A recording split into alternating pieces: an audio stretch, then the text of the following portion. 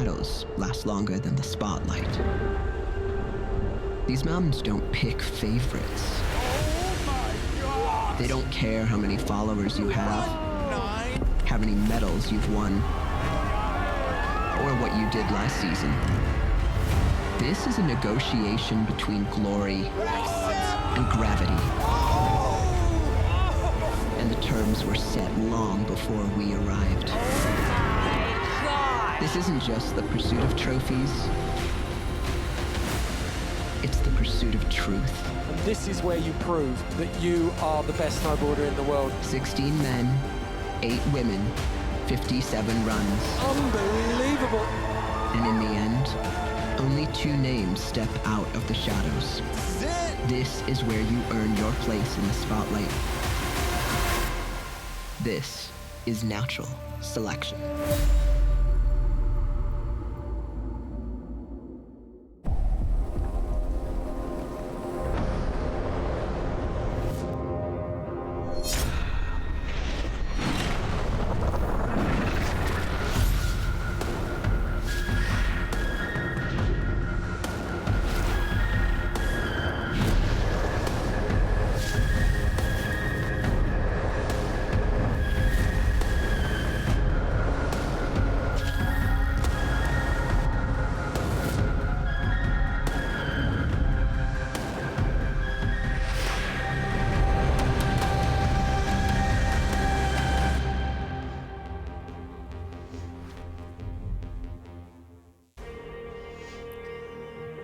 The time is now. Welcome back to Revelstoke Mountain Resort. For the 4th year in a row, it is hosting the Natural Selection Snowboarding Contest.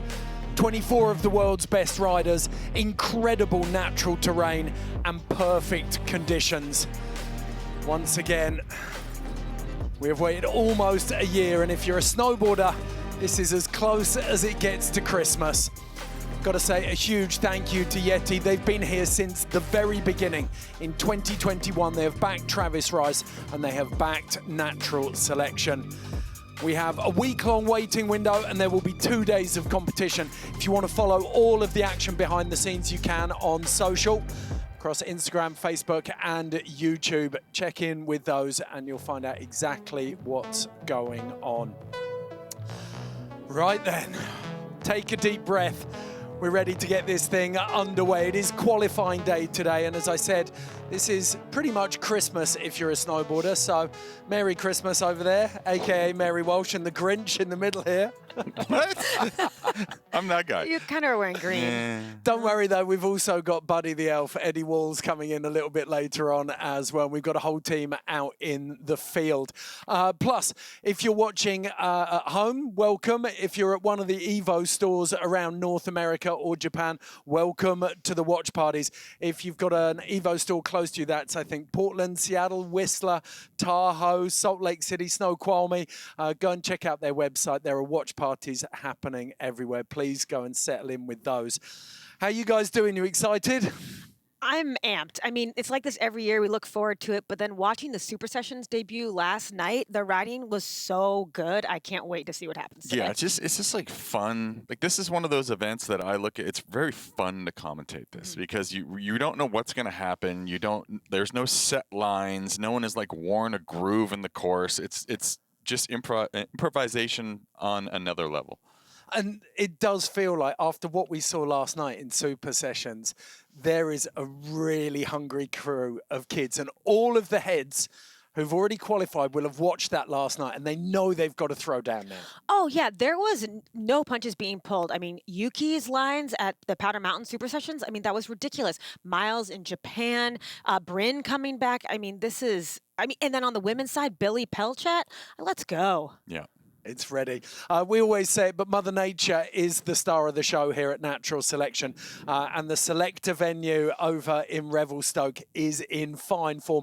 This is a little map of it.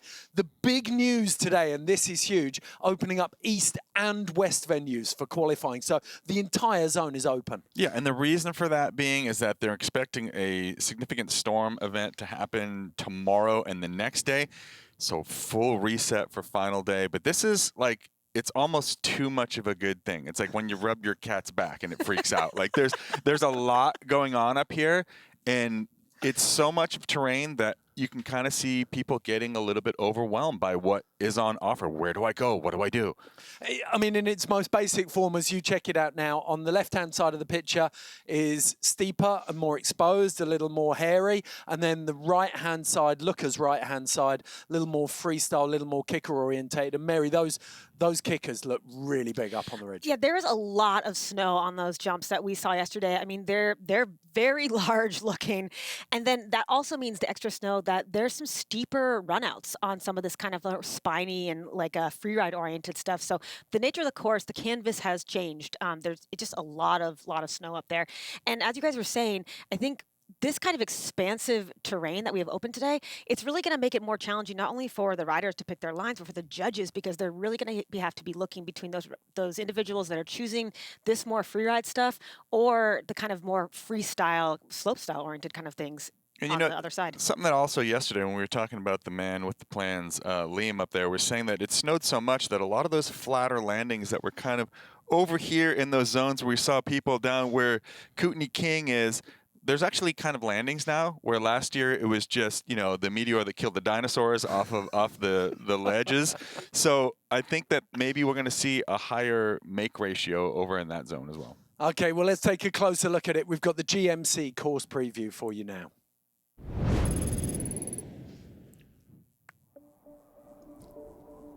For day one of the competition, different than last year, the entire venue will be open to the riders wall to wall. Lots of options, lots of diverse terrain.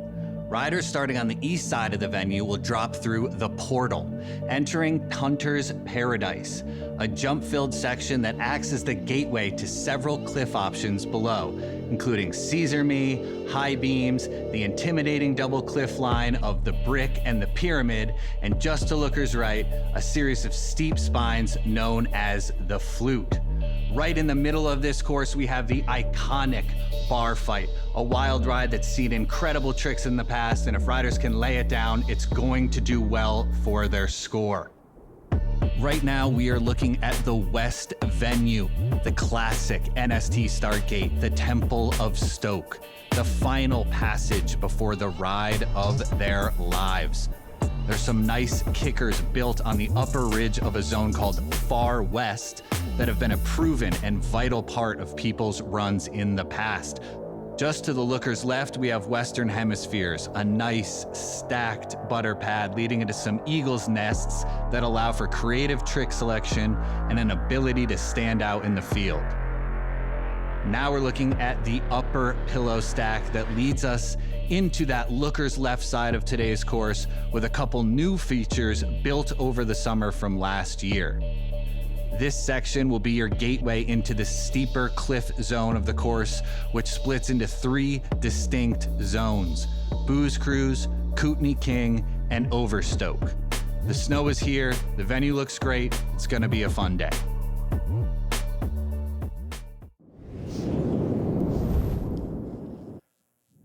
It is the most snow we've ever seen on that venue, and those are pictures from this year, so it promises almost unlimited, or the most possibilities that we've ever seen. I mean, looking at that course preview, it's dreamboarding, and maybe depending on your outlook, it could be a little bit of a scary dream. Yeah, it could be nightmare boarding, which I'm here for.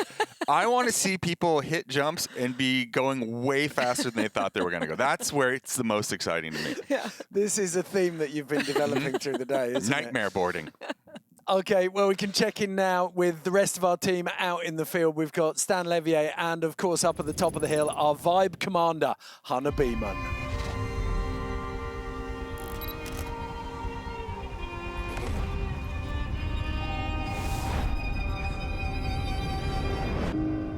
Hey everybody, we're up here at the top of the Yeti Natural Selection course, and we are looking at a gorgeous day. I know we say that a lot, but today is actually so beautiful. It's about -10 Celsius out, a slight breeze, and we even got a beautiful, we'll say 7 to 10 centimeters of fresh snow dusting the course, making it look extra sparkly and beautiful today. And I mean, the vibes are pretty high. Everybody's kind of like slowly filtering in. I feel like it's very calm energy up here right now. I think we're waiting to see BMO kick it off, and we have great visibility up here right now. So that is really going to play into these riders' hand. What's the visibility looking like down at the bottom, Stan?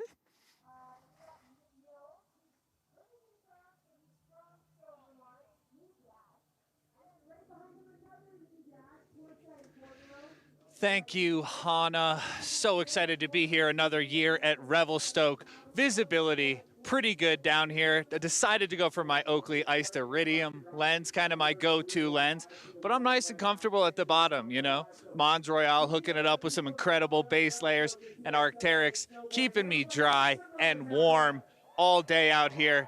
We've got the crowd behind me. We've got cardboard cutouts of Dustin, Craven. I got a chance to talk with some of the riders after they did a little bit of a test lap. What they're kind of saying is top two-thirds of the course, snow is absolutely perfect. In this bottom section, yes, there's a little bit of firmer parts. They're hoping the judges are aware there could be a wild ride in this final cliffed out section. But one thing's for sure, it's going to be a wild day. Riders are moving on to the finals, and I'm excited. So thank you, Hannah, and back to you guys in LA. Thank you so much, Stan. I love that little breathwork meditation that he did between the throw on Hannah and Stan. That was the Oakley weather check.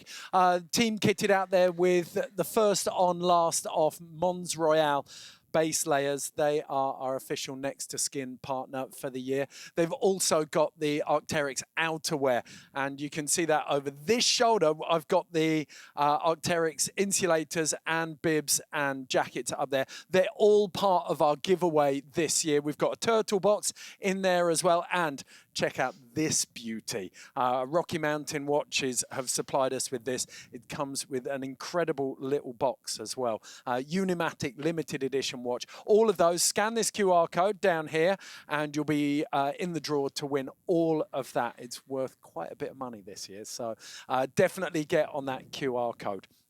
Now, it's time to take a look at our brackets, how today is going to play out. So we'll start with the men, and there's some big names standing out here.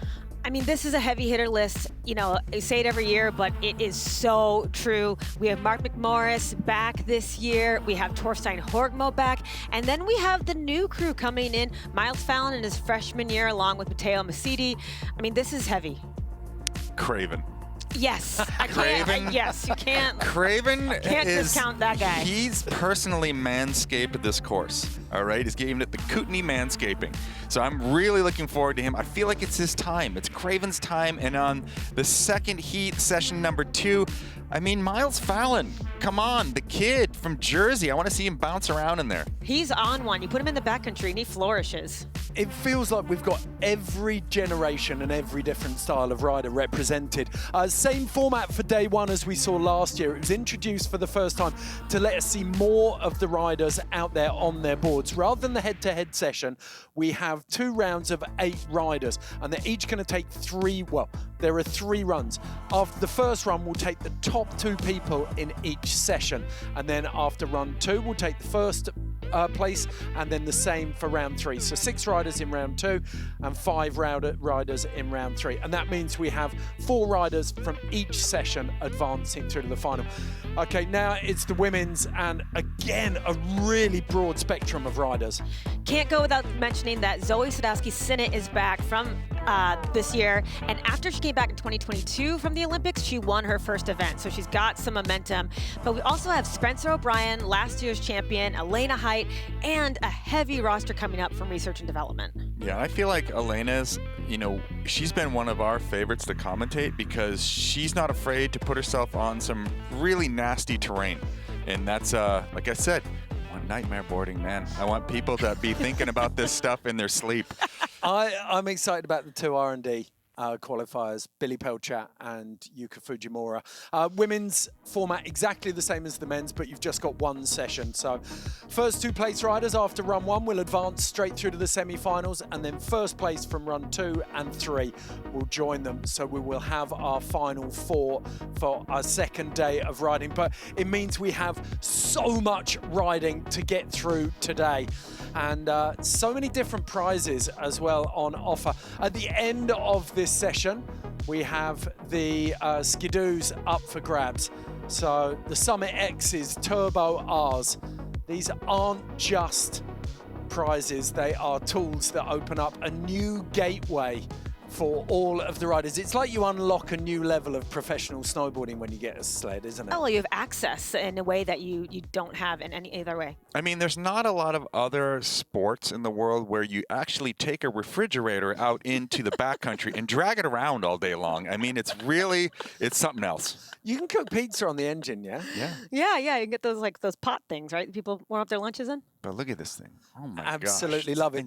Beautiful. So you get the sled plus you get $25,000 for the men and the women. But today, it's not just about qualification for the finals. It's also about the BOA Dialed In Award. $5,000 up for grabs for the most memorable moment in both the men's and the women's. Could be a slam, could be a giant straight line, some nightmare boarding, as Todd put it. It could be the best trick of the day. But that will be given out. And the judges will keep us updated throughout the day, so we'll do our best to keep you updated as well. Now, it's 16 men, 8 women in the qualifying day here, but they've come from pre-qualified riders. Last year, there have been some wild cards given out, but we took 5 men and 2 women from our super sessions and the research and development competition.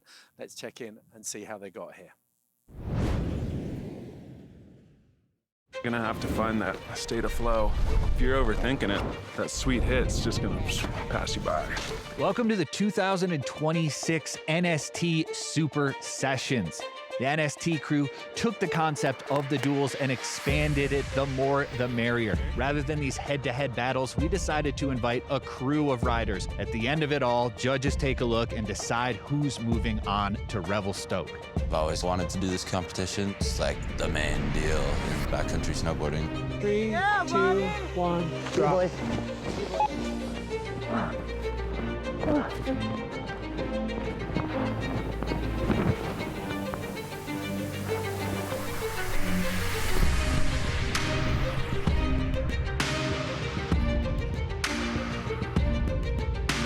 We're up at Whitewater Mountain Resort, R&D 2026. Oh my God, she's a psycho, people. 3, 2, 1. Next rider is Pelchat.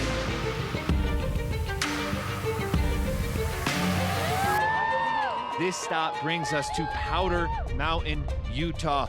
Exciting news here at Powder Mountain. They have allowed us to access a new unopened zone. The DMI lift will be going up shortly, but we're getting a first look into some of this steep featured terrain. All in, baby. Yes. Let's go!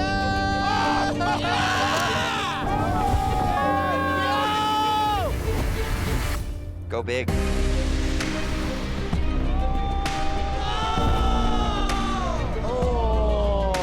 What the?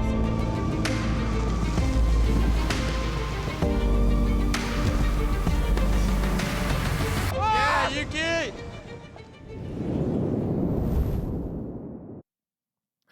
Welcome back to the Yeti Natural Selection.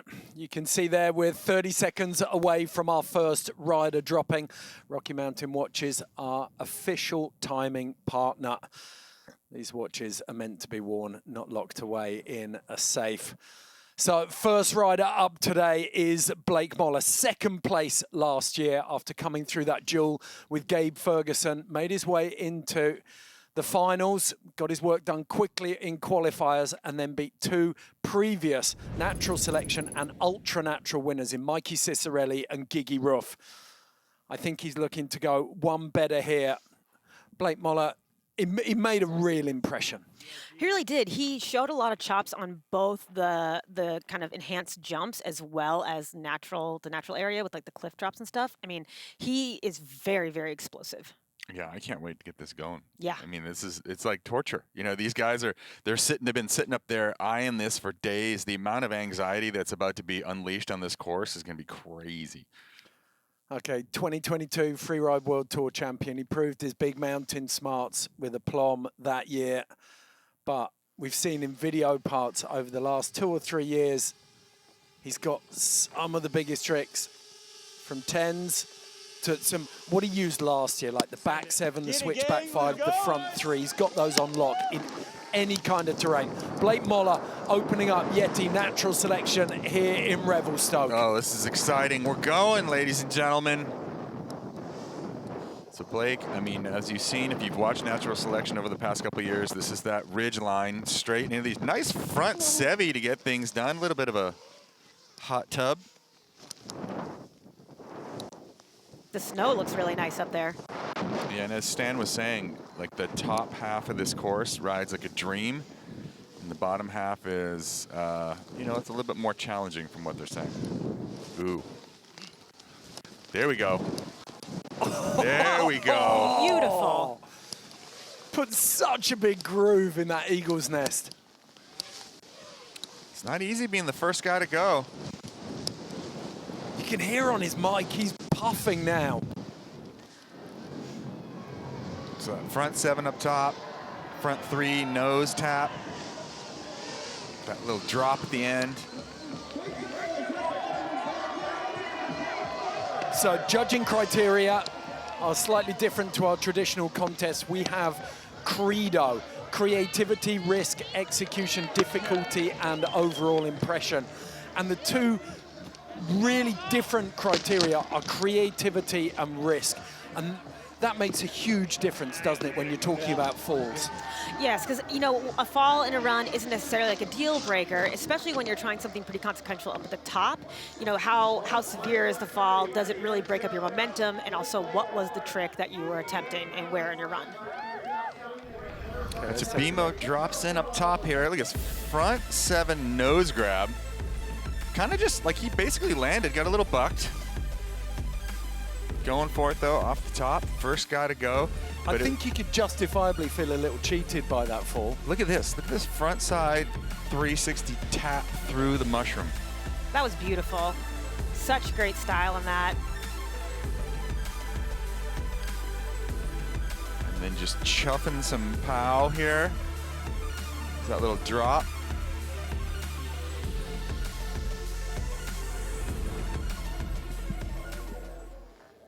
Beautiful starter, but Blake Moller, got to think with 7 riders behind him, this score is going to be the range that the judges set.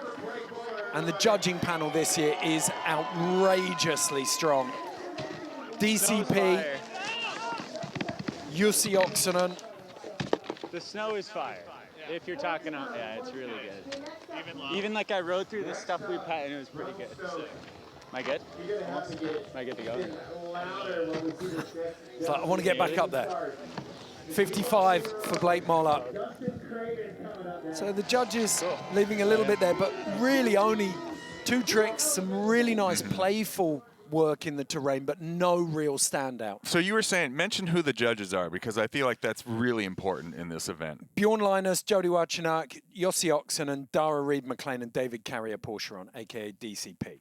Like, you are being judged by your peers. None of these guys wear glasses as far as I know, so I think that we're going to get some great judging today. The Grinch just showing his face. Oh my goodness, come on. Here we go. Here we go. So Dustin Craven, not only a native of Revelstoke, as we heard from Stan, they've got cardboard cutouts 3 times the size of this man's actual head. But he's built this course. He knows this mountain like the back of his hand. He knows exactly where he's going. If anything, in previous years, he's been guilty of trying to go too big out here. He doesn't. He can almost scale it back slightly at this stage of the comp. Straight into it. Front 7. Oh. Maybe a little bit of a sit.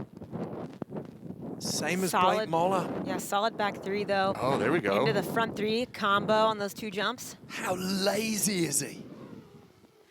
That snow is very poofy. Here we go.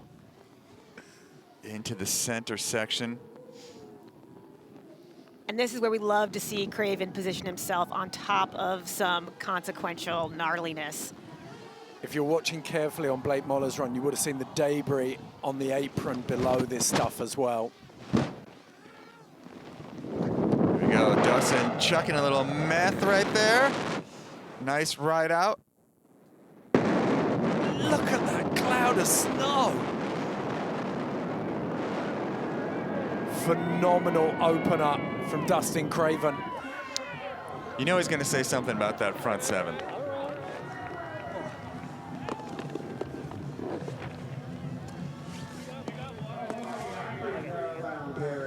To me, for Craven, this looks like setting up the beginning pace of a marathon, you know? Like he put down a solid strategic run. He wasn't full speed, but it was very, very solid because there's a lot of snowboarding going on today and this week. There's that front seven, almost landed in the hole. It's kind of a sniper landing, it looks like right there. He went a little too big. So lazy on the last 270 as well. His hands were pretty much in his pockets. This little combo right here, the back three to the front three, was nice. Yeah. And then this fully extended method kicked out right there. Love that. Incredible board control on the run out as well. Just shaved a little bit of speed off with that check. But you know what I'm saying? Kind of that was kind of a zen run for Craven, I feel like. I think it compared to what we saw last year where he just went pedal to the metal straight out of the gate, him and Bryn Alexander. He has said previously that he has to leave it all out on this course because otherwise he wakes up at night having nightmares about what he should have done. Well, but that method at the end there to put like an exclamation point on his run was great. I agree. Ooh, there you go. 67.3. Feels like we're getting up around a mid-range score now. That's 75, the judges' classic. Numbers aren't important. It's more like the placing. Who's going to advance out of this? And numbers are inconsequential at this point. Judges leaving themselves plenty of room. Back up at the top. If you're just joining us, this is Yeti Natural Selection here at Revelstoke Mountain Resort. It is men's round 1, session 1. So we have 2 sessions for the men of 8 riders. And each session has 3 rounds. After the first round here, we will be taking first and second place. So there is a benefit to dropping a little later here and knowing how hard you have to push. Nils Minnick, second place in 2024 to Mikey Cicerelli.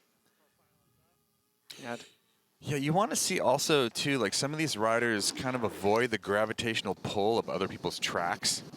You know, and Nils he's got some experience with that booter down here, a little bit further down in this ridge. You saw him he did a big old frontside 900 off it last year. Looks like he's going to go for it again. Here we go. Nils. Oh, boy. Look at that wedge. Oh, boy. Whoa. Oh, he buttered into that. Okay. Butter switchback 7. Wow. Riding switch now. Nils. What is going on here? Unbelievable. We're in SSX tricky right now. Shred Flanders. Wow. Oh, and he gets taken down. Mind the tree. But, I mean, look, the amount of speed that he was carrying, butter into a switchback 7 up top. That's outrageous. And he made it look easy. That was like... In what universe are you saying that trick in a backcountry contest? It's just unbelievable. The technician is back on course. I mean, he's a veteran of natural selection. I feel like he knows not only the riding he wants to do, but the strategy he wants to take into it. I can imagine with how kind of like determined he was to take the speed he was taking to that jump, how long he'd been planning that. Yeah, he's been the switch PAL guy here over the past few natural selections. Yeah, well, do you remember in Selkirk Tangiers in 2024 finals, he rode an almost entire run switch. Boom. Wow. Mini butter. Look at that, Switchback effortless. Let's see it again here. The confidence you've got to have in that technique to do it first track with fresh snow on a takeoff. And then he's, you know, he's still riding switch. I dare you to do that He's still forwards. riding switch. Like we've talked about how steep the fall is on this slope. 35, 40 degrees through here. He did that the whole run, except for the top, with switch. And it's hard to tell about that how severe that check was at the bottom because of the cloud. Well, he tried that technique, something very similar, not with such a big trick at the top in Selkirk Tangiers. The reason we mention that He lost out to Mikey Cicerelli. I think the judges felt it was kind of switch tokenism, trying to game the system. But we'll see how the judges feel about it today. This is going to be a really strong call. Ain't no one doing butter switchback sevens. Yeah, that was crazy. What are you talking about? First, Hi, Summer. giving a shout to he's a new dad with his wife Bree. How new? Giving it a couple months. Was Wow. it January? That maybe, kid's or not going to December? understand anything he just said into the TV. Actually, knowing Nils, it might already. Yeah, could be a genius. Yeah. Might have a genius on our hands. That's probably a second language. Yeah. Nils looking at this course like it's a physics problem to be solved. We could start calling him Neo Mintnick. Ooh. Like he's basically unlocking the snowboarding matrix. 78.6. So even we say that the falls are inconsequential. They're an opportunity lost rather than a dock to the score. But still, Nils Mintnick with a heavy, heavy score to really kick things off here. Actually, I'm going to bring it.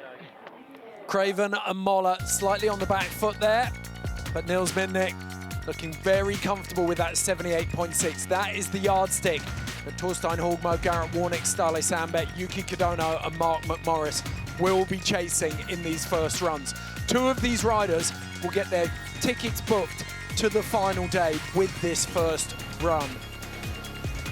There is a lot to play for here. Means you save some energy.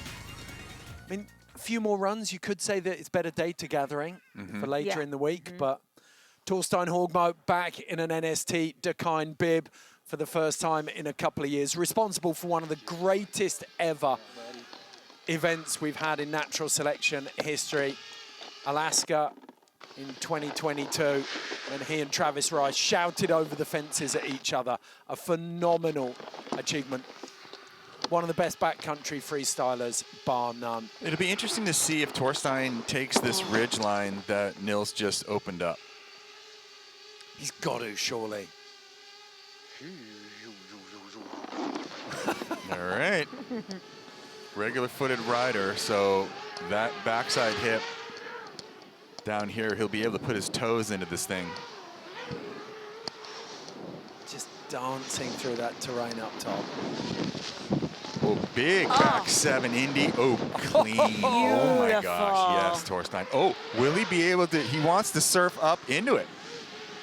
I don't think he's going to be able to get quite up there, but there's still There's plenty one to after offer. it. Yeah, one right down here. Back one. Stay in switch.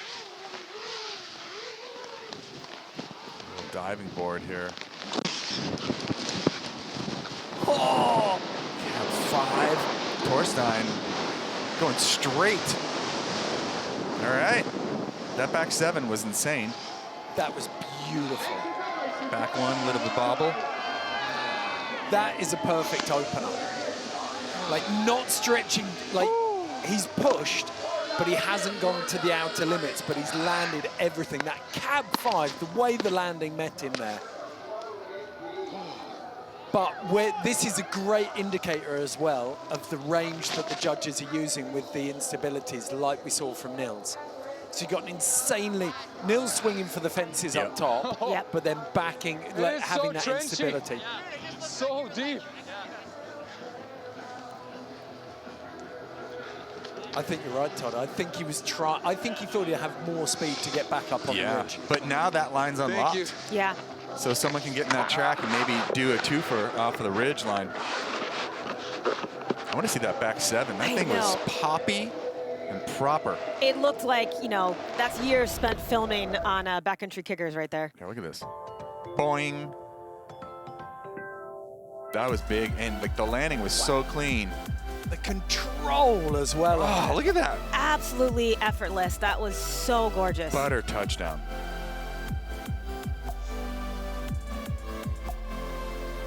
There's that cab five. And then the straight line. Yeah. The only thing he had a problem with was that backside 180 and that little bit of a sloughed out landing.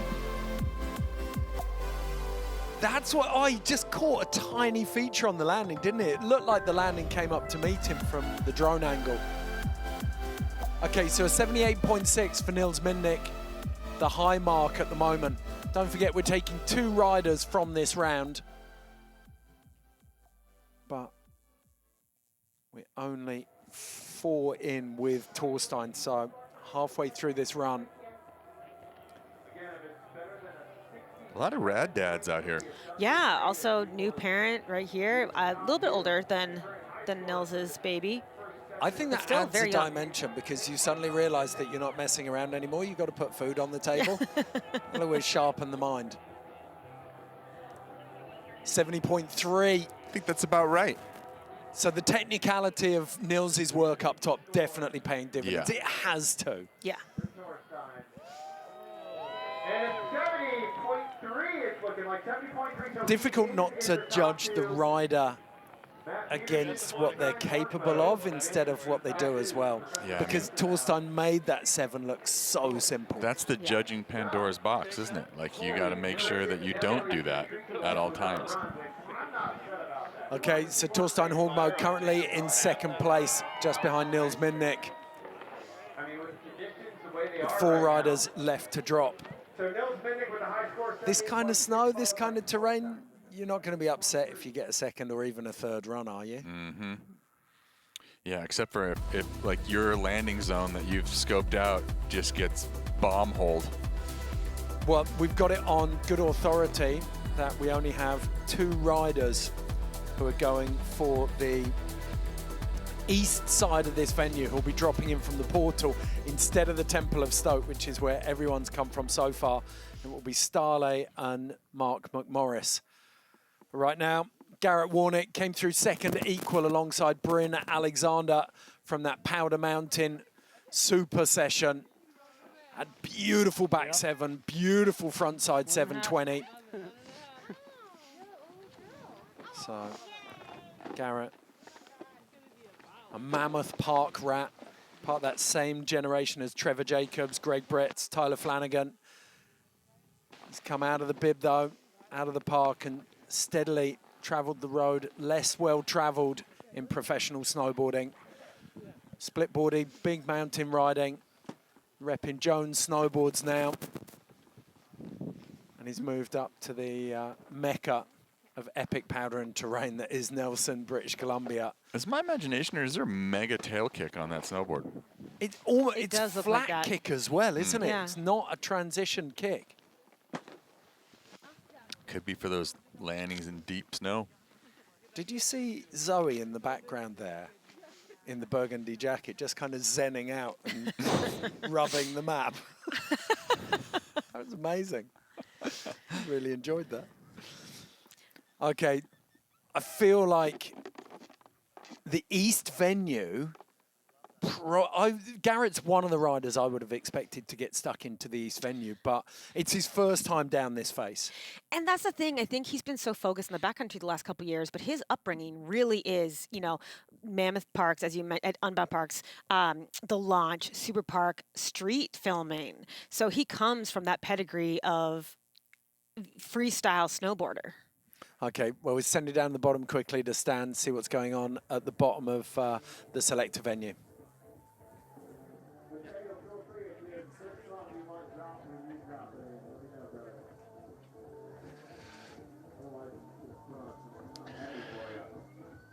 Wow. The blood is pumping down here. Run 1 well underway. Nils Mindick really putting everybody on notice, snapping a butter out of nowhere off that first lip. 720 seeming to be the name of the game. As you can see, we've got our beautiful little GMC athlete tent here. We've got the fans hanging out, Torstein hanging out with his kid. There's a lot of rad dads out here. We've got the whole section filled in. Fans coming out, big things of Dustin Craven.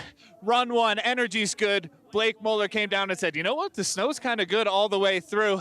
So we're just getting started. Still no one to break into that East venue, but always a sigh of relief once these first runs go off. So we're feeling great down here. You guys seem like you're feeling good in LA. Any updates? Well, we've got plenty to enjoy up here. Thank you, Stan. Most of all, the prospect of more than 50 runs through the selector venue from the world's best. Garrett Warnick, that humble, tireless work ethic and infinite stoke coming from the Worm, as he's better known. Let's see what he brings. His first run through the selector venue. Great visibility up top, too. I mean, that's definitely taking into consideration here.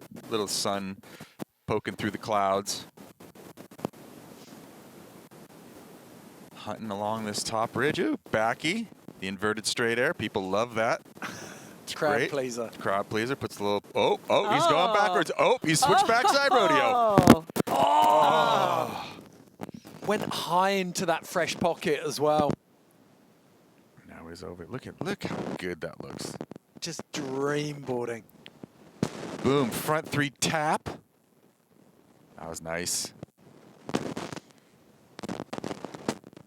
Trying to connect a couple little more dots over here. It kind of seems like, you know, you really need to get everything done up top on the west side because there's not really much on offer. I mean, there is that cliff that, remember last year, Austin Sweeten basically went to the bottom of, but there's been so much snow. Some of this stuff might not even exist this year.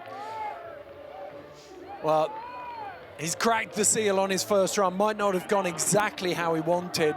Start was perfect up top, but see him clicking out the phase bindings there.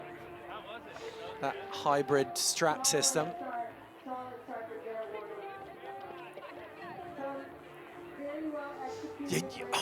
He's been part of the conversation for natural selection for 3 years. We've been talking about whether he's ready. You know there must have been so much adrenaline and nerves coming into this. Oh, totally. I think, you know, this is the first venue with natural selection that we've had for 3 years in a row. So when you're coming in, you're competing against some others that have had 3 years of experience already in this terrain and kind of just getting your feet wet the first time, I imagine. Like you said, just a lot of adrenaline. Good to kind of rip the Band-Aid off on that. Yeah, I mean, like a lot of these riders, with the exception of a few, have had some reps on this. Right. Oh, you see how he'll try to get something going on in the middle up there. Looked like he was actually bouncing through the they're almost spines on that really steep section of the rollover there. Trying to go back one. So 78.6, the score to beat for first place, but second place, remember we're taking 2 riders out of here. Second place is essentially the bubble score for this first run, and that is, I think, 70.6 right now, 70.3 for Torstein Hogmo. Yeti hooking everyone up with some drinkware down on the bottom. So 49 for Garrett Warnick. Just a couple of small falls there. Costing Worm dearly, but he's got at least another 2 runs if he needs them to try and find a spot in the final 8 here. Now back up to the top, and the next man to drop is our reigning natural selection champion. It is Ståle Sandbæk.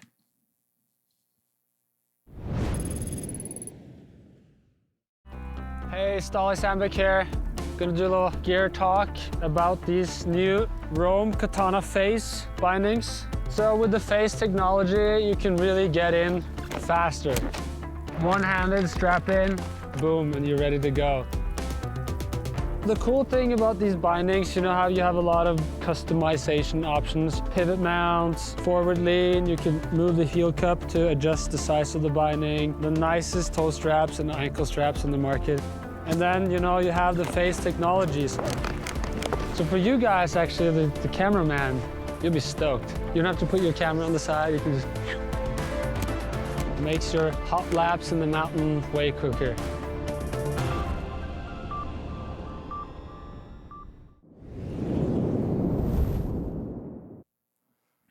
Phase, the hybrid step-in system. You don't need a special set of boots and they don't weigh a ton. Very, very good system. I tested them out last year in New Zealand for a couple of weeks and they do work.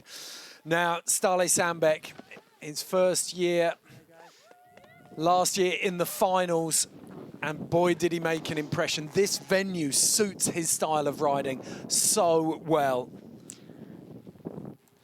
I think natural selection as a whole is kind of like the focal point that Stahle's career has really kind of led to in so many ways, coming up, riding halfpipe, riding slope, beating the Olympics, and then really just kind of switching his sights to the backcountry. Oh, he went down on the back. Did he? Oh, he did. Oh, man, it's so hard to see for that second with that cloud. Oh. So one of the first riders to drop in from the portal. Wow. Going for that shift hit off that big butter pad. And this is where he got the job done last year on finals day. Over here on the east side of the venue. So easy to white room yourself in this snow when it's this steep. Into the high beam zone there. Cutting hard across. This is Mickelbang zone. Okay, so really getting those natural hits really, really well. Yeah, unfortunately with that backside 5, but going for it. I mean, I did the natty back 3 off the cliff into like I guess to be like a crippler off the side of that. A little too fast, huh? How's snow over there? I think good. Yeah. We got a water bottle for you. You can leave it here. So that's where that risk/creativity and the whole credo comes in with that natty 360. Yeah, I like that.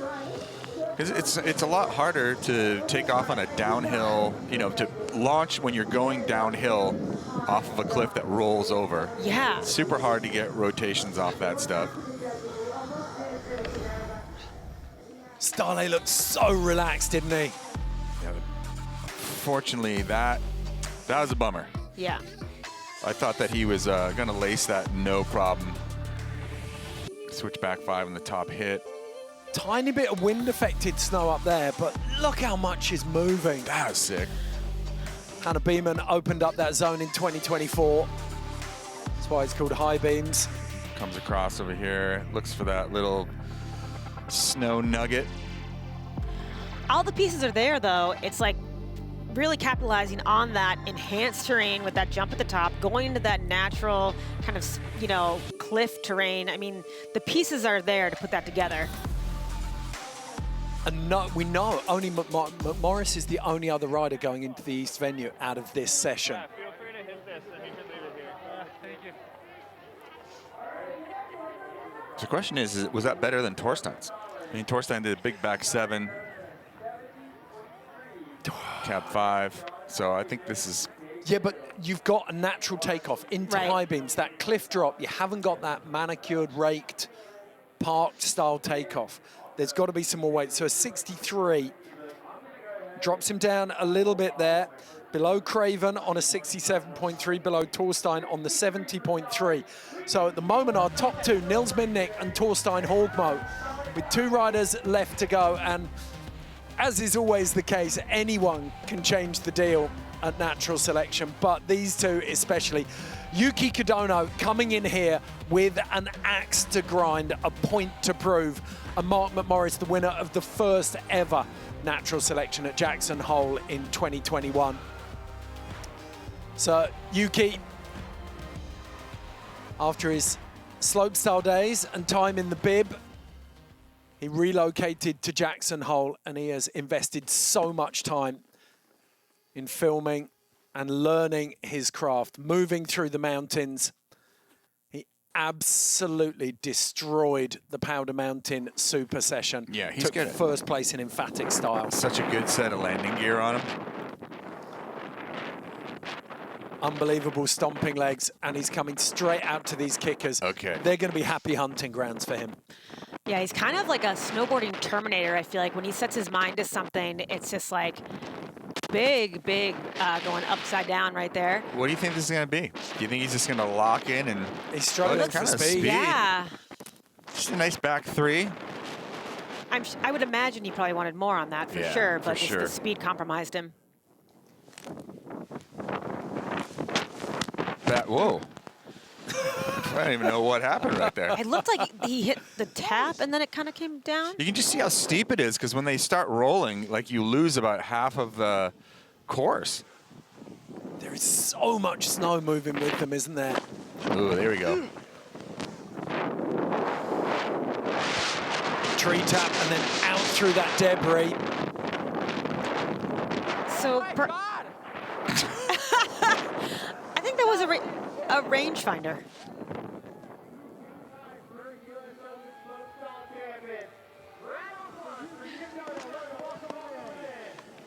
Oh my goodness.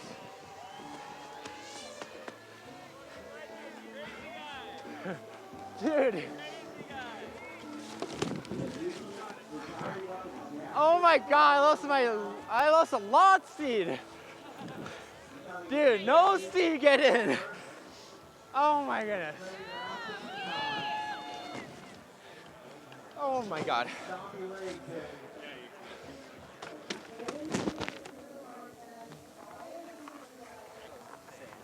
It looked like he under-rotated the backy. I'm gonna grab you. All right, Yuki. A lot of talk about the 1080 back 10. You and I have been making the joke. Now that you've gotten in the course, how are we feeling about it? All right, you guys need to have eyes on next one. Now, you know, backcountry contest doesn't have a practice, but that was my practice run. Like officially NST first run. And now I feel like so free. I was like kind of stressing about it, but yes, I'm just gonna go have fun. Okay, well, if that was a stressed Yuki, I'm excited to see a ready one. Okay, so I think proper lazy on that backflip. Almost under-rotated. Yeah, almost under-rotated, and he kind of got off the line. And like he was saying, that was going to be a back 10. I thought it was going to be. This was the rangefinder. Oh, It's facial. just getting the boots on the run. Look at that, the slough dragging him down. You said it, Todd, it's still so steep there. Yeah, it's very steep. And then over here, kind of like threading the needle between these two trees, or 4 trees. And then kind of hit just a little bit of a runnel right there on the end. But yeah, hey, Yuki's got some intel on the course now, so next run, it's on. You know what this means, though? So embarrassing. I don't think so, Yuki. Not even. No. You're fine out there. Okay, the big headline that I was going to say, Niels Minnick guaranteed his spot in the finals. Yes. For the 3rd year in a row. So consistent. Niels Minnick is through. Torstein Hogmo is going to sit and watch very carefully what Mark McMorris does here. When we got our first notes through for where everyone was heading, we had it down that Stale Sandbeck and Mark McMorris were both going to drop into the East venue. Mark McMorris has changed his mind now, though. And after that Olympics, where we saw him take a decent digger in big air and then come out firing, qualifying for slopestyle finals in 3rd place, Mark McMorris comes back to his spiritual home. Natural selection here at Revelstoke Mountain Resort. Dropping in for his first run. There's no question this man can upset the standings. All right, Sparky heading down that ridgeline. He wants to get a piece of that big old kicker. Oh, wait, where's he going? Is he going? Oh, switching it up here. Coming this, what's he doing? Where's Mark? A little half cab over the tree. And then here we go into this. Find the line, Mark. Big back sevy. Clean. Beautiful start. And as he always does, riding so cleverly for the judges. Oh, this is looking really good. He's got to get some more moves in here. He's kind of running out of terrain. The deepest section of the face there. So easy to get bogged. So puts that big back 7 down. I almost feel like he kind of missed a couple opportunities up top, but still, I mean, like, that was perfectly clean. Yes, he made it look relatively easy, which Yeah, it's not at all. He kind of got whited out during one of the, I don't even know what he did because it was just like, he got poofed. Yes, But then how many people have we seen struggle in that section? It's like that middle section of the face is the steepest, the deepest section. I've seen so many people either get bogged or white-roomed or just go over the falls there. No, he looked incredibly comfortable. Like I said, he made this look kind of easy, and it's really not. I mean, that's a very, very clean run. Yeah, let's see how big this 7 is. Yeah, he's got the furthest track down by far. And that is so clever, that half cab up top. Yep, just setting himself up. And it's a bit of box ticking for the judges, but it's gonna add. Yeah, this was strategic for sure. Big, big, big. That was gigantic, wasn't it? And then what happened in here? That's what I want to know. Like the execution and the overall, the way he's riding this section. Yeah, it's clean. There's no mistakes at all. Yeah, and he rode it, like there's some beautiful turns in there, and that counts. But the big question, 70.3 or better. Has he beaten Torstein? This puts Torstein in a dangerous position, I feel like. Yeah, there's a conversation here. And Yes. the judges, I think the judges are going to take their time. Repping Burton and Oakley there. I mean, also further impressive because his time's been in the slopestyle bib this year. I mean, he hasn't been able to spend that much time in the backcountry, I'm sure, in the lead up to the Olympics. Yeah, he literally spent every waking moment on his board trying to nail down 16s and 18s. Yeah. Which, you've got to give it to him. I mean, like, you can't, I mean, you have to take, oh, look at this. 76. Welcome to the finals, Mark McMorris. He goes straight through. So, quick recap of the format. We have 2 sessions of 8 riders, and they have 3 rounds. In the first round, we take the top 2 scores, which in this case is Nils Mednick and Mark McMorris. They advance straight through the finals. All right, I'm with Mark McMorris at the bottom. The final drop there in Heat 1, obviously randomized into that final spot. What kind of beta were you able to get for those riders, and how did it lead going into that run there?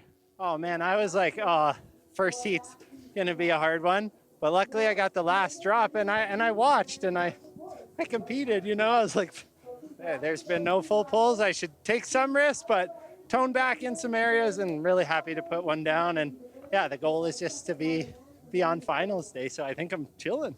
The strategist, Mark, incredible to watch. Love you, buddy.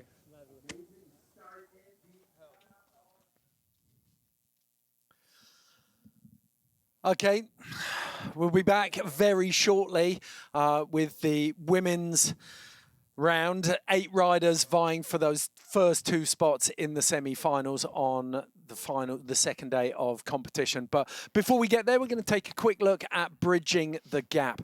This is all about Robin van Gyn and her work. She could arguably be out here and riding in this contest. She is still so talented, but instead she's decided to shift her focus to research and development. This is a contest now in its 3rd year that's been qualifying female riders for natural selection.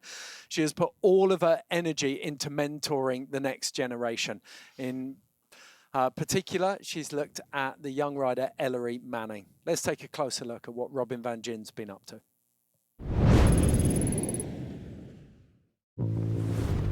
R&D was a contest that I started 3 years ago. It's basically a backcountry contest for women, and it's kind of aimed to bridge this opportunity gap in women's snowboarding, where we have, you know, this elite level of snowboarding and the up-and-comer group, and it's a contest to kind of nurture this in-between zone.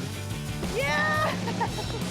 Right now with Robin van Gyn and Elena Height and like Hannah Beeman, just like paving this new path and creating this space for women. And I feel like that's just so inspiring. From the get-go, R&D has been partnered with NST, and they've been so great at supporting us in any way that they can. It's a qualifier for the main event. So it's kind of a way for that underdog to make it all the way to the top. Ellery Manning is a new face to this, but she is explosive. Won R&D, Robin van Gyn's contest in 2024, and it is so steep below her. Last year, coming to Revelstoke in a mentor role was wild. To see 4 of our R&D riders in the contest. It was like a really amazing moment. It felt like we were doing something and it was working. Ellery is 100% one of the new faces at Next Generation coming up and standing on the shoulders of giants like Robin and Marie France and Hannah. Research and development really changed the trajectory of her career. I feel like I've gotten so much fulfillment out of just supporting other riders in their growth. I think it's sick. It's kind of crazy. Like, you watch all the movies and stuff, and I'm here, like, with these people. Like, it's kind of crazy. It honestly just makes me a lot more excited to just keep snowboarding, and, like, definitely gets me hyped up on it. This is a small seed that grows into something much bigger, and I just can't wait to see what happens next. The goal is to see 16 women compete on the NST Tour.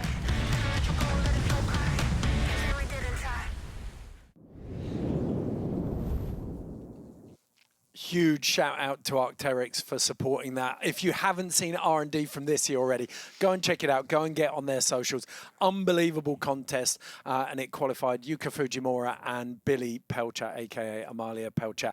How rad is it as well, seeing how many of our generation's snowboarders' daughters in there? Tim Manning's daughter out there, Jeremy Jones's daughter out there. It's pretty amazing. JF Pelchat's daughters out there as well. Absolutely phenomenal. Proper stoked to see that one. Big one. Eddie, welcome to the studio. How you doing? Thank you, Ed. I'm excited. Of course, this is like one of my favorite days of the entire year. It's an honor to be in the studio with you guys. And yeah, we got 40 more runs, I think. It's a great format. They're really giving it to us. And I don't know if it's part of the set or not, but if I can have a Red Bull, I'll take one. I don't know if you need one. We talked earlier on about it being Christmas. Eddie is definitely Buddy the Elf in this. You definitely don't I need love that movie. Thank you. Okay, let's take a closer look at the women's format just so we can recap it and you know exactly where we're going here. In the men's, we've got 2 sessions of 8 riders. In the women's, we've got 1 session of 8 riders. So all of these riders going toe-to-toe for the first time for 4 spots in the semi-finals on the second day of action. So run 1 or round 1, the top 2 will advance. And we just saw that in the men's. It's exactly the same format, but split into 2 sessions. And we saw Nils Midnick and Mark McMorris go through. So the top 2 from this run will advance to the semi-finals. And then it'll be the top place rider from the second run and the top place rider from the third run. Exactly the same venue, both east and west are open. We don't have any intel at this stage whether they're going from the portal in the east or whether they're going from the Temple of Stoke in the west. You will find out as we do, but names jumping out at you. We'll start with you, Eddie. Who are you looking forward to seeing? Well, you definitely have to take into consider Zoe Sadowski-Sinnott. She is on fire right now, and of course has all the freestyle skills to take it. But also, we got Elena Height. Elena Height puts herself on top of some really scary terrain. So again, it's anybody's field, but those are 2 that stand out to me. Mary? Oh my goodness. I mean, I'm such a big fan of all of these riders, but let's talk Spencer O'Brien, and she's about to drop in, last year's winner. Okay, out of Alert Bay, British Columbia. She's got a stack of X Games medals. She was world champion in 2013 in slope. They actually shut the half pipe down in a local resort. So went into slope, and it has served us so well. That back 3 melon to kick off. Doesn't get smoother than that as far as landings go. Carrying a ton of speed, too. Really coming in chin first. It's way deeper in there than I expected. From getting the reports for people on the terrain, it's pretty awesome to see how deep the conditions are. Yeah, and Spencer's taking like those natural lines that are like quite a bit steeper, a lot more rolled over as well. You can really see the steepness where she's pausing right there. A lot of slough moving now, getting over that nose. I wonder how much of this is like intel that she had from last year and she thinks she knows where she is in there, and there's just so much more snow this year. Yeah, that's a tricky thing about snowboarding is even if you dial a course in the year before, it changes year to year. Oh, just getting tail heavy and wheeling out of that last drop. I want to see that from another angle, see what happened there. Oh, nice butter right there. Well, high-speed butter. That apron looks way better than we thought it was going to, I think. Yeah, you know, earlier we had heard the report that the top 2/3 were the best snow and the bottom third was bad. But, you know, I do feel like that bottom third is pretty decent. Back 3 up top, very clean. I feel like she kind of got just a little bit lost in there, though. Oh, the back 3 looked so good.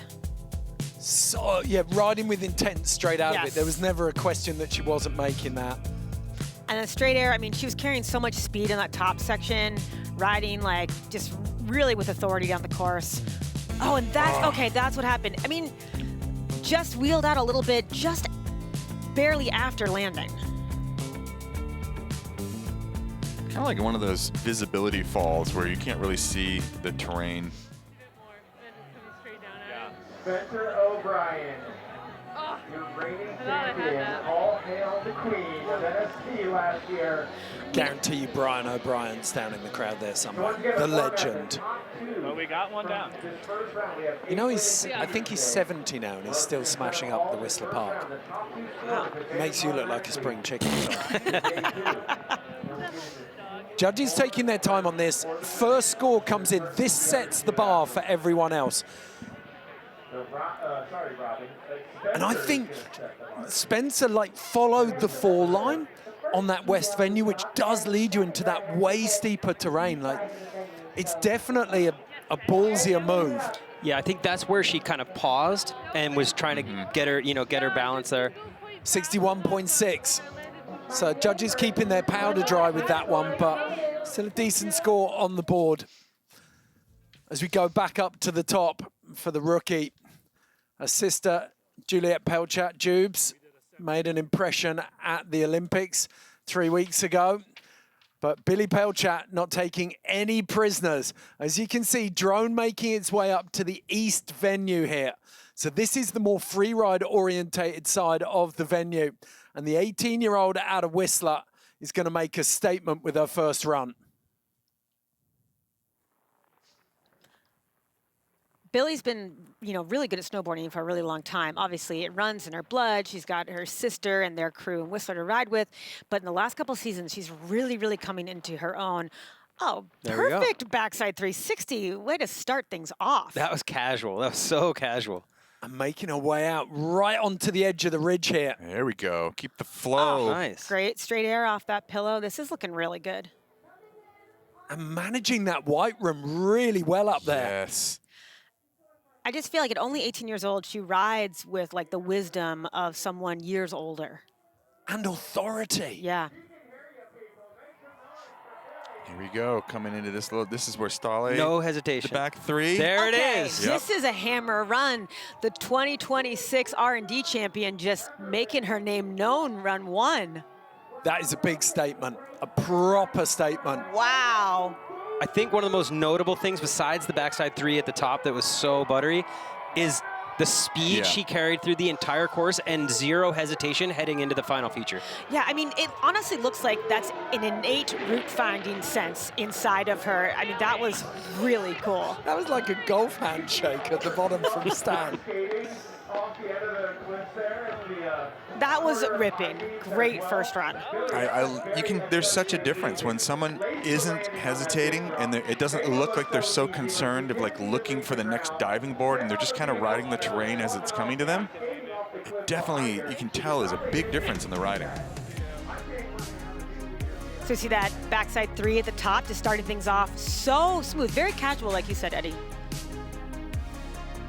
And then just riding from Yeah, here. this is... That steep terrain, variable snow, the one wind-affected bit on that far eastern ridge, but she gets through it. Knows exactly where she wants to be. Yeah, there wasn't really, a little bit of brakes, but that wasn't a full slowdown. There was no full stop anywhere. No. This is honestly a little bit frightening to me in the most exciting way. If this is what she's doing, her first run, what we have to look forward to, not only this week, but just down the line from her. So one of the real wild kittens, along with her sister Jubes and the skate rats from Whistler. I'm going to guess mid to high 60s with the score. I'm guessing. I'm not a judge, thankfully. We'll leave that up. You are a legend, though. I was going to say, you could fit in there pretty comfortably. I'm good on that. I'm good on being a judge, but let's see. You know, I think that will best the first run score by Spencer.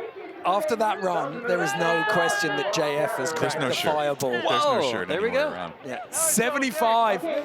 Billy Pelchat straight off the win at R&D comes into her first run here and now leads the women's round 1 scores. 75, that is the score to beat. But look at the heat still to drop here.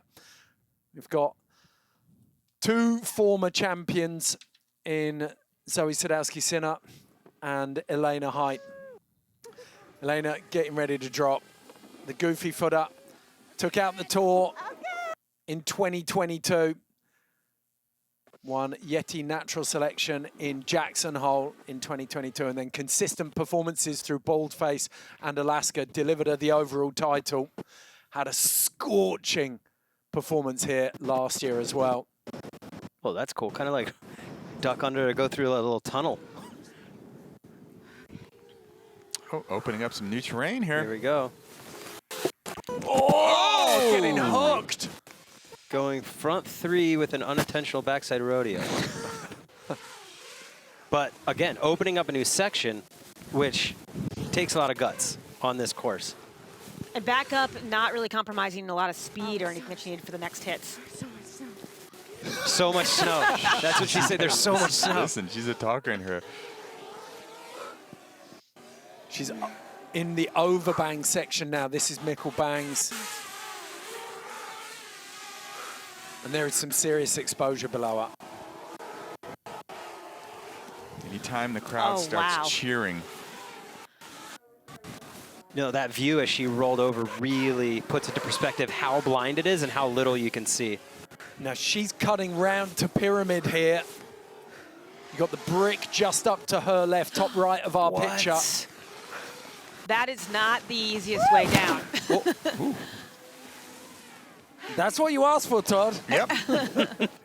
I mean, that's what we expected from Elena, right? Yes. Like, we know that we're not going to get giant 720s, really. Like, we're looking more for the craziest lines in, hectic exits out of things. Scary.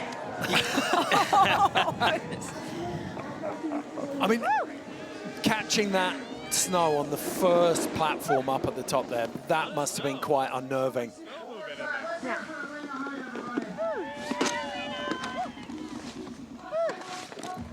Same tail on that Jones board that we saw on warnings. I was just going to say that. You know, if Elena Height says something is a little bit scary, it's probably... Oh, gosh. Yeah, so unfortunately went down on the first feature. That was the definition of a dead sailor. Okay, now we get a better angle on this. And this is what we were talking about on the intro. Go for a little ride. Oh, my gosh. Oh, wow. That slough is just so intense. And I'll tell you what, as much as doing freestyle tricks at the top are going to be taken into consideration, we know for sure that judging panel wants to see these riders get into that style of terrain. Yeah, hairball. So Elena Height, 44.6, work to do for the second run. Now she's cracked the seal on that zone. You've got to think. And, you know, Elena Height plus Beta from about how the snow conditions are, how everything's riding, is a dangerous person to have on course.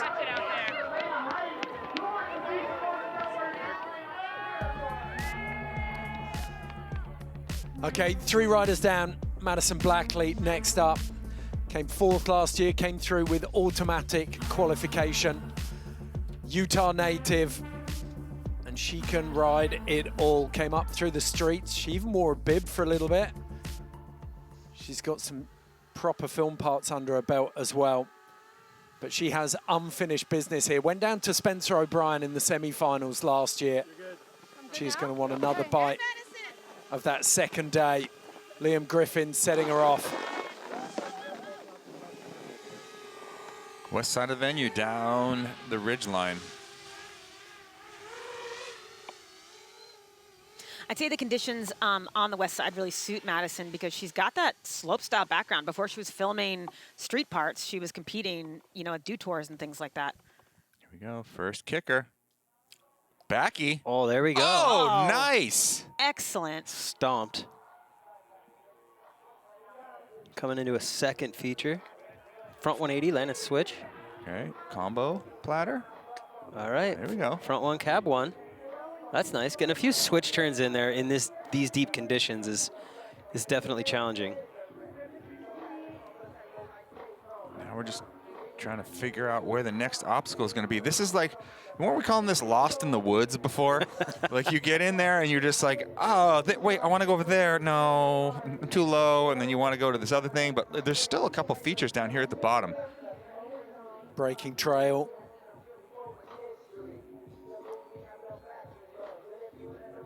Trying to keep that flow going.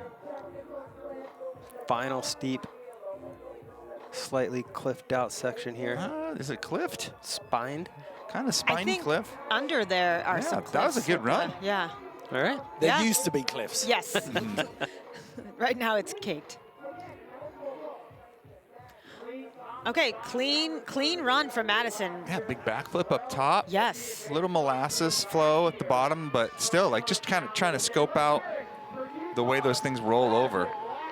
So I'm curious here, you know, she had the backflip, landed it clean, made her way down the rest of the run, never fell. And she had the front one, cab one, rode a little bit switch. Yeah, I'm very curious to see how this adds up. Compared. I think in deep snow like that, I think that switch riding is going to be worse. And it was a good sized backflip too. Yeah. And landed very clean. And same comment that everyone made about Billy Pelchat. There's no hesitation until she gets on top of those flutes here. Little bit of a stall there. But still, like no mistakes. I think that was really solid. Yeah. I think that was a really solid run, and I also think it provided her with a bunch of beta going into the rest of the contest. We've got a big gap, just over 13 points between Spencer O'Brien in second and Billy Pelchat in first. 61.6 up to 75. It feels like this is going to slot somewhere in there, maybe mid to high 60s. Ooh, no. Okay, interesting. Well, you know, then we're talking about in the credo, it's the flow. It's the making sure that you keep a continual line going through. And it's the risk that we saw from Spencer. The terrain that Spencer opted for, obviously paying dividends there. So she, if you heard her, she was like 50 and threw her hands up. So she, I think, was expecting a little bit of a higher score there. It's not a slope style event. Yeah, there we go. It's also funny, too, because you can generally argue against the judges. But in this case, like, with that judging panel standing in a line, if I was in this contest, I'd be like, well, I can't really argue against you guys because you're the goats. And you think about, like, if you put any one of those judging panel on this course. Oh, yeah. They could do some serious damage. Agree. Oh, yeah, 100%. Yeah. So back up to the top, Sharka Pankachova. So you can stretch back, junior world champion in 2008. Yeah, that's a heck of a career right there. Yeah, we're coming up on 2 decades at the top. What? Oh! Yes! Whoa, Yes! There you go, Sharka. Back Wow. 7 to open. Check, please. Okay. Oh, man, yeah. If she just continues, Keep the flow. Just go fast and ride away. The blood is clearly in the water here. Wow, that was so clean. Oh, shark attack. What is she on top of her here? Okay, Oh, and boy. this is really high consequence. Just flirting with that edge over there. Is that a kicker or is it just a banner in the middle of the face? All right, so trying to get into some of this steeper terrain. This is where we saw Starley and Billy in the high beam zone. Okay, just land. All you gotta do is land.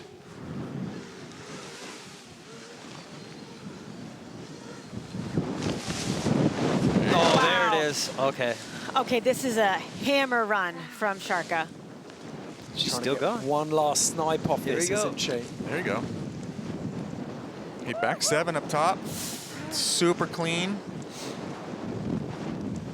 And that is, we've seen Zoe Sadowski-Sinnott try back 7 in Boulder Park in 2023. We saw Elena try the front 7 here last year. That is the first landed back 7 we've seen from the women. Wow, okay. So there we go. I mean, I'm gonna go out on a limb here and say that's gonna be in the top position. Yeah. I mean, I don't think the fact that she stalled, the judges can compare apples for apples. The way that Billy rode into that high beam zone and the way Sharka stalled a little bit more, but the work she got done up top. Yeah. Yeah. That is huge. This is a statement. Yeah, and grabbed and comes around clean with speed. Nice. Yeah, that was perfect. She wasn't in the back seat. Boa dialed in award so far for the women. I would say so. Oh, there we go. For sure. $5 grand up for grabs today if you got the most memorable moment. And right now it feels like Sharka Pankachova in the driving seat there. God, that runnel on the run out of some of these, it's got to be real rough, like to keep your edge engaged.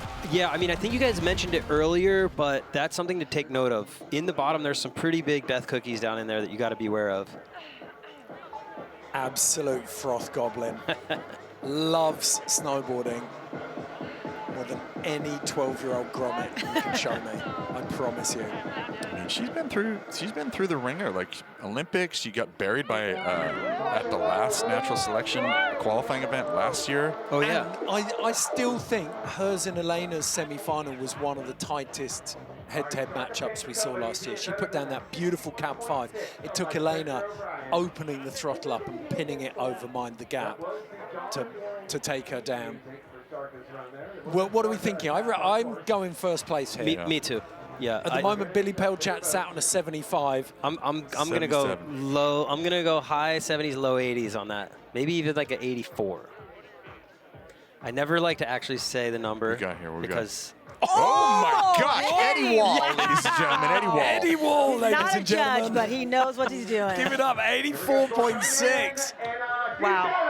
Big statement. Wow. Sharka Pankachova taking natural selection to town in 2026. Big backside 7, a Yeti natural selection first. And we head back to the Temple of Stoke on the west side of the venue for the 2023 Yeti Natural Selection champion, Zoe Sadowski-Synnott. That was the year she utterly dominated. Well, she won snowboarding. X Games, the Crystal Globes for all of the World Cups. I think she was crowned world champion as well that year, and she took out natural selection. She did it all. Back in the bib, though. Good to see it here in Revelstoke. And if there is one rider who can see Sharka's run and up it a little bit, it would be Zoe. That's exactly where my thought process went. I was like, okay, Zoe's dropping next. She's going to see that 7 and be like, okay, this is what's possible on this course today. Yeah, like what does she got here? Is she gonna just go straight dub back 10? Oh my gosh. Oh, that was huge. Oh, she's Stayed on. Oh my gosh. That was a behemoth. Wow. Flow score is off the charts right She's now. put Front everyone 3. on notice. Keep going. Keep going. Don't slow down. Yeah, This just is fun. straight line it. I'm going to go out there. I think she took, that's the fastest we've seen anyone get down the venue, period, male or female. Yes. Yeah. That's going to be a big score. So here's the question. Do you think that's going to beat Sharka? I don't know, because Sharka had that. I think this is going to be a big score for sure, but Sharka had that more consequential terrain at the end of her go. Yeah, it's also like we got to get ourselves out of this whole idea that it's like a big air. You know what I mean? Like you kind of you got to take into the whole thing in consideration. I mean, Sharka's back 7 was sick, but that was like fast. Like, what's more impressive? The front 3, I think, was one of the most impressive. Halfway down, here we go. That's big. Back 3. Wow. Oh my gosh. I think it was She's bigger. past Nils. She's past Blake. Yeah. She was past a lot of the boys' tracks there. She landed so And then far. right here, that, I don't even know if she meant to do that. She's like, oh, but that front 3 was sick. Super high speed. And the spray was still hanging in the air from her last turn as she took off for that. Yeah. I think this is challenging, though, because I think this is going to be a good score, but it's so different from what Billy did. Billy also had the natural terrain at the end, which Zoe's run didn't have. Todd called it the speed. She's just pinned. It's true, but her hair's on fire for half of that run. And Billy wasn't probably taking as much speed, but she was still, she didn't slow down. You could This is argue gonna be that hard. all of Billy's terrain is steeper. It's a much more consequential gradient out on that east side of the venue where she was, but I mean, we talked about this, previous to the show, that line of what is going to happen because the whole terrain is open when the judges need to put against those spines, those cliffs, versus kind of a full pull in that more freestyle-oriented section. yeah, maybe you don't have the death-defying exposure, but I feel like every other, like the risk may be a little down, but you dial the risk up for the size of that back three. Totally. I mean, that was exciting to watch. Okay, I'm going to put my minute reputation on the line and say it's in the low 80s. I don't think it'll go past Sharka, but I do think it's going to be above Billy. I agree. I absolutely agree. They're taking their time. It could it could go above it. There's Yeah. a proper discussion going on right now. Which is really exciting. Zoe taking that final drop in there. Kind of a hold on for dear life situation. You made it through. How are we feeling about run one? Yeah, I'm pretty stoked. I kind of just wanted to land something because 2 years ago when I was here, I had a bit of a shocker. So yeah, it just feels good to land. It was really exciting watching the girls run through before me, and I just got so inspired. Love to see the energy. Incredible run. Thank you. I think officials say we're glad that Zoe is back. Here it comes. 78. There it is. It fills in that gap between Billy Pelchat and Sharka Pankajova. Can you imagine when we were watching that run thinking that Billy Pelchat wouldn't immediately go through? And that's huge beta for all the riders now in kind of being able to see where the judges are ranking things. I mean, that's really consequential and important. Go fast, take chances. Yeah. Speed is your friend. You can't get hurt in the air. Okay. Came through R&D, research and development in second place. Yuka Fujimura started out as a snowboard cross rider. After the Sochi Olympics, transferred into slope and big air. Qualified for the Korea Big Air Finals in second at the Olympics, ended up in 7th. She has one of the most consistent back sevens you will ever see. One of Japan's finest dropping in. Down the ridge. Yeah, we saw at R&D, she almost stomped a really clean back seven. She has the quietest style in the air. Oh, Wildcat. Oh, there we go. There we go. Okay. Nod to JF and Devin. Back Sevi here. I reckon 3. Okay. Big back three. Stayed on her feet. Got it. Little wheelie bar, but did not go as big as Zoe. But now she's turned it full line. She's heading into that exposure. All right, this is where you can get lost, though. This is like you can run out of options here pretty quickly. Yeah, and then, yep. And just end up in turns, which is going on. I love it. She pointed it. Yep. Yeah. Do I think that's going to overtake Zoe? I do not. Same. Did she even mean that to? I don't think she did. I actually think she needed to get rid of all of the nerves there. Yeah. It's kind of like what Yuki said. When he did his run, he came down, he's like, okay, I was just nervous. Now I've seen the course. Now it's time to go. Exactly. I completely agree with that. Strategy, range finding. Put one down, build momentum. Yeah. Do you really need to go? Like, that was beautiful. Nice Wildcat. Perfect Wildcat. Yeah. And it was almost exactly the same as Yuki's. Like, yes. Super, super mellow. Actually, the first 2 hits, Wildcat to back 3. That's pretty funny. I wonder if they're talking up at the top here. Good size on that back 3 as well.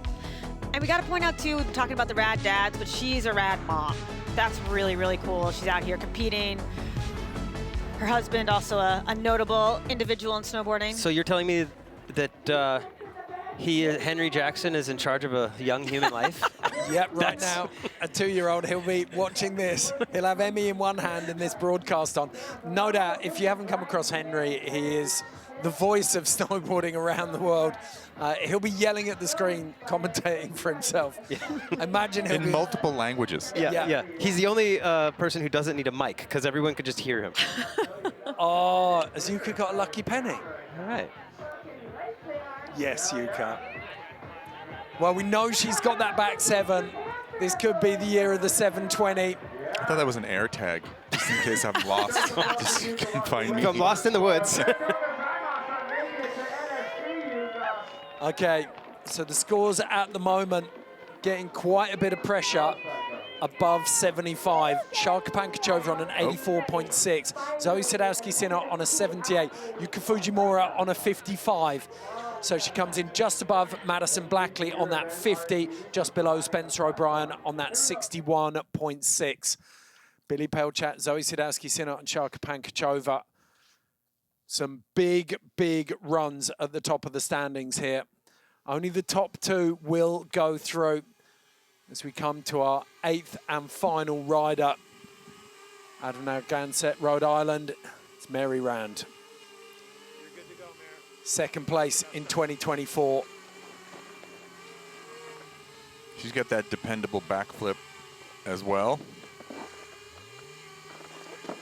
Another rider who let the streets get her prepped for the backcountry as she evolved in her career.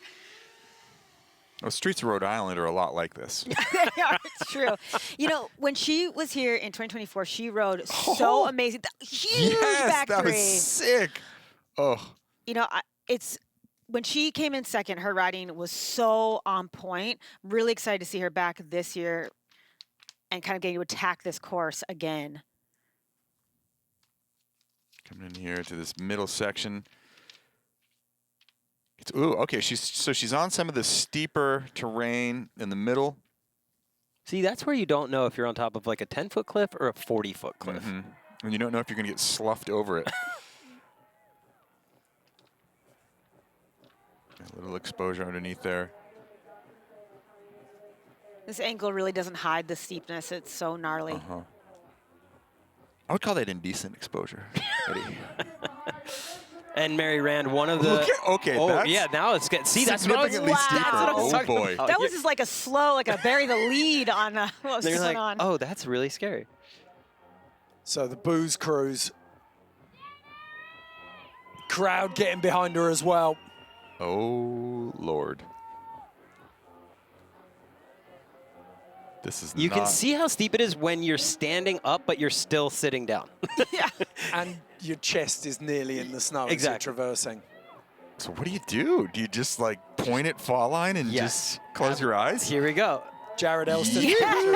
Oh, no way.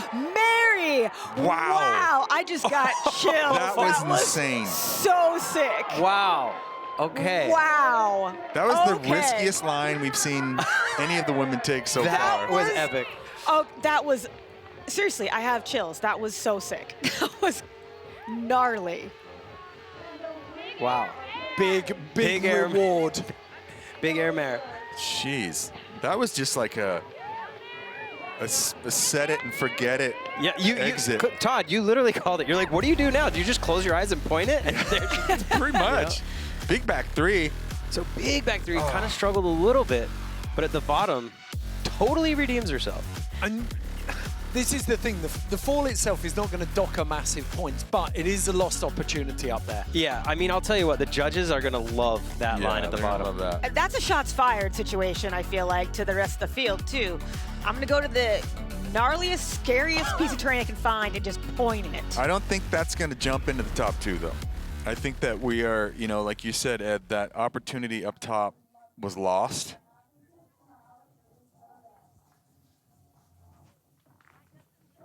Oh, wow. Mary Rand, I think everyone watching at home, everyone here, tense as you're up on one of the steeper sections. How did that look once you're on it compared to that scout when you're looking at it? It was pretty steep. And then I couldn't really see much because I was in a little cloud of snow. But yeah, it was nice to get on it finally. incredibly calm, considering the run that you just had. Incredible to see. Gotta feel good to ride that one out. Yeah, I've been thinking about that one for a while, so it's fun to get on it. Well, great to make it tangible. Incredible run. That was Mary ran about as low key as you can get there, I think, with that one. Didn't look like someone who just electrocharged her body with adrenaline. Let's take a look at the scores, though, now. Confirmation with Mary Rand's run there. She got a 47.6, which means that it's Sharka Pankachova with a gigantic 84.6, who advances alongside the 2023 champion Zoe Sadowski-Sinot on the 78. Great work from Billy Pelchat, but it will take a second run for her, Spencer O'Brien, Yuka Fujimura, Madison Blackley, Mary Rand, and Elena Height. 2 more rounds left there. Now, very quickly, we're going to check in with the natural connections. We always say that Mother Nature is the main character here at Natural Selection, and it is no exception when it comes to the environment. Let's find out a little more about Revelstoke Mountain Resort and the surrounding area.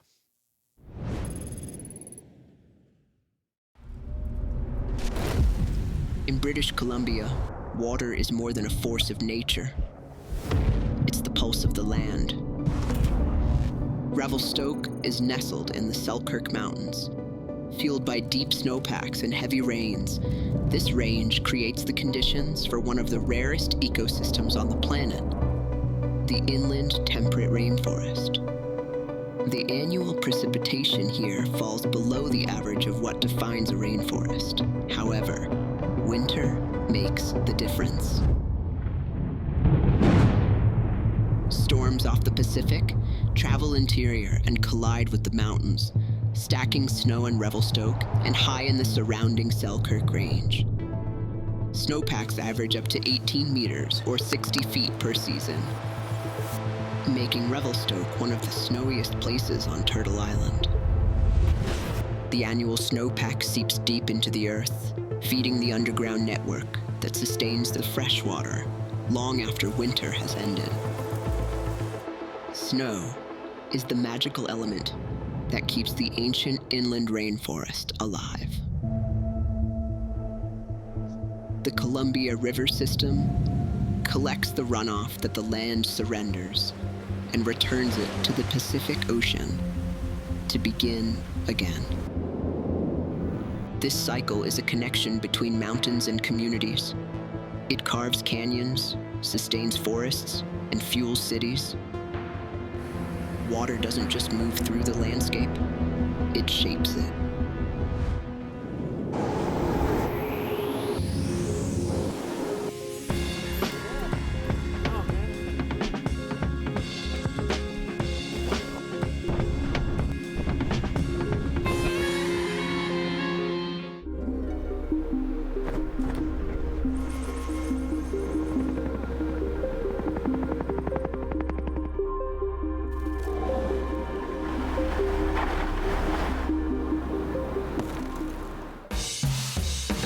Okay, hi, I'm Craig. By the end of the season, my gear's seen everything. A lot of this, and last year there was also this. I grew up wearing stuff into the ground and fixing it. So when things slow down, I like to give my gear a bit of love. With Rebird, I can drop my gear off or mail it in. It gets repaired by the pros, so next time I need it, it's dialed and ready to go. Rebird, keep the good in play. I was surfing in Indonesia. It's like, wow, so much of what I'm seeing floating in the ocean is packaging. And that's a supply chain that I'm a part of. A New Earth project was born from that. How do we innovate these products in a way that they can find their way into the economy and also support a healthy planet? It's really just all about scale. If we want to solve a global plastic crisis, you got to go to the largest organizations in the world that are packaging the most stuff. Now we are inviting large brands of all shapes and sizes to be a part of this with us. We're focused on healthier, more earth-friendly packaging and do it in an efficient and economical way. The world is waking up to the need for sustainable solutions.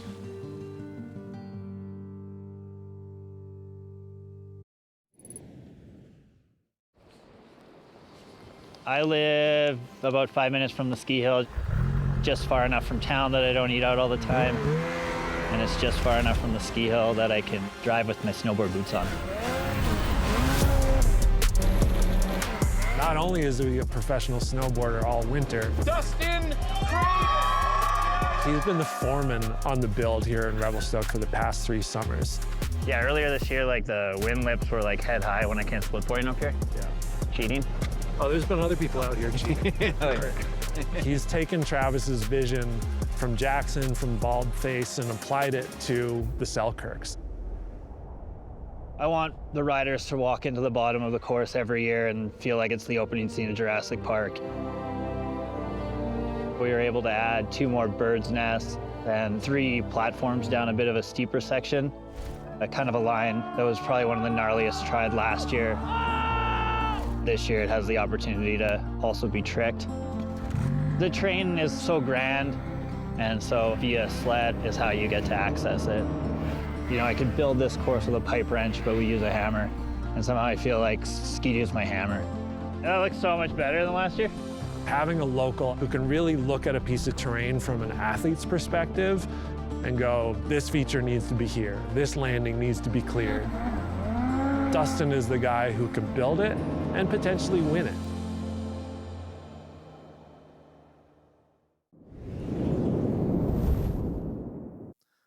Massive shout out to Ski-Doo. This event literally wouldn't happen without their support, so thank you. And there's a reason we said earlier on that the winners get those Ski-Doo Summit X's. They are the tools of the trade for any professional snowboarder looking to go into the backcountry.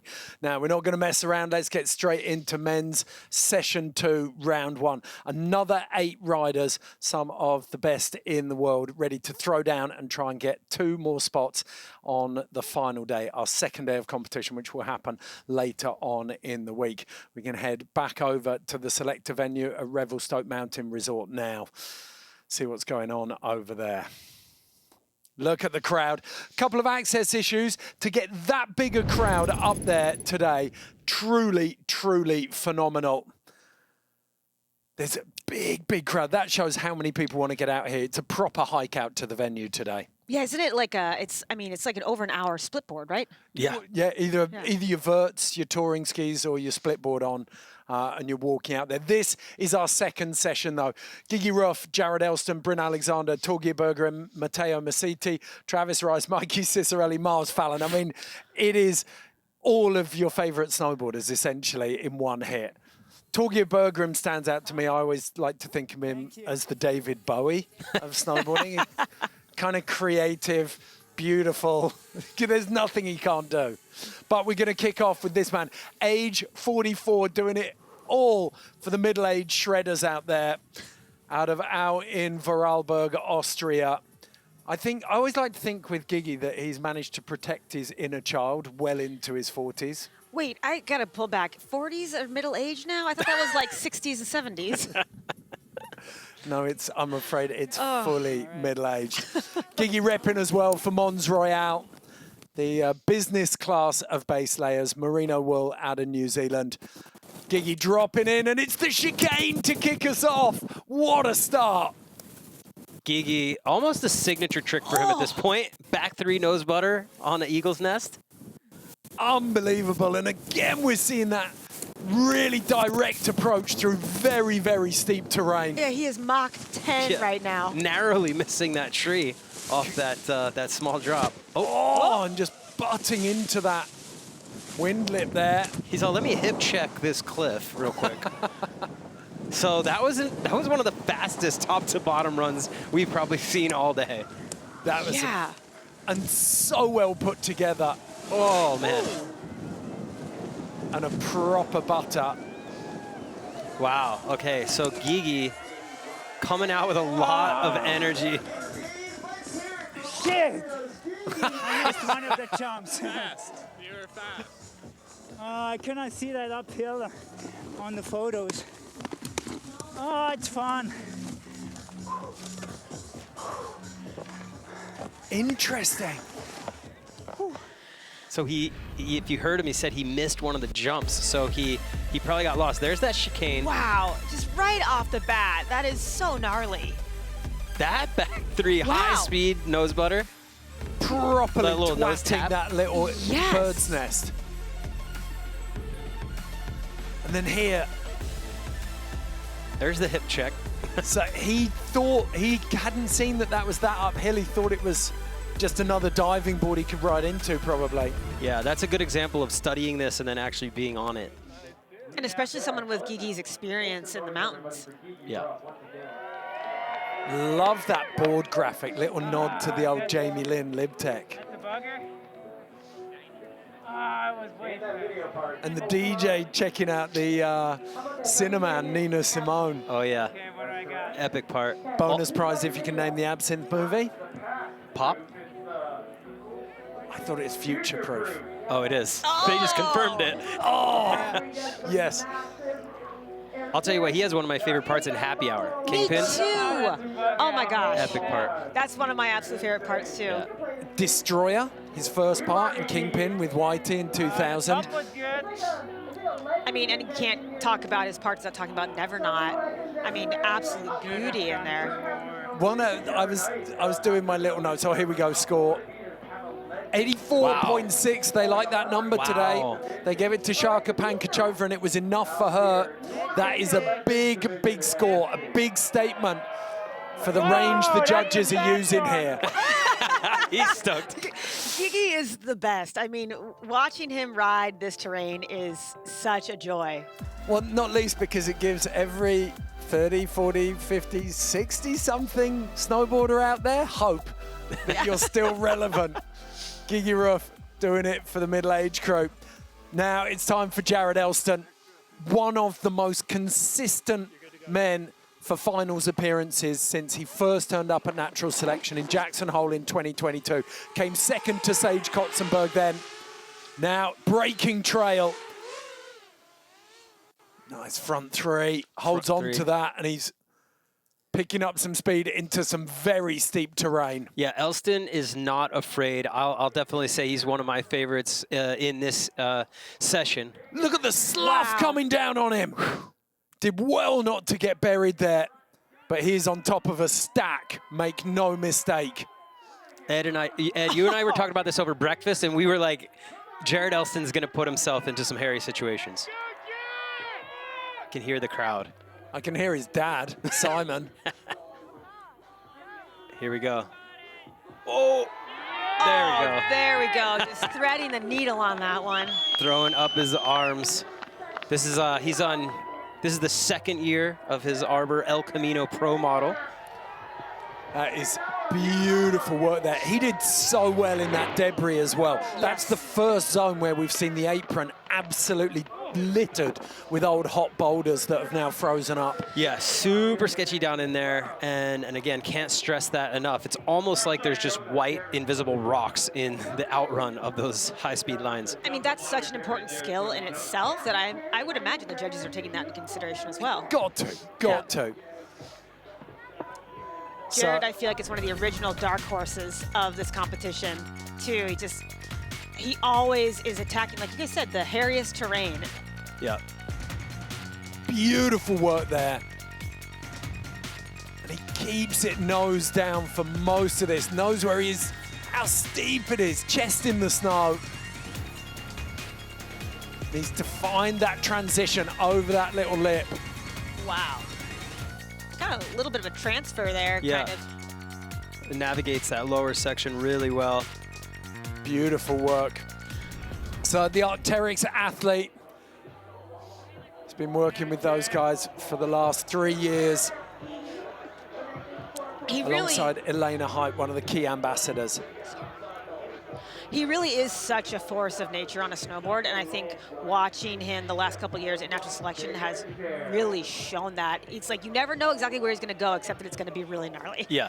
He's always going to put himself on top of some of the biggest freeride natural features. And I don't think that was always the case. The fact that he did so well at Jackson, it was like he came in with quite a few freestyle smarts, but year on year, he's the guy who's attracted to the steeper, bigger terrain that we're seeing. 100%. Okay, 71.6 for Jared Elston. on the evidence of what we've seen in the previous rounds, it doesn't feel like it's quite enough. That first run was difficult because it was such deep snow, so much data being gathered by each of the riders. And I'm convinced that people are gathered around the screen up there watching what's going down. For sure. Yeah. And they know now, and that is really helping. But I think if Jared put down a solid trick at the top and then gets into that bottom line as he did, then he's going to up that score. Okay, that's what we could see. Now, though, it's time for Evel Knievel on a snowboard. This man has stuntman DNA running through his blood. Bryn Alexander. He was Canada's best kept secret until last year. Then he came out here and sent the biggest cliff in the entire venue. He's going to Vest Open. Love it. Fast and loose from the stuntman. Bryn Alexander on course. Vest Open. Shout out MFM, Mark Frank Montoya. One of the best ever to do it. And also, speaking of Bryn, switched around, going switch. Following Gigi's suit. Whoa. Little, over the bars, though. Goes down, unfortunately. Talk about Evel Knievel. His super session was nuts, doing the double backy. Oh, my gosh. Like 100 feet. Yeah, off like the 2.5 foot wide takeoff. Yeah. So got a little back three there off one of the marshmallows. Cruising down the rest of the run, just kind of making his way. I think at the top, just that full fall, dead stop, maybe took a little of the wind out of his sails, but here we go. This is what we want to see. Wow, I love when they just suddenly flash to the wide angle and you're like, okay. Here we go. Oh. No way. No way. Count it. Contest, he mate. came out on his feet. So why not? He tried it 3 times last year. Why not come straight back out and stomp it this year? Oh, he wants the BOA dialed in. That's what finished business. As of now, that is for sure the BOA dialed in. I'm convinced that Bryn does not have fear. Like, it just doesn't exist in his mind. He had his fear gland surgically removed at birth. Yes. I cannot wait to see this replay. That was insane.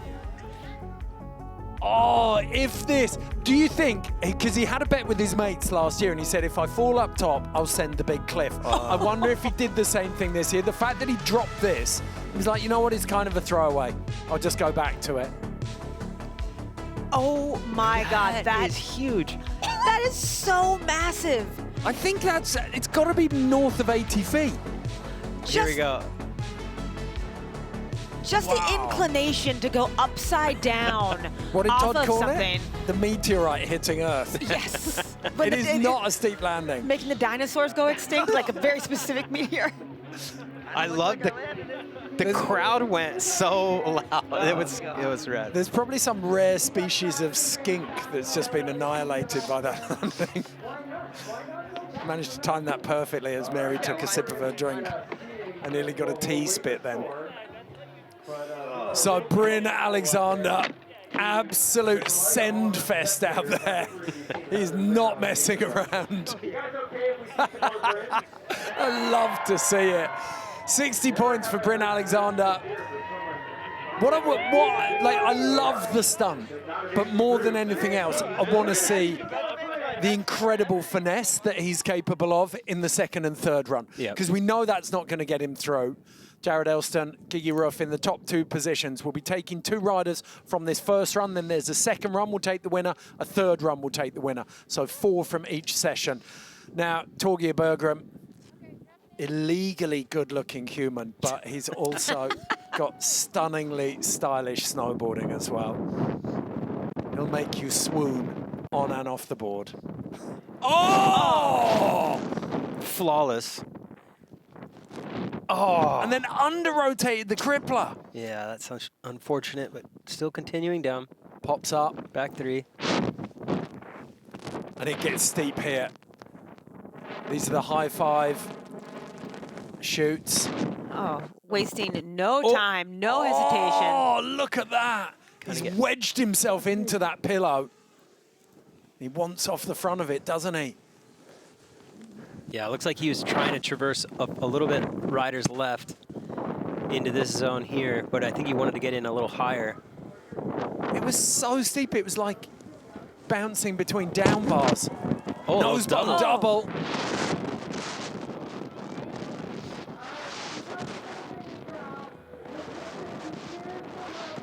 And then heading over, trying to get one last hit. There it is, nice little popper. Tour gear Bergram. So much to unpack from that one. So I think that run was a preview.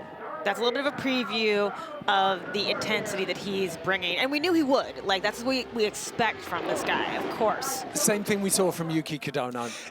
I was just going to bring up Yuki again. I mean, he made a good point. He's like, man, it's not like slopestyle where you get to practice. This is the first time these riders are going down this course. They've only seen it through some drone footage, some photographs, which is vastly different than actually being on the hill or on the face. So I think a lot of this is to just gather some data and then go into their second runs and, you know, put it down.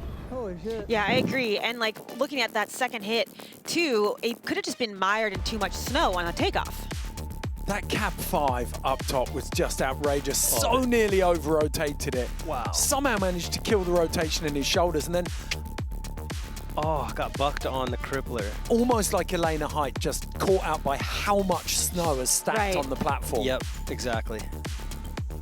But then he gets this back 3 out and he's into high 5 hallways, which brings him down into the zone named after Mikkel Bang, the overbang. There's the traverse. Oh no, okay, so he pops off that. Oh, that's at the bottom. Last hit. Went down. But it has all those pieces in it that can make you such a threat if you put them all together. Yeah, as a flowing run, you think of it at the speed that we saw from, say, Zoe, then yeah, you're gonna see something spectacular there. So, Torgeir Bergram on a 55, just below Bryn Alexander. Both of those riders already know that they're gonna be in for second, maybe third runs, but still all to play for a heavy-hitting crew down at the bottom. Matteo Massiti, the first guy up. He has been the apprentice for Dustin Craven. Go and watch Swamp Donkey from 2025. Dustin and Matteo going toe-to-toe in some incredible terrain in the BC interior. But the other thing, Matteo's initials carved into the Temple of Stoke. He's had almost as much time on this course as Dustin. Opens with the switchback 5. Whew, nice.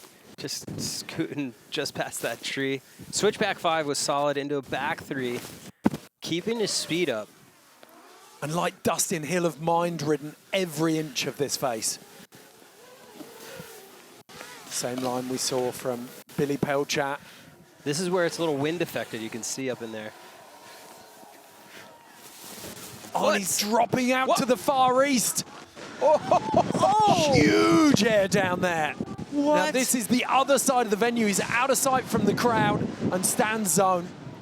Fresh tracks and a huge air. Okay, that's a statement making That was run. cool. That was a really interesting line selection at the bottom. Really strong initial top section. I mean, that's a come out the door swinging situation. That was pretty rad how he just kind of like veered right and went off to, you know, no man's land. And then, you know, probably snapped a 40-foot ollie or something off of that little cliff.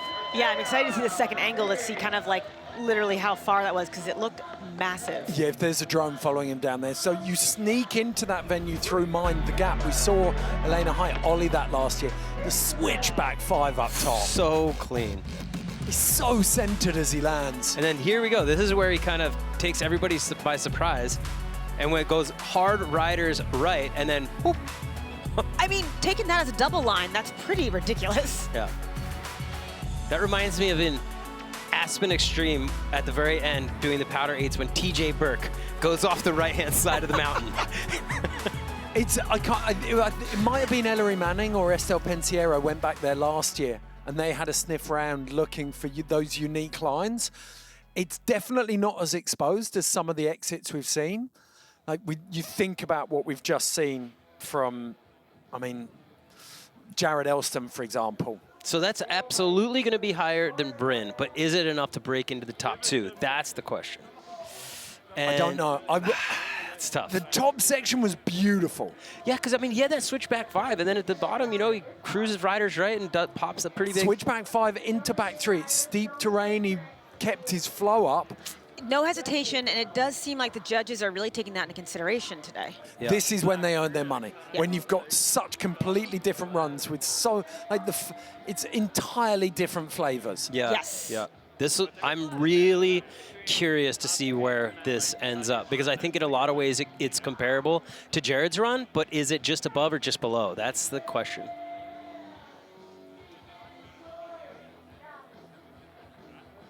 You know, arguably Jared's bottom section was more technical, but he also stopped for a bit and was kind of sussing it out a little bit, whereas Matteo was just kind of full gas the whole way. But with zero exposure. Like that's an open section. True, true.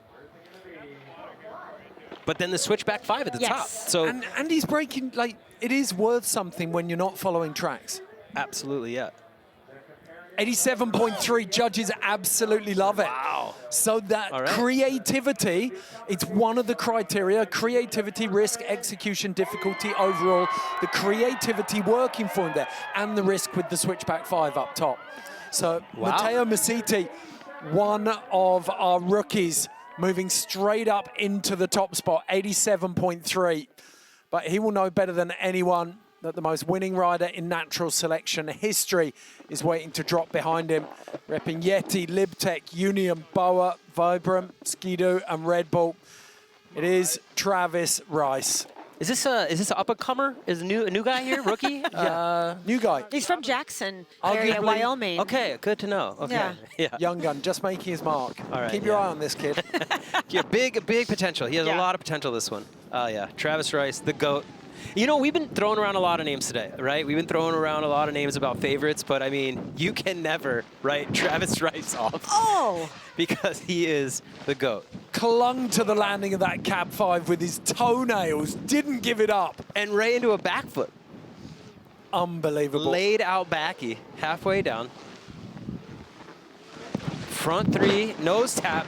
So clean. Somehow holds on to that as well and manages to shut down the speed. One last feature. And there we go. Oh! Oh! Oh, lovely. Three words you don't often hear get put together like that. I mean, this is a testament to how challenging this course is. Yeah. When you see Travis needing to hold on to a landing like that or getting a little bucked, like, you know, he is such a strong human. Just like strong rider, but physically strong. Have you ever watched any superbike racing, like road bikes? You know when they go into two-wheel slides and you know they're riding right on the edge? You've only got two wheels and both of them have lost traction. It felt like Travis, through this whole run, is right on the edge here. Huge He's cab going 5. as big and as fast as he can. Stomps it clean, and I think he went right into a backflip after it. It was hard to see because of the spray he threw up. That was massive. It was, wasn't it? Right there, backy. And then the front 3 tap. Holds on. How did he? Oh, I don't know. Because he did, I couldn't tell the crowd came up, but it looked like he kind of held on to that through that popper. It looked like he dropped an edge, didn't it? And then just gets over the nose of the board there. Just got a little bucked on that takeoff.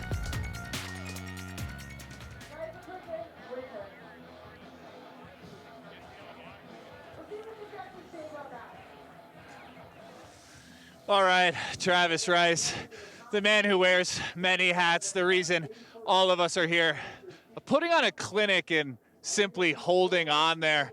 What's the mental game as you continue to fight through that kind of a bull ride situation? Yeah, you know, there's a reason that space was originally named bar fight. There's just stuff coming at you left, right, and center. Well, it's definitely a good warm-up run. Jesus. Do you stick it, stay on the west, or moving forward, do you expand to new territory? I mean, I was kind of just trying to follow the light. You know, light's good over here. It's starting to get good over there, so follow the light. Advice from Travis Rice, follow the light. talking about afterlife experiences here at Yeti Natural Selection. So Matteo Masiti leads us out in men's session 2, round 1, 87.3, an incredible high mark for the young Canadian. Second place, Gigi at the moment with an 84.6. But the 2024 Yeti Natural Selection winner, Mikey Cicerelli, still to drop. 29 years old. It's the first time last year, I think, in 2025, that we didn't see Mikey's best. He's usually so consistent. He'll be desperate for redemption here today. Yeah, also very familiar with this type of terrain. No stranger to riding in British Columbia. Here we go, kicking things off with the backside 3 on the ridge, grabbing tail, keeping his speed up, coming into the second jump. Front 7. Oh! Just bounced out of the landing. Wow. Dang, he was so shitty, dude. Oh, man. So close to having that.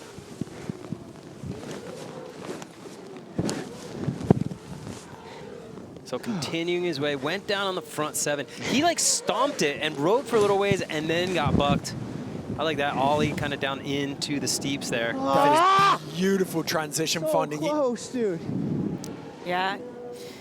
I wonder if he kind of like, it was just a combination of the deep snow, a couple tracks there that might have just thrown him off a little bit.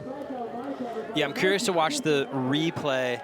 It looked like he might have been a little toe heavy and then got bounced onto his stomach. Heavy, I had it. You did have it.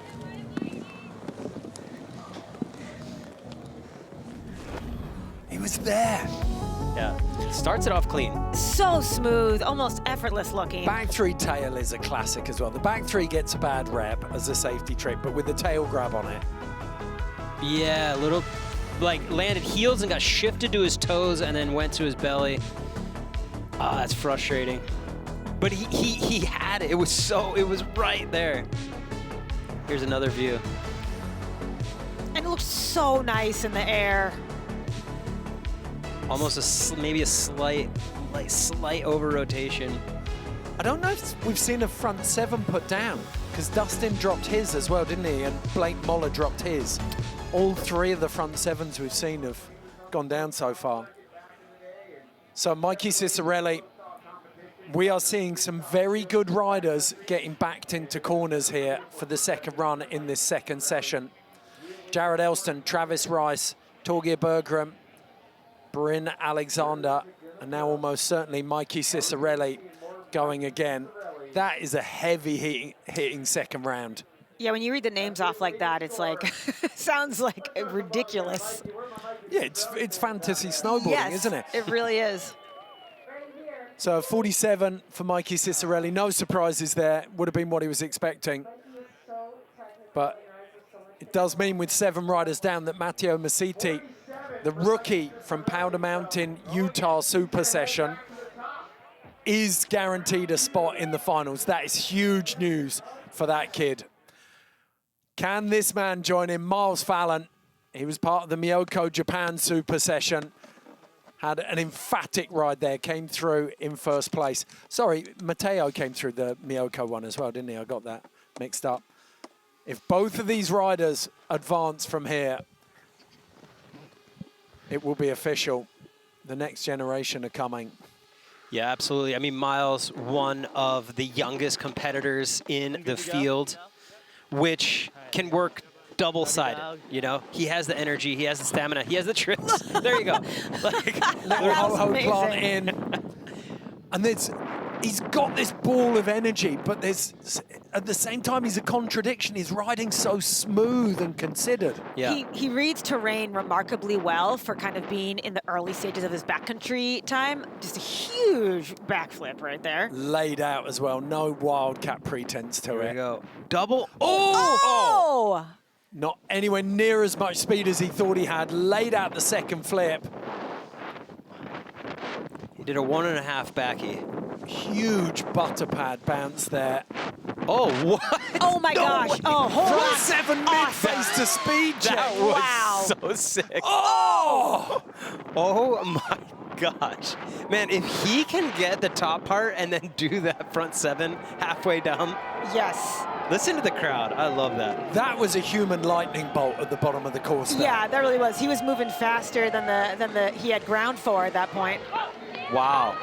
That was, I mean, heck of a debut run from Miles. That was Debuting so the jump sick. back slither spook claim at the bottom as well. Fudge! We were talking about energy. He literally danced his way to the step and repeat. Oh, yeah. Okay, let's pull this one apart. How much fun is this? All right, so there's the single backy. Now he's going into double backy. Kind of gets a little like the Haldor inspiration, kind of grabbing tuck me and trying to. Oh, just under rotates. But I want to see the. Here's the under rotated double. Oh, just need a little more air time. I want to see this front 7 though, halfway down. Yeah, he's trying to get that full extension. I would definitely throw my back out trying that. Here we go.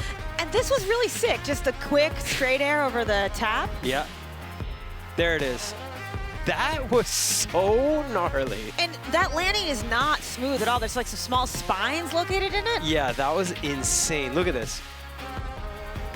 What? Oh, wow. Look at that. That's some cat-like reflexes to ride around the smaller hit on the to the left. That was so rad. Oh, man. I think this is another instance of, like, we're getting a little bit of a preview of what we're going to see from him, you know, likely in round 2. Yeah, if he, like, hypothetically, had he landed the double backy and done that front 7 at the bottom, like, he would, I think that would almost be top 2. Yes. Yeah, I think that would agree. be. I mean, I think to what you said, Ed. Let's give the kid an 85. Fuck it.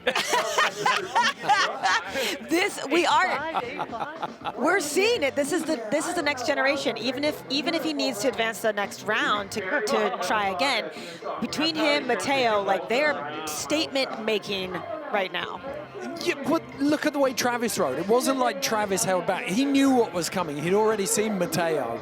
All of these guys, there's been enough warning shots fired in the last couple of seasons with all the video parts. Well, Travis took Miles to Alaska. You know, they rode in scored this past year, and that's what really like kind of Miles planted a flag in big mountain terrain with his segment in that. There's no arrogance, but at the same time, he has no fear. It's this incredible talent. And they've really taken this sweet ass time. Hey. Oh. They said tonight, DQ'd?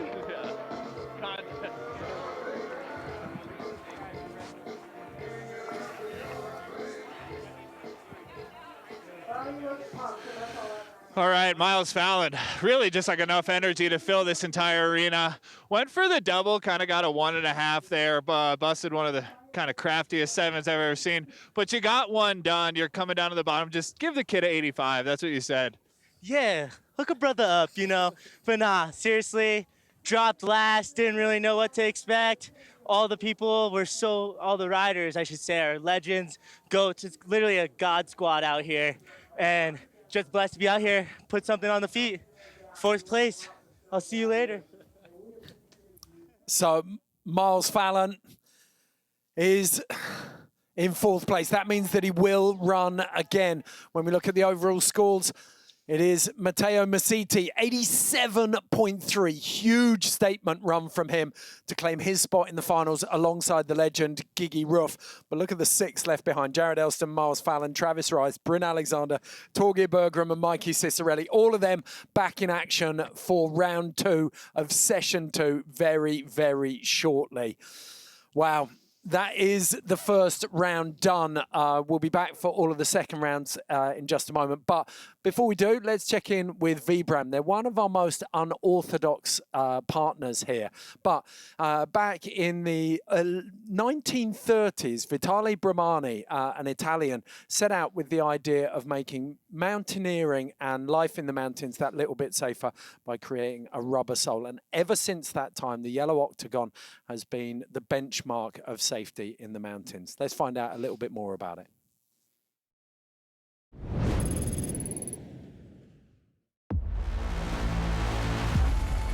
Gaining confidence in challenging terrain, it's a slow burn. Confidence, it pairs perfectly with humility. And ultimately, you know, it's a lifetime of experiences that slowly build one's ability. Being sure-footed is incredibly important when you're on mountaintops or ridges. It's just an aspect that I really don't want to have to worry about.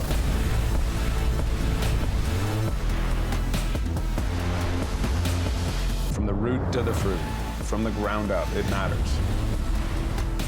These boots carry me around the world, and the critical contact point is the sole. Backcountry riding is very critically gear dependent. And what I have underfoot sets a tone for the whole process.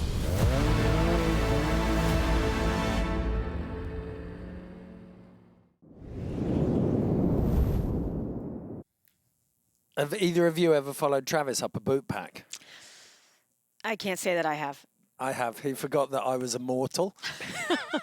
That sounded like I said immortal. No, immortal. And there was a 600-foot drop on one side below us and a kind of convex roll. I can see why he trusts those shoes. Sounds like a casual outing. Oh my goodness. Eddie, talk us through this because we're fighting over who gets to take this home. These are incredible. Yeah, these are the Hedgehog boot dryers. And you know what? Honestly, I'm a freak about having dry boots. Like, I'll stay an extra day on a trip so I don't have to pack wet boots in my board bag. But this thing is all time. Here, you check it out too. But it like heats up instantly. And yeah, as soon as we all got to set, we started scheming on who gets to walk away with these boot dryers. So shout out Hedgehog for sending these over. And they're ridiculously light. You could do gloves, boots, balaclavas, goggles, the whole lot with them. Yep. I mean, I'm going to turn them on. Nothing ruins your day quicker than wet feet. Yeah. Like, seriously. Like, you want dry boots when you start in the morning. So this is just vital. Yeah. Okay, well, Hedgehog, thank you for your support. You can see them up there in the Unions, up at the top. They're light enough, those would actually fit in a bag as well. The solutions before, as great as they might have been, would never have packed up. Thank you to Union, to BOA, to Vibram, and to Hedgehog for all of their support across the Union Alliance, all of the brands that support natural selection. So please show your support for them. They are brands that look after snowboarding. Okay, we're going to take a quick break, but when we come back, we will have all of the men's and women's round 2 runs. It's a mouth-watering prospect. After all these years, we're still at it. Incredible. The cold, the wet, numbness and a hunger. The road is still the road, leading to the next coast. The next cast. That is freaking cool! A string of plans and expectations, folding into the messiness of a life well lived. Snowboarding is probably my greatest excuse in life to pursue wild ideas. Your natural selection tour champion, Travis Rice. It's been almost 20 years from the first beta version of natural selection. A lot of people thought it was impossible until we started doing it. The most spectacular venues in the world. The terrain that we hold these events on allow athletes to showcase their peak performance. Mother Nature is the main character. To pull off something as difficult as natural selection, we have to have partners that have uncompromising capability. Partnering with GMC, it's a core need for us to execute. That's where we find the edge of what's possible.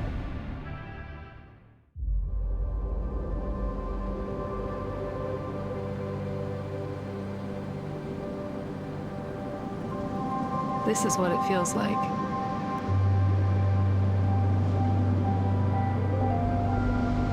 When everything dissolves and time stands still.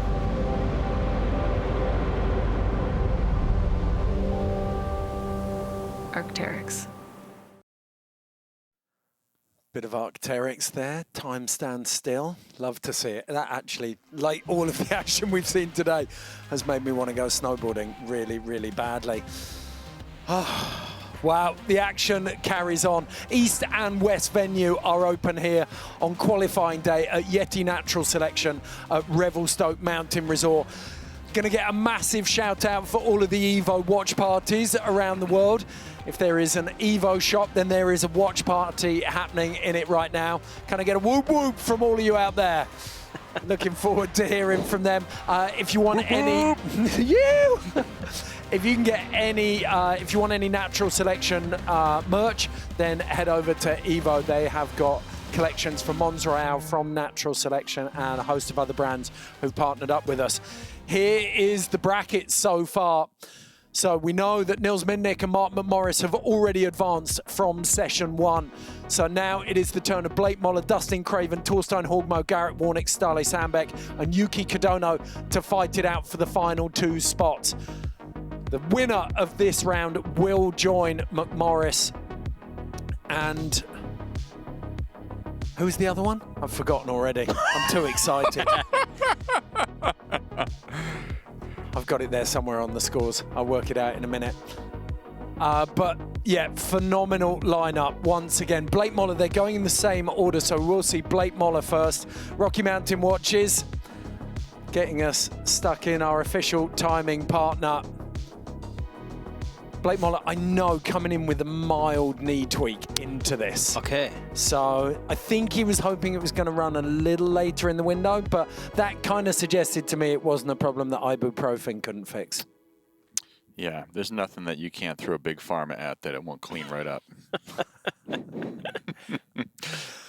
So the kid out of Eagle, Colorado, his older brother Griffin, shout out to you wherever you're watching, Griffin. Incredible free skier. Big mountain runs in the Moller's blood. So BMO, still only 25 years old. The lines he takes down, though, you'd suggest that he might have a slightly older head on his shoulders, dropping in switch. Straight away. Oh, there's that switchback road. So sick, stomps Perfect. it. Love to see him coming straight into this East venue. Oh! I'll tell you what, those eagle's nests are so scary because if you come up short on those, you are just going... Bug on a windshield. Yeah, there you go. You're tomahawking. Yeah. From the second floor. Good visibility. Oh, a bit of a slide there. Nice, BMO. Oh boy. Where's he Holds going? on to it. That is a run. That's the exact same hit he tried the back 7 off in finals against Starley last year and couldn't put it down. Dialed it back to a 3.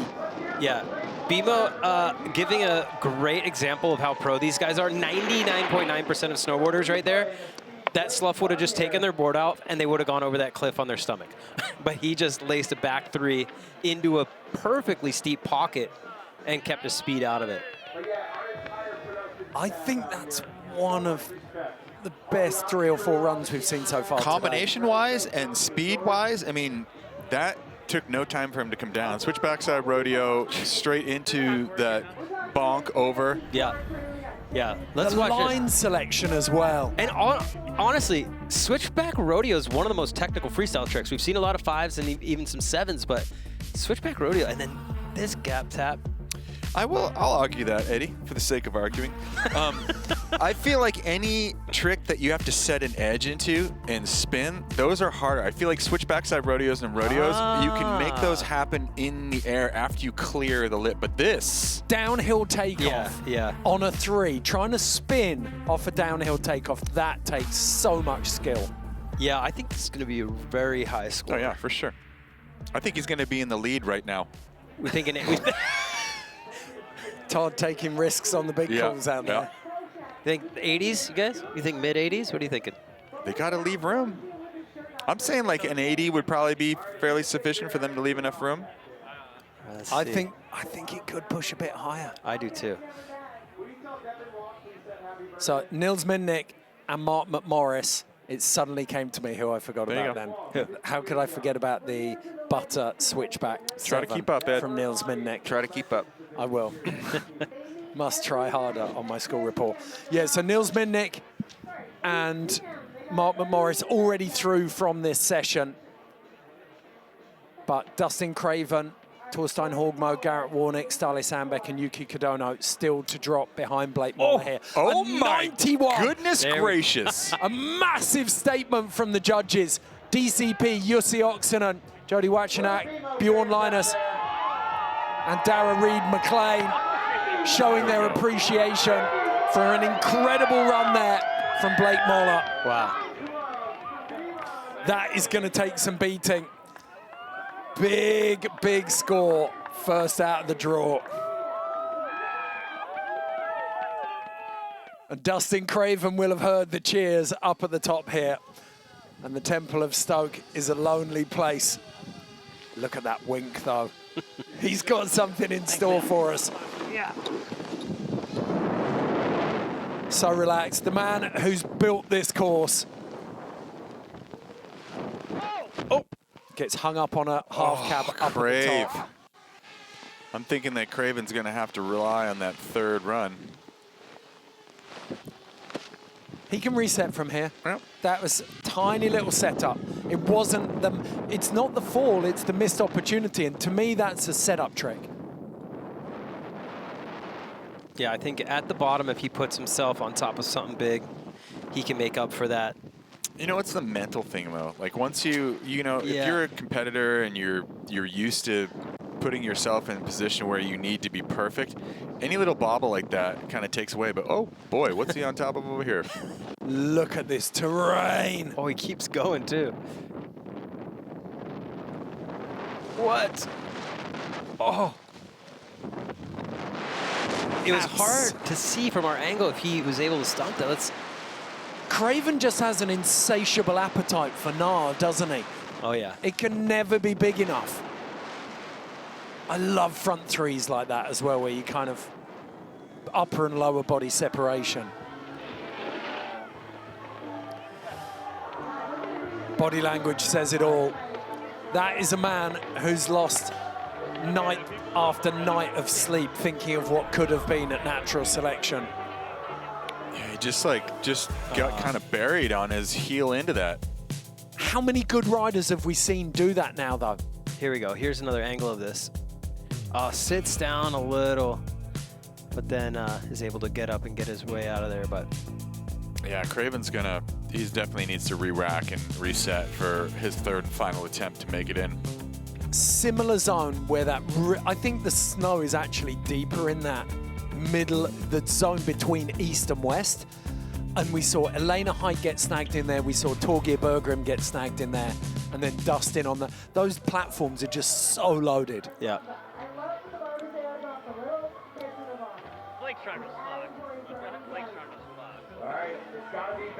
So Craven in the hockey helmet. He's going to be looking for a fight in run 3, almost certainly. You said it, Todd. Tell you what, the hockey helmets look like they're really form-fitting to goggles and everything. Like, that looks like a meant to be a snowboard helmet. Yeah, it's kind of low pro too. Huh? Yeah, yeah. Like they're pretty dope. Plenty of venting. Yeah. Like you wouldn't need to take it off for the hike.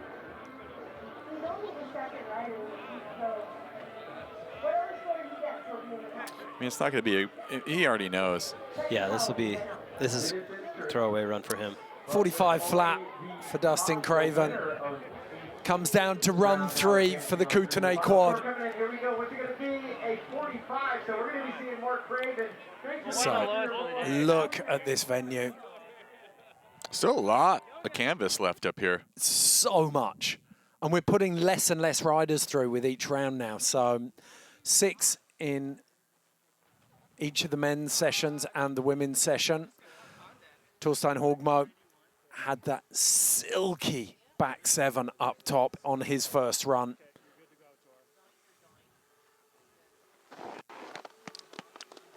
I want to see that back 7 Indy was perfect. I want to see him do something like that again, but able to link everything together.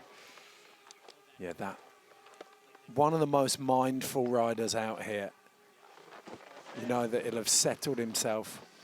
A little bit of breath work.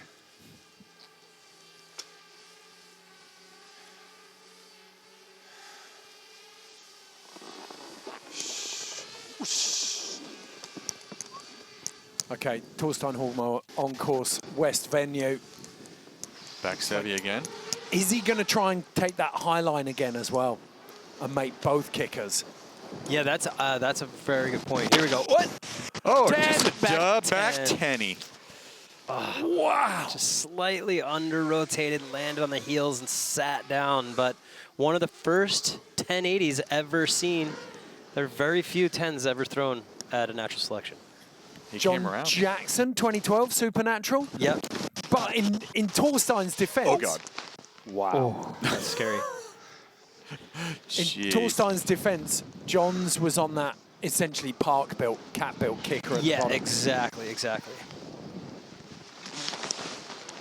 The Tor just looking for some opportunity over here to, I mean, he knows as well. He knows that he's going to have to re-rack it. Yeah, so that's going to be a... I'm going to go out and say it. This first session, there's a hoodoo in there. We've seen a lot of good riders double faulting now. Yeah. Yeah, it's interesting. I mean, maybe the strategy is now we only have 4 more people to go. Stay on your feet. Just stay on your feet. Literally. Or, I mean, well, no, it's not, 3 more because you've got to beat a 91. We're not taking 2 from this. It's only the winner goes through. Ah, that's true. So you've got to beat a 91. Oh, good Great luck, everybody. Yeah, good luck. At that point, you might as well just go have a nice pow run. Just cruise down, you know, do a couple turns. Just point it at that cliff from the top. See what happens. Hey, at least you'd get you could maybe get the boa dialed in. That's what I'd be focusing on right now. Look at this. Beating Bryn Alexander's 100-foot backflip. I mean, that's like the perfect, he almost came around. He needed like another foot of air. Oh, and he would have had that. So close. Again, one of the very first back 10s we've seen attempted at a natural selection. Well, under the banner of NST it is. Yes. Supernatural and ultra natural, yes. But yeah, so Torstein. Imagine having that much rip still at 39 that you can pop a backcountry double 10. Yes, gnarly. All right, a 50.0 for Torstein. He's gonna have to.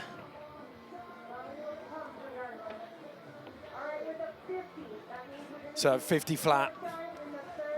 So at the moment, Dustin, Craven, Torstein, Hogmo, 2 guaranteed riders heading for that Hail Mary round 3. Kind of excited for round 3. Not gonna lie. It'll be a street fight. Just chuckers. Yeah, and you have nothing to lose at that point. It's like conservativeness goes out the window. But this round is far from done. Garrett Warnick, Starley Sandbeck, and Yuki Kodono still chasing down Blake Moller. Todd taking a grip of the armrest there, getting ready for a bumpy ride. I'm holding on for dear life at this point. I don't know. How do you, like, see, part of me thinks, okay, obviously Blake's run was insane. Yep. Right? Is it smart to award a 90? Or do you want to give people the illusion that, you know what I mean? Like, sometimes the numbers are a little intimidating. So solid. I see what you mean. Yeah, you know what I mean? Yeah. Okay, so nice back 7 to method. Like, if you're marking a score down, he's up in the 90s still now. That's what we're looking at. Into the front. Little butt check. He got up fast enough to where maybe if the judges blinked, they didn't see that. That's when you white yourself out if you're going to go down. Still playing as he gets into this terrain of consequence. Like, starts to bowling ball here, rolling out of sight, and he's still playing. Oh, there it is. Nice. Sloughing stuff coming down behind him. All right. That was a solid run. Yeah, that was good. Kept his speed the whole way, except for that small butt check. Garrett Warnick, a.k.a. Worm, doing it for the people.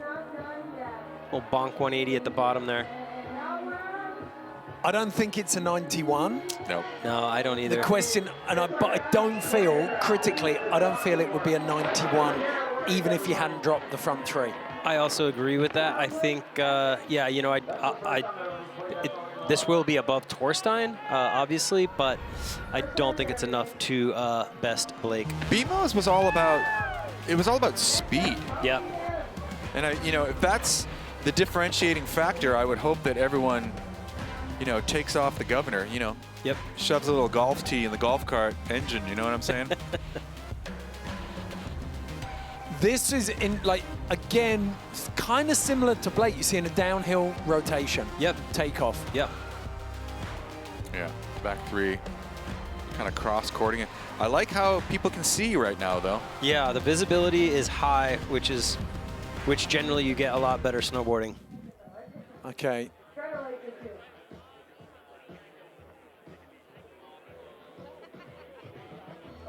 Nice couple of dedications on the front of Worm's board there as well.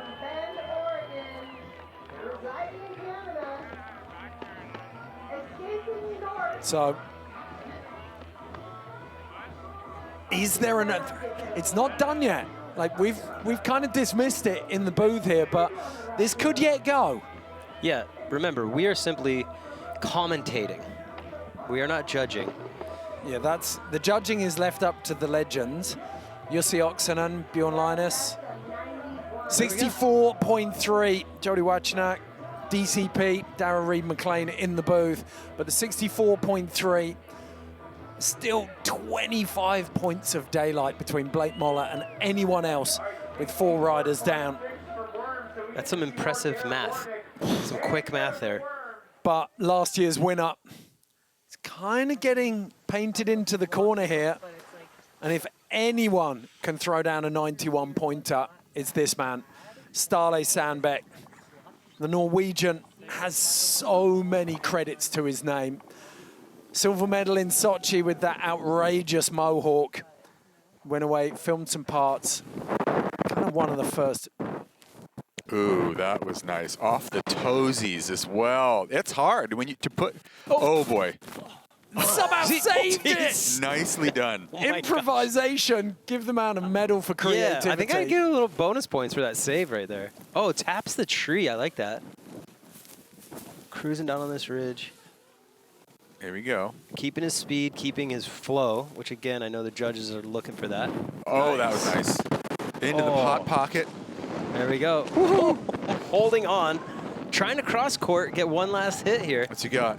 Give it to him. Oh. Boom. Up and over. Oh, there it is. He went. That's the one that he struggled with before. The crippler is just on, isn't it? I want to see that kind of mucked up back three off the mushroom up top.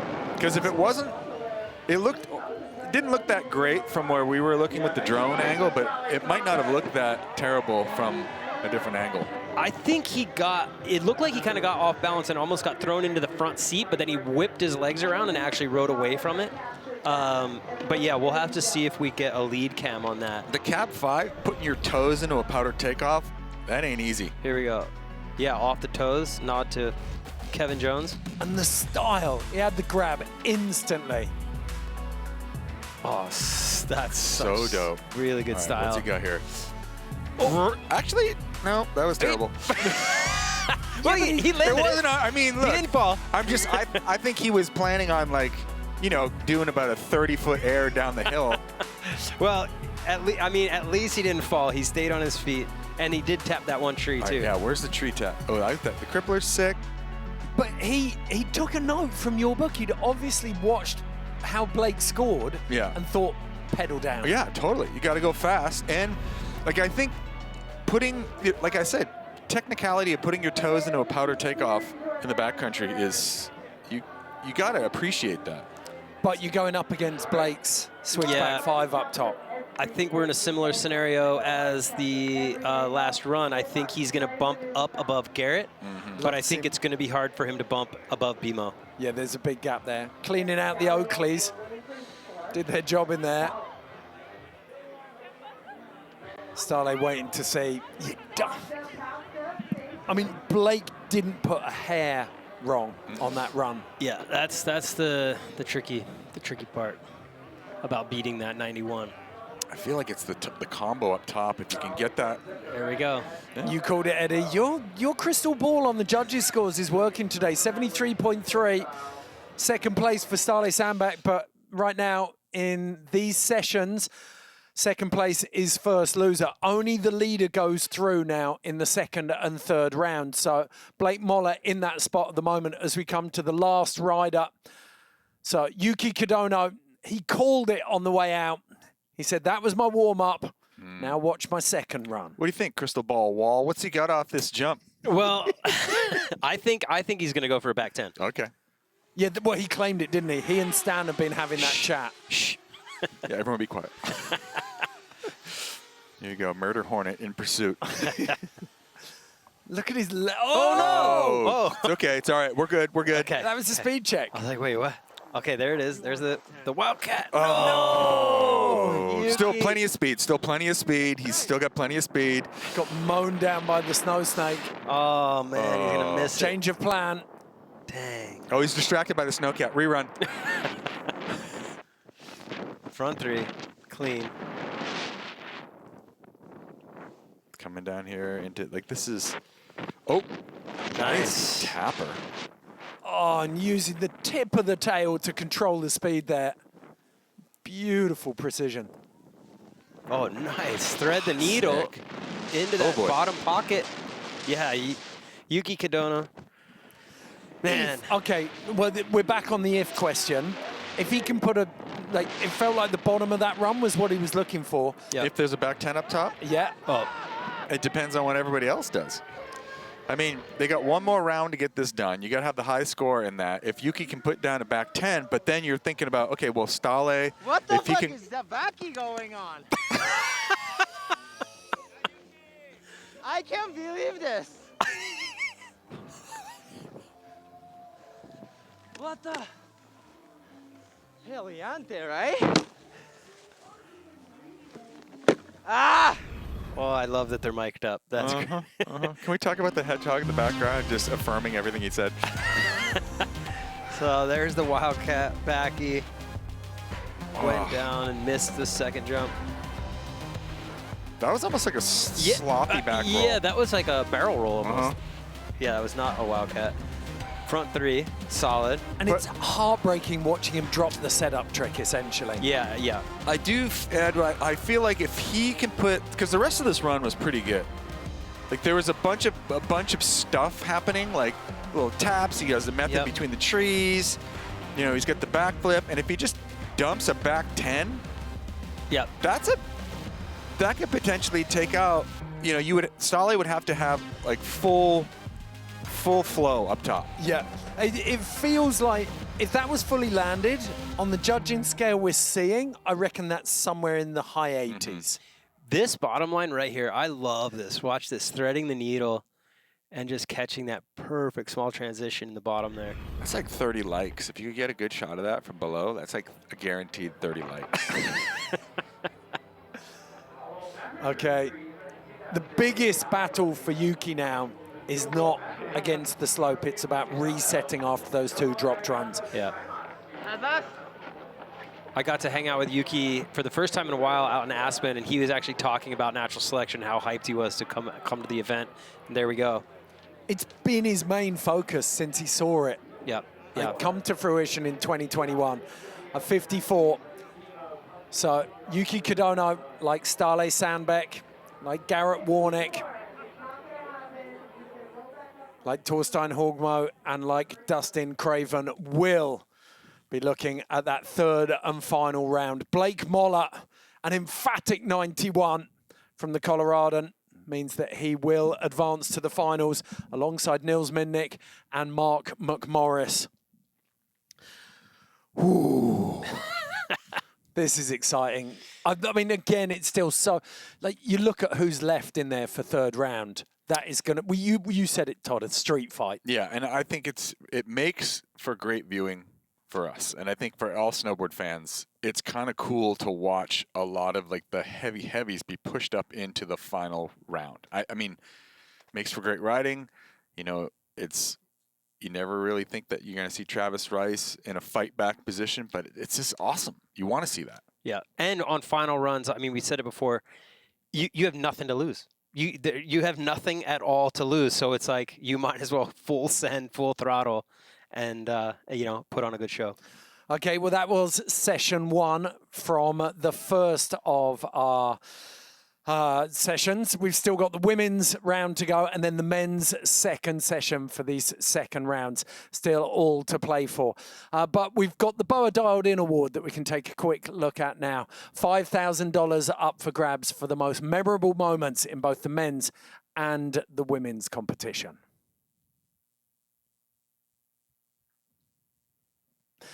We got the QR code as well, so we'll be doing a quick little giveaway. As you can see up behind me on this side is all the Arc'teryx gear. So we've got a jacket, bib, and an insulator to give away. We've also got a beautiful timepiece from Rocky Mountain Watches, and that joins the Turtle Box speaker. If you scan this QR code, I'm on the wrong side every single time here. Scan this one and you'll go in the draw for that giveaway. Worth a pretty penny this time round. So make sure you get into that. We're going to take a quick break. When we come back, we'll have the women's second round.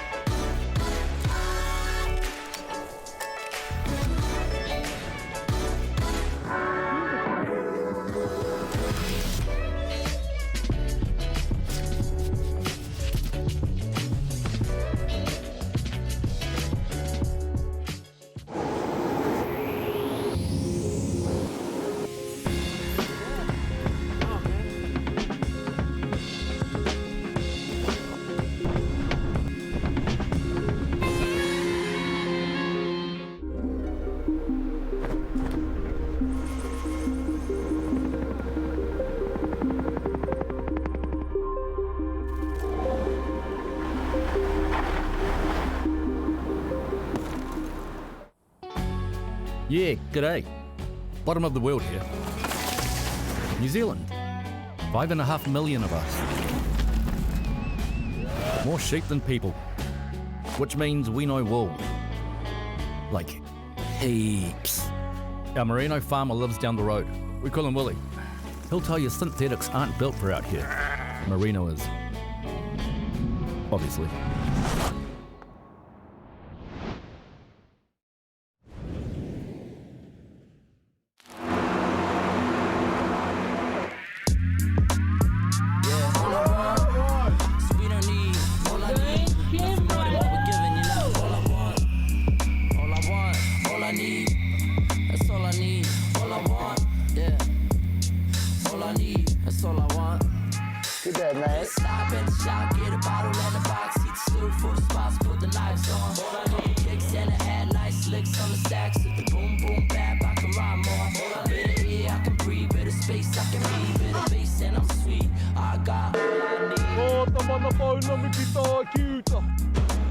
Day 2 and it's already the best trip ever. With big ships puff the sick, man, I'm just trying to tell you how it is.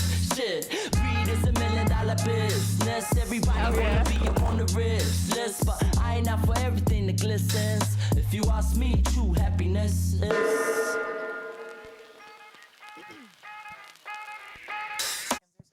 How fun does that look? That looks amazing. I just want to go sick. surfing in New Zealand. Yeah. So Yeti Snow team, they went down to New Zealand last summer and put together that epic piece. And my gosh, go to New Zealand. Serious it's super FOMO. fun. And Yeah. also Yeti being the title sponsor of NST. Thank you for the continued support of amazing snowboarding. Eddie Wall back in the booth alongside Mary Walsh. And we are going to get going right back into the action here. We are heading into the women's round. The second round, second chances to get through. Once again, each one of these groups of riders get 3 chances in, but we're going to go down to Hannah Beeman first before we get the women underway.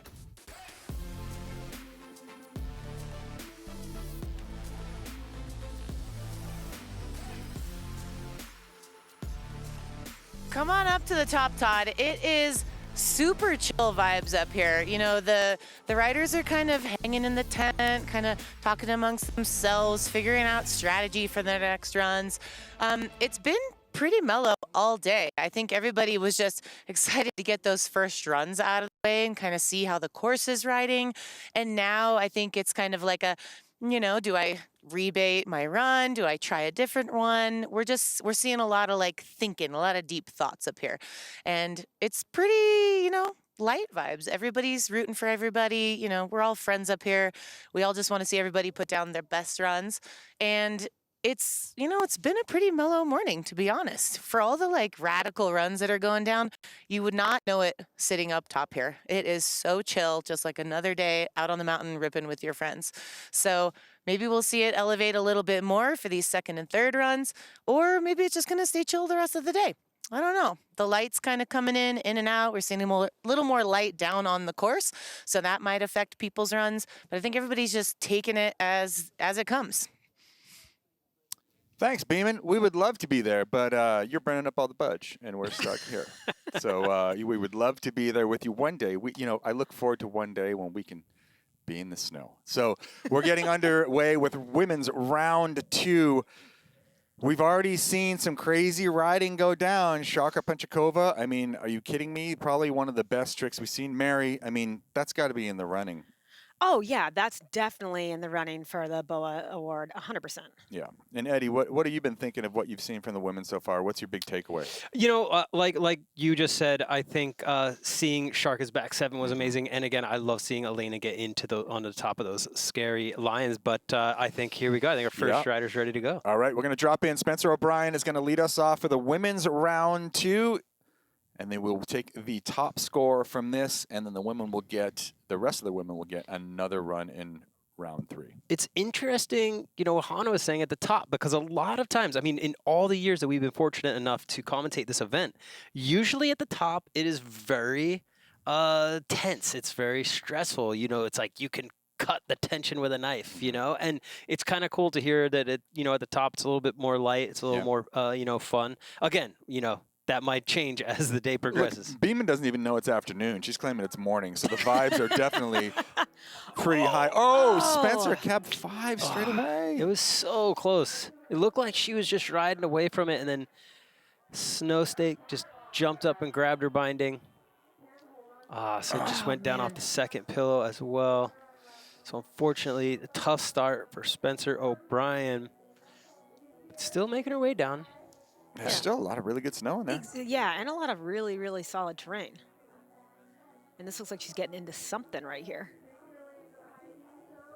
Eddie, talk about like just the conditions of the runouts of some of these pieces of terrain now that everyone's ridden through there. Yeah, absolutely. I mean, I think that's something to be said for backcountry riding. I think when a lot of people watch this, they just assume that every piece of snow is 3 feet deep and soft. But especially down towards the bottom, that is not the case at all. You have a lot of slough that's come down over the past few days. It's set up pretty firm, and there's, we heard like Travis Rice went down in there, and there is some pretty firm, large, just chunks. And so, yeah, there is still a lot of variable snow when you get into some of those runnels and when you get into the run out. So these riders have a lot cut out for them. And I think, too, worth noting that when you're kind of a smaller human, as the women's field is in terms of muscle mass and weight, it is really easy for the snow to kind of throw you around, and you have to really muscle through it, and that's very challenging. Yeah, you can get pinballed. So talk us through this right here for Spencer.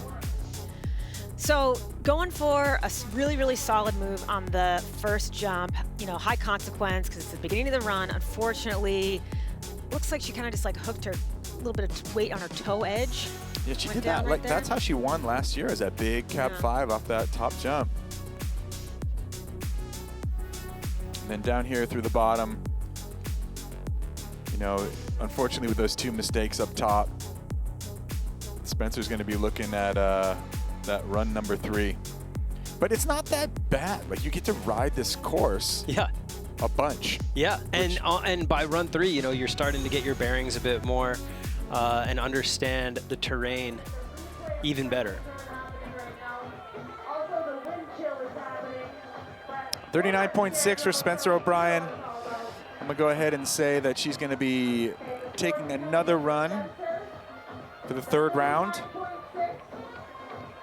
So we head straight back up to the top with Billy Pelchat. She'll be the next one up.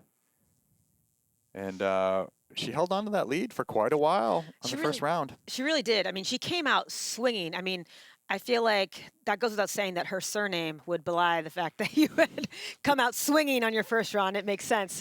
But she really, like, the way that she rode without hesitation was incredible. Well, here's the question that I have to ask, too, is because Billy had a chance to come out very fast in this section of course on run number 1, but it's been ridden a lot.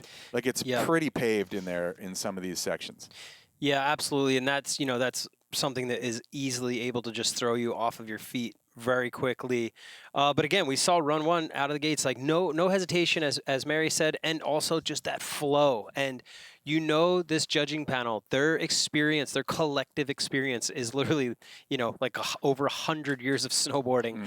And one of the biggest things to prove that you're versed in backcountry riding is not hesitating and keeping a solid flow and not just like stopping and kind of getting your bearings. So that's something that Billy proved on her first run. Yeah, there's one thing, like in the backcountry, if you're filming a video part, you can you know, traipse up and down and hit a cheese wedge for hours, but if you can link up lines and make it look like it's supposed to be happening, that's the hardest thing to do, I think. Yeah, it's very difficult. So also something to note here is the light is getting a little bit more flat as Billy drops in. Here we go. Oh, nice cab 5. There we go. That was great. Stayed on her feet, kept her speed out of it. Keep it up here. Okay, really taking that line that she was taking her first run off the top, really solid. Still not a lot of hesitation. She's riding it like she was in run number 1. Up on top here, looking for opportunity. Nice air. Whoa, that's a wow. lot steeper and a lot more aggressive on the run out than I thought it was. Yeah, I like the drone angle for sure. It really puts it into perspective. So cab 5 up top, not really a lot of slowdown. So she did it again. She kind of, she did exactly what we were talking about.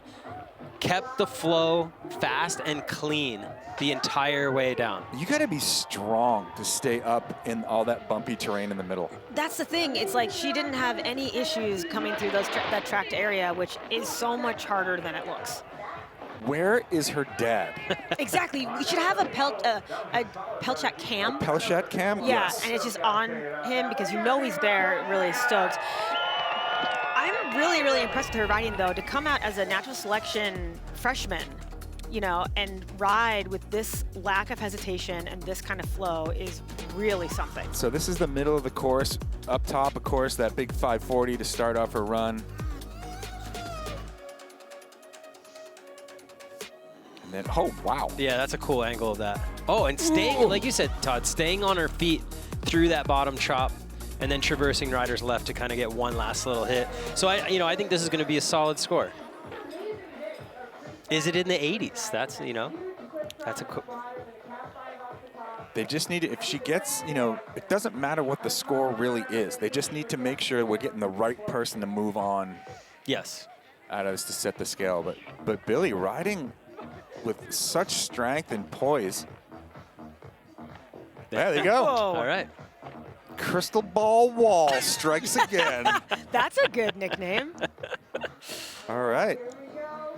That's cool. That's awesome. Yeah, I think that's a great score. And I think, you know, it is possible that could hold out the entire session number 2 here. But again, we still have 4 more riders to go. There he is. Is that him right there? Is that the fuzzy little French Canadian? No, it isn't. Elena Height will be the next rider to drop here. And let's set up Elena, because I think on run number 1, she got a little lost in the woods. Yeah, I think run number 1 was not the speed that Elena is that we're used to, you know? I mean, she was kind of had to pick her way down a little bit, and I think we're going to see her coming out of the gates swinging, because that's what she's so good at reading terrain. She flows so well, and she just generally has very little hesitation and very solid execution. Eddie, what do you have for like line advice? Don't mansplain it or anything. You know, I know how you like to do that, but like, Oh my God. Okay, there we go. Wow. That is perfect. I was gonna say maybe she didn't need to go for the huge trick off the top, but straight away. Look at this. Where is she going? Yes, Elena Height. Look at that. She's keeping the drone operator on their feet, that's for This sure. She's is escaped the so drone. sick. What?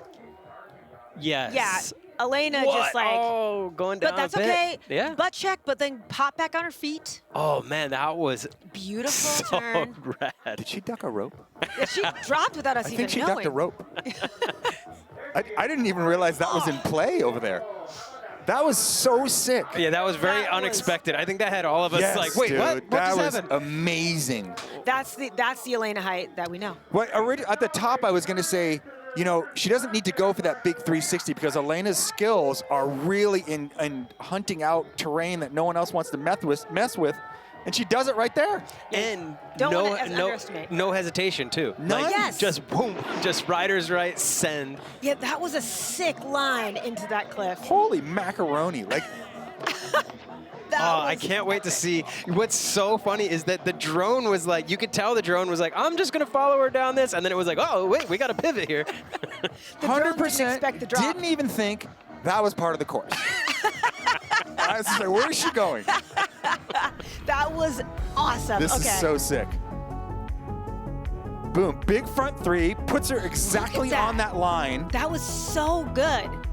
And then yeah, I can't wait to watch this from. That navigation, like, to exactly where she And I wanted was to like, go. be careful. There's like a big drop over there to your I was right. just like, is that like a 300 footer? Like, I don't know what's going on over there. Right in that Oh. chute. That was Heck, rad. yeah. Oh. That was so sick. Okay, we have a new contender for the BOA award. That was so dope. Yeah, I would put that up there with Shark is back 7. Absolutely. And look at these hacks. Wow. Oh, man. Wow. Did the other riders know you can go over there? They do now. Did anyone else get the memo? Yeah, did no one get the memo? That's what I'm saying about, like, you know, people get magnet lined here. Everyone just starts riding where the other tracks are, and then it's over. Yep. And I think, again, that's something to be said for the judging. I think the judges love to see when riders take their own line and open up new zones. And Elena is a trailblazer in so many aspects of her career and life, but also just literally in the venue on the mountain. I'm really excited to see the kind of score she's going to get. So is this enough to take out Billy? I mean... It's going to challenge that. Oh, interesting. Ooh. Interesting. I'm not Todd, do you have any comments on that? I'm sorry, judges. All right, moving right along. No, that was I love the originality of that line. Yes, Yeah. I'm me not too. going to lie. Yeah. I mean, Okay, It was really fun to watch. let's do it again. Yeah. Let's All right. re-rack. Re-rack, All right, restart. Madison Blackley will be the next one up, coming out of Salt Lake City, Utah.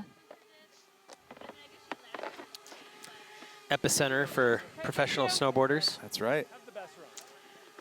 We know she wants to build on that first run because she wanted more.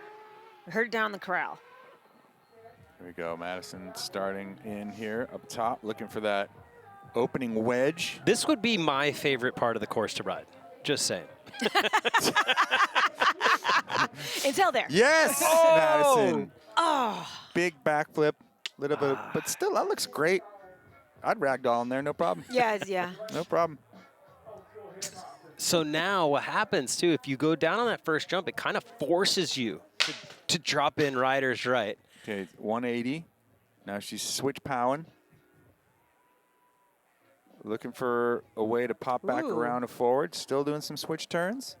Getting kind of hung up. See what I'm saying? If you land that first jump and you keep going, it's going to put you way farther riders left. She was forced to go riders right and drop down the fall line way earlier than expected. So she may be in a zone that she kind of has not scoped at all. Yeah. All right, so Madison's going to have one more little drop opportunity. Setting it up right here. Oh, this God, it looks so different from the top angle. Yes, and by different, scary. Yeah. All right. So Madison, unfortunately, with that backflip up top. And, you know, by virtue of what we've been seeing, the score is trending like Madison's going to have to rely on that third and final attempt to get herself into a position to go on to finals day. These third sessions are getting, they're stressing me out on both the men's and the women's side. Yeah, and we may lose some heroes. I don't like that. But I do like what it sets up because it's excitement, and that's really what it's all about here in natural selection. Let's check out the replay. You can see what happened here. Maybe a little over-rotated and then bounced to a butt check. Yeah. Yeah, just slipping out over the tail. Sitting down on that one. And then down here towards the bottom.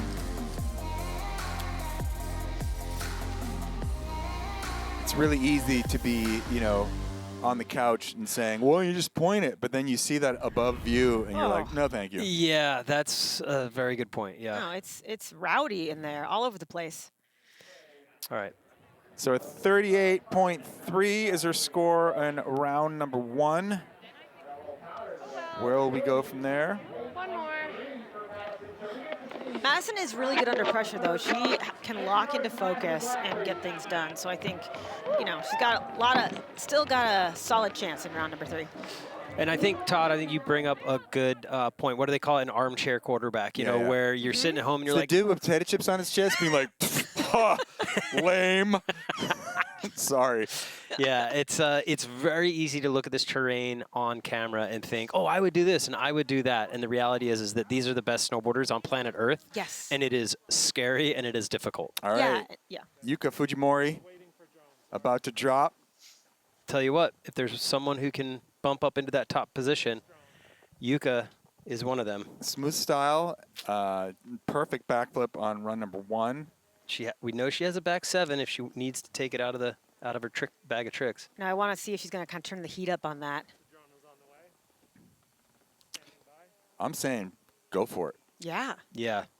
I mean, this is kind of the run to go for it. You know, it's like you still have one more chance, so you might as well throw a little bit more risk at this one. And things are getting more tracks. The landings are getting more challenging. It's only going to be more so as we head into the third session. Yeah, there's a lot of strategy with this type of format, with this elimination format. A little bit of gray bird happening right now. You're going to need those light lenses to find your way, find the definition in the snow. Yuka looking for that same backflip spot. There it is. Oh! Gets bucked over the nose. Over the front handlebars. Stomped and then just got bounced. Here we go, going into jump 2. It looks like she's able to keep her speed. Does she have enough speed? Here we go. Back 3 maybe? Tail grab, back 3. Oh, going down again. Bit of an auger situation. So run number 3 is in the books. As she heads over here into some of the steeper terrain. Oh, there we go. Yep. Oh, couple mushrooms. That looks pretty big. Yeah, that might have been a little bigger than she expected, actually. All right, so Yuka gets done with her second. Oh, boy. See, that's that. Yeah, the aggressive ragdoll through the runnel down there at the bottom. Yeah, that's what we were talking about. See all those little bumps there. Those are a lot of those are solid ice chunks. Oh yeah, so it's like a kind of like a Mario Brothers lava field zone. Yeah. It's very deceiving because and a lot of times that's where you're coming out with a ton of speed too. So yeah, all that snow that falls out of those trees and just gets frozen. It's not fun to hit that at high speed, especially when you can't really see, because it's starting to look like, we had really good definition of light this morning. There's that backflip. So yeah, it really does look like she had that, but then kind of got bounced maybe off that front foot a little bit. Yeah, look at the one that she did this morning was so clean and perfect. Well, you know what, too? There's a lot more tracks in that landing now. Yeah. Landing in powder, it's the hardest thing to do in snowboarding. Yep. That was big. I think that was way way said, bigger that than I was thought like, it was. That was the drone angle kind of doesn't give you that full. It kind of flattens a little bit, but the time she spent in the air was a long time. So Yuka gets a 34.6 for her round 2 score, so she'll be bumped into round 3. One more chance to get it done. As we head right back up to the top, Mary Rand. This is our final rider? Final rider for this round 2 for the women's. Mary Rand coming out of Rhode Island.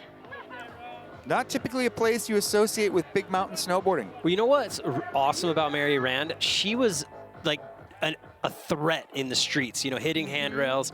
And then she just made a conscious decision to move to Mount Baker and focus on backcountry. Yeah. And I love when riders just pivot like that because it's a very difficult thing to do. And I think Mary is one of those riders who was able to do it well.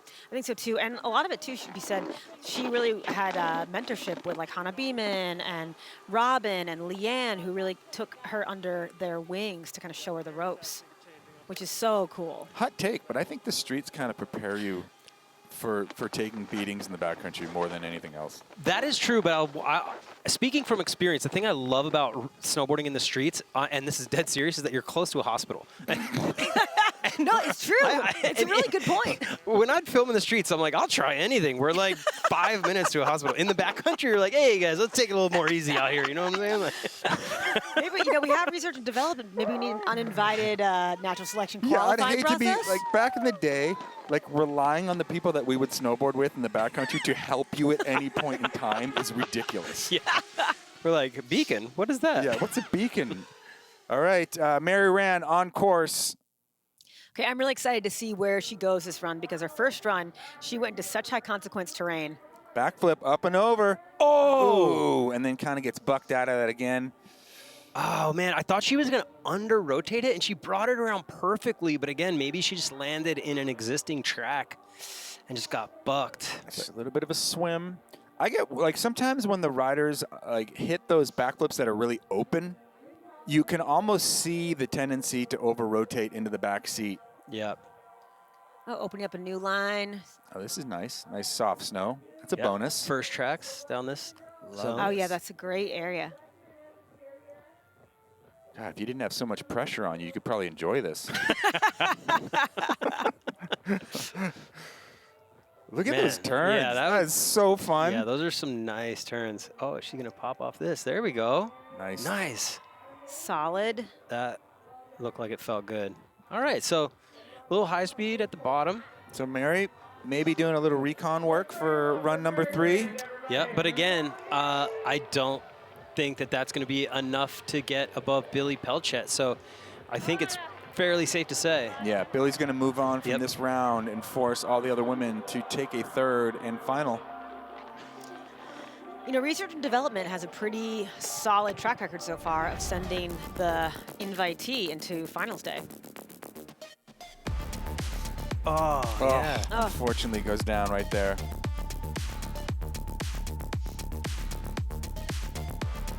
But to Todd, back to what you were saying, yes, I do honestly think if you are coming from the streets and then you go into the backcountry, I mean, it is also nice to know, like, when you fall, you're not tumbling down steps, Right. you know, your concrete stairs. You're like, oh, powder, I can kind of deal with powder. Yeah, but the stairs don't bury you after you go down the stairs. Valid point, very valid point.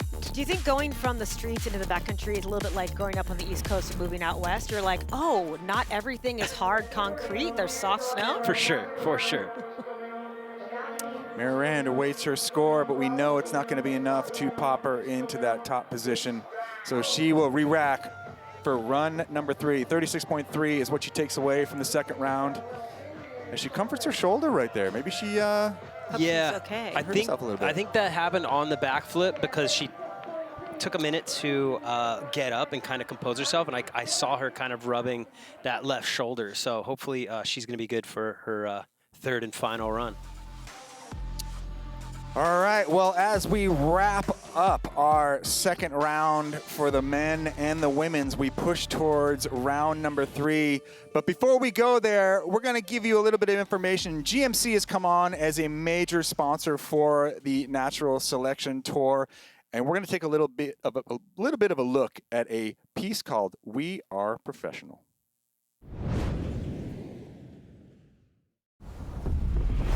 We're in Utah, Powder Mountain, early season, before the resort's even open, and we are looking for the next natural selection venue. What? Frontside 540. One of the greatest snowboarders of all time, Travis Rice. My favorite part of the process is the exploration. That is a thing of sheer beauty. We seek out geological oddities, finding venues for the best in the world to showcase what they do.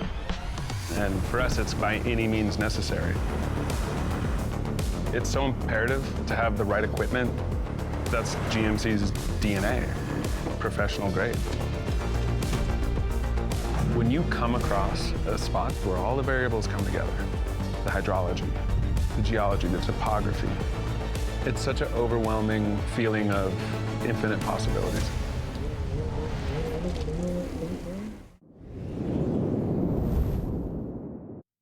Thank you to GMC for coming on board and sponsoring Natural Selection. Before we get into the men's second round here, we're going to look, actually, I should say the second heat of the second round. We're going to talk about the Arc'teryx giveaway. We have these Arc'teryx clothing back here as I demonstrate switch stance. Pointing with the finger to things behind you, we're giving away these, plus this Turtle Box audio, plus the Rocky Mountain watch. And if you scan this, there's going to be a QR code, I swear. It's going to be right over here, but it's like over $2,000 worth of stuff. So you can get, there it is.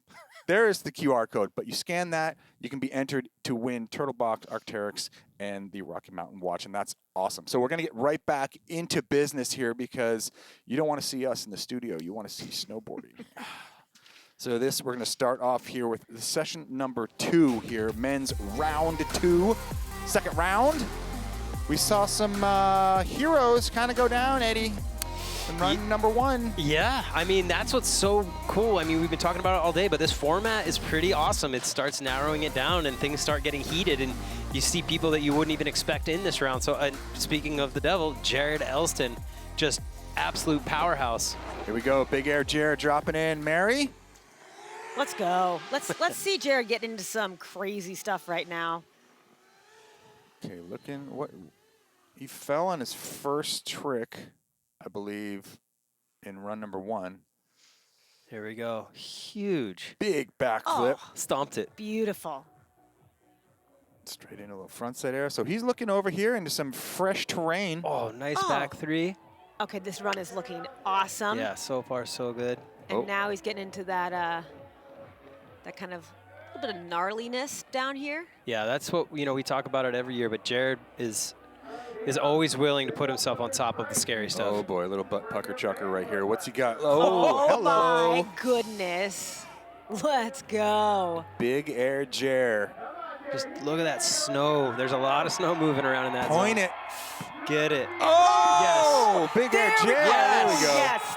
Wow. Listen to the crowd. Wow. There we go. Celebratory chucker.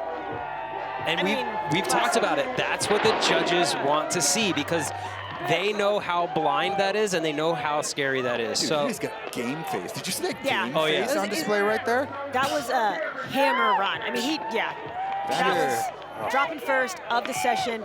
He's like, I want to go to finals. Come at me. Is the face of a Dude, man who and eats he gluten. has this at the top. Look at that backflip right there. Wheelie. There we go. Nice wildcat to start things off. 100-mile-an-hour run out right there. Yep. Wheelies a little bit, but doesn't really even touch his hand. Look at. Oh. That was so nice. Navigation of that terrain, awesome. I think this is going to be a pretty high score. Look at that. That angle does it some serious justice. And just no hesitation, no brakes at all. Just showing a command of the line that he wants to ride. That was cool. Even seasoned riders would stop on top of that for a couple seconds and eye that thing up. That was a good terrain read. So Jared's going to set the bar here, set the scale. I think that's going to be a pretty high bar. I think so too. What is the score going to be? Are you going to go ahead and maybe high 80s? Mid 80s? What do you think, Eddie? I think it's going to be in the 80s. It's going to crest the 80. Yeah, I agree with that. Mean goggle tan going right now. You think it's the wind a little bit? Could be. A little little bit of wind redness. Looks like he spent a summer up at Mount Hood. That's right. He might be a welder in the off season. All right, what do we got? Come on, I want to see this score because Jared definitely put the work in right there.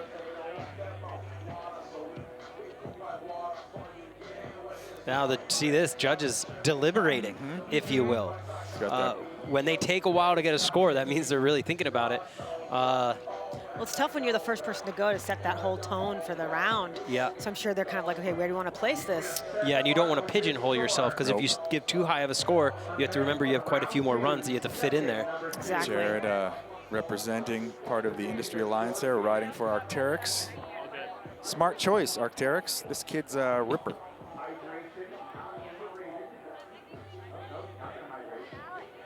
Got his pro model in the background, the El Camino by Arbor. Is that an Arbor board? I couldn't tell. I hear there's a great team that helped develop Yeah, and the that team board. manager I've heard is awesome. He's a great guy. I can't remember his name, but Yeah, he's not super memorable, but I heard he's really nice. I don't know, Eddie, if you got a rider that likes to ride Alaska, that's kind of expensive. yeah, that's expensive rider. this is true. Oh, This is here we true. go, here we go. Yes. 88! Jared Elston. Wow. What is that? On time, every time. You see that little claim right there? Wow. Look how. Oh, there we go. Calm in the editor. Yes, Okay. he is stoked. Wow. Okay, we saw it before he saw it. Bryn Alexander up next, coming out of Whistler, BC.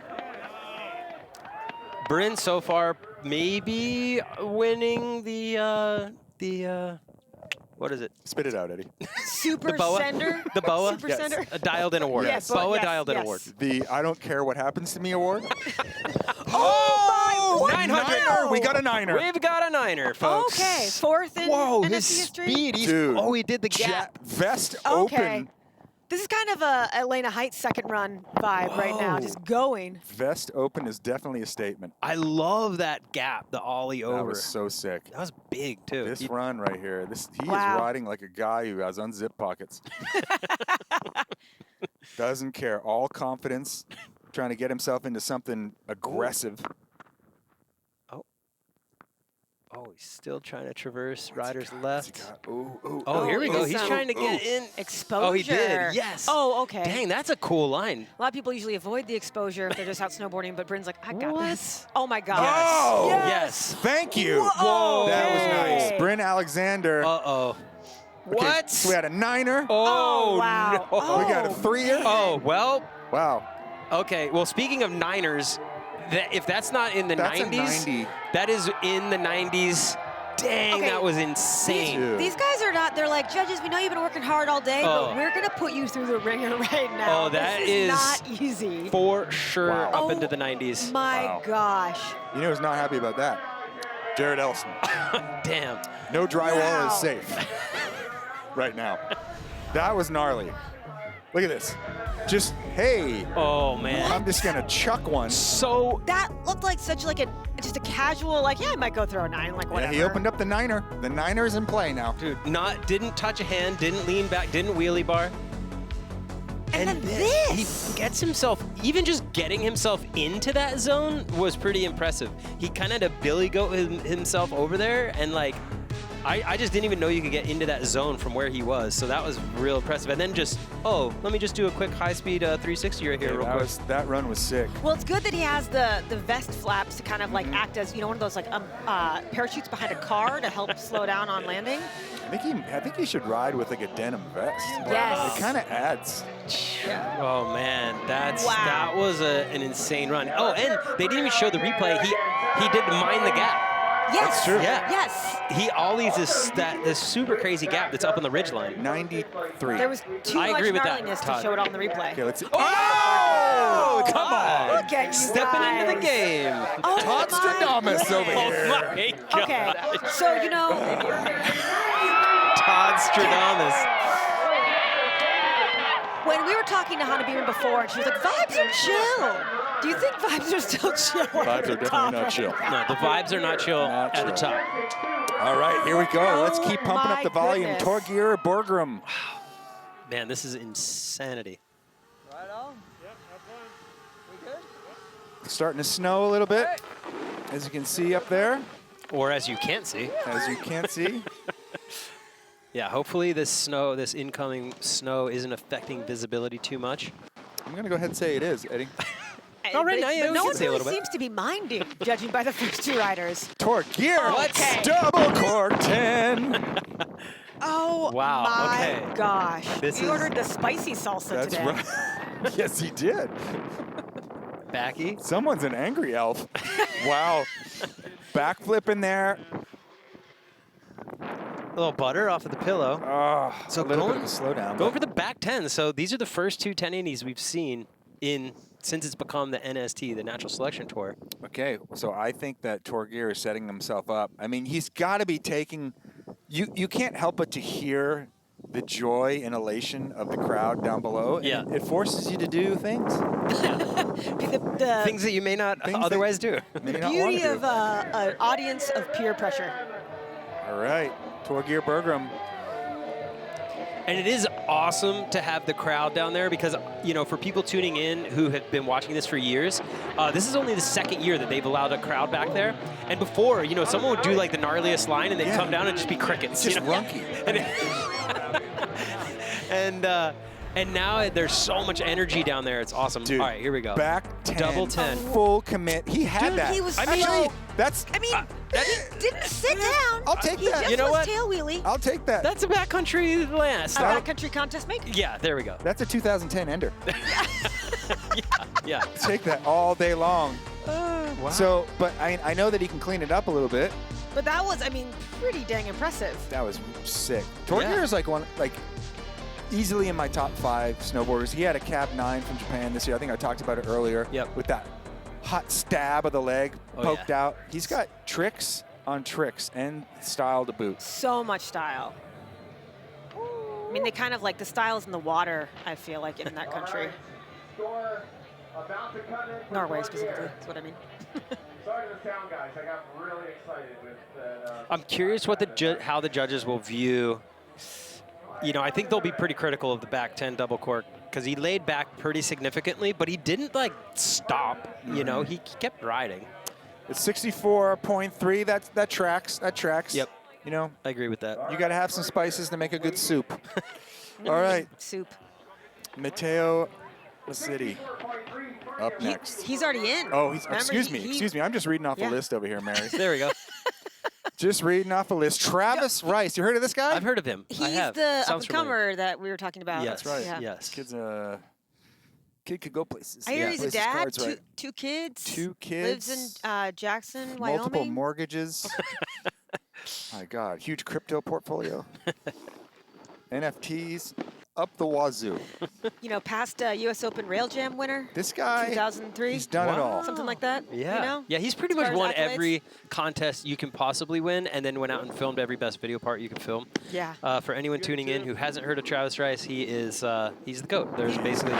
And GOAT means greatest of all time, just in Yes. case you've heard us saying that. And he made a little thing called natural selection. Yeah, this contest. Yeah, if you've heard of it. Not that, you know, it doesn't have enough on his plate, really. All right, here we go. What is he doing? Oh, front three. Ooh. Going into it. Oh, Ooh. front 3 to front flip. Into. Totally new section. Yeah.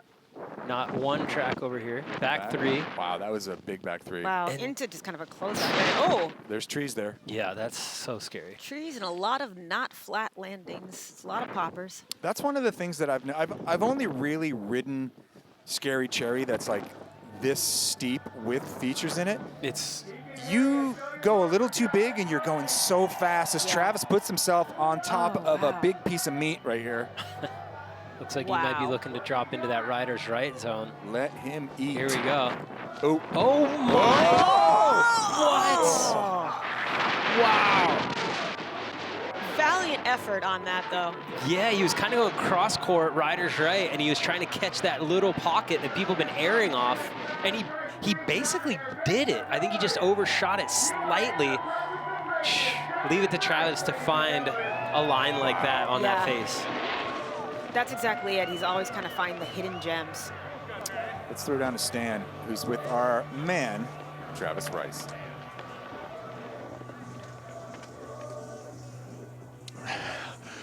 Trav, following you through that going to the most high consequence line. True or false? Got to make something happen in run 2. You're looking at Elston with an 88, Bryn with a 93. You look at that, you figure that's what it takes. I mean, with these guys, you can't let your guard down. Ain't no safety runs out here. So now you've explored kind of east, west, you know, looking like you may need to enter into run 3 territory. Is there a mindset there? Well, yeah, I mean, we got right, left. Might need to just tread a card right up the middle of this next run. Love it, Trav. Thank you. Thank you, Stan. Wow. Okay, so straight down the middle. Oh, that angle. That was huge. Does it justice. That was so big. And that's what's interesting, you know, the different angles really put it into perspective. Hey, this is what I mean. Like, I don't want to put Travis in that position, but we get the best Travis when he's backed up against the wall. Yes, yes. And the beauty is we're going to get to see one more run from him. Mm-hmm. Yeah, he can pull a rabbit out of a hat. Magic Man, the Magic Man. It's nice, you know, put the pressure on. See, there we go. Yeah. See what everyone, you know, ain't no skipping the whole thing, getting out first run. I like that mentality. Put the pressure on. Yeah. Yeah. More snowboarding. Some more snow's coming. Let's see what Travis gets. It's a 68 flat, so. There's no top in that run. Yeah, he might be. Yeah. Here we go, score coming in. 68, so we're going to see Travis. So Travis will head back up for the third and final run as we re-rack up top here with Mikey Cicerelli. What do we like about Mikey Cicerelli on this go-around, Eddie? Well, I'll tell you what I like about Mikey is he's like one of the nicest competitors out there. I love just bumping into him at snowboarding events because he's always just a good dude to hang out with. And I mean, that's on top of being one of the best backcountry snowboarders of all time.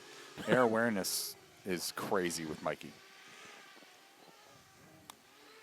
So coming in here, switch.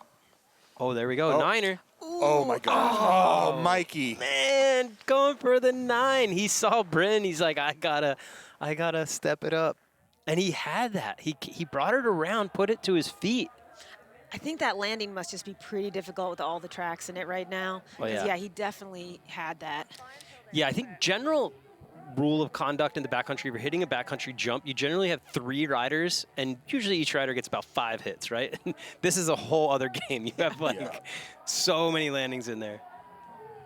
So Mikey coming down here towards the bottom, trying to find a little bit more to tack up a score. Nice little transfer through the trees, and that'll do it. But that 9 was going to look real nice. But, you know, I just keep comparing the choices that the riders are making to, you know, what Bryn did. And I feel like the consequences over there and the speed, like you're not, like you need to go over there if you're going to play that game and do like 1 or 2 tricks. You got to go over there. Or just Elena hide it and go hard right. Yeah. Todd, did she just duck a rope?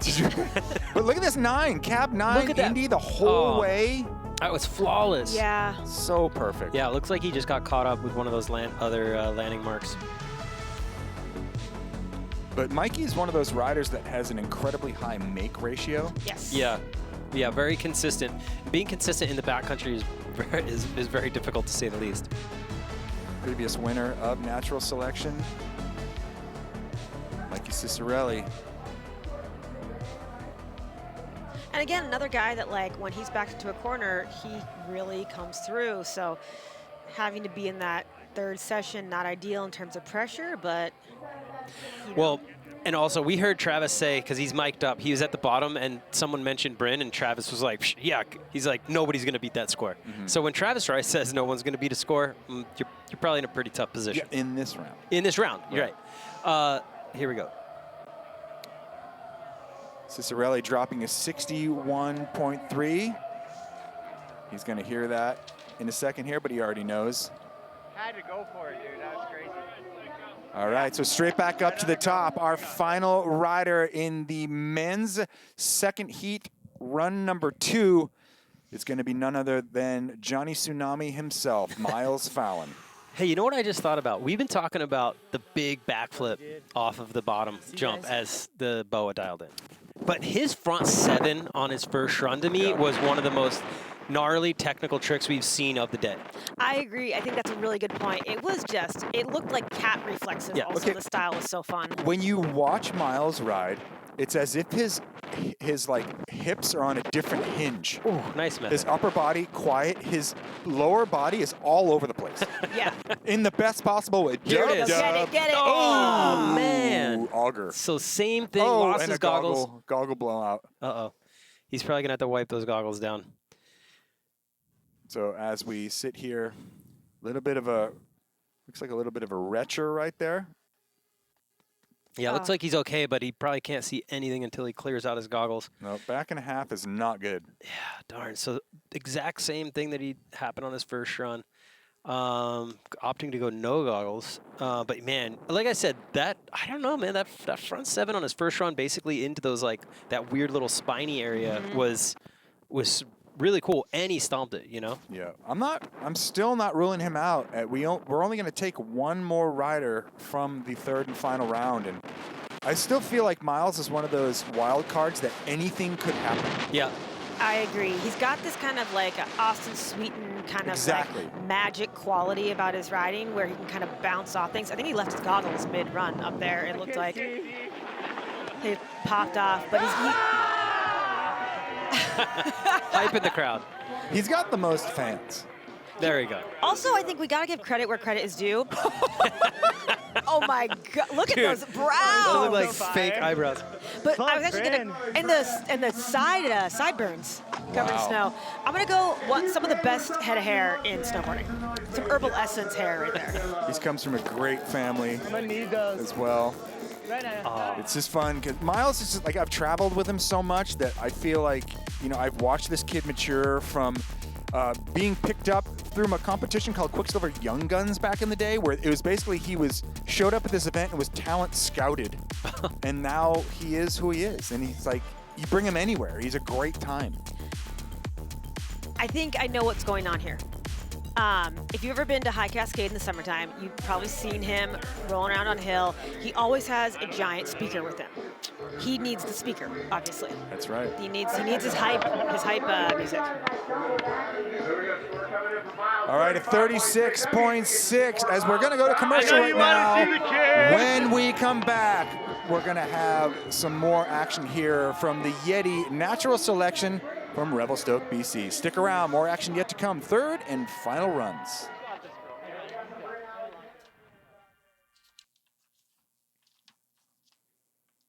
Is Eddie Spaghetti back in?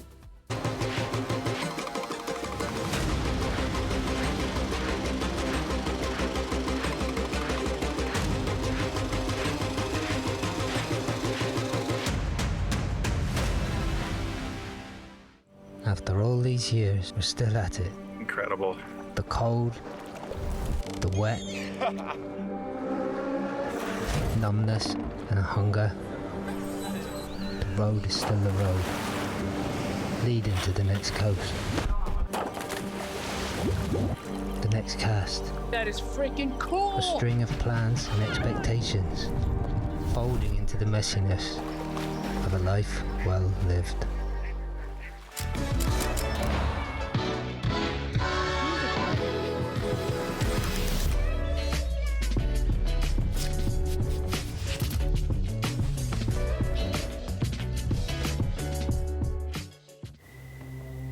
It began with a simple idea. A watch shouldn't sit still. It should move, climb, travel.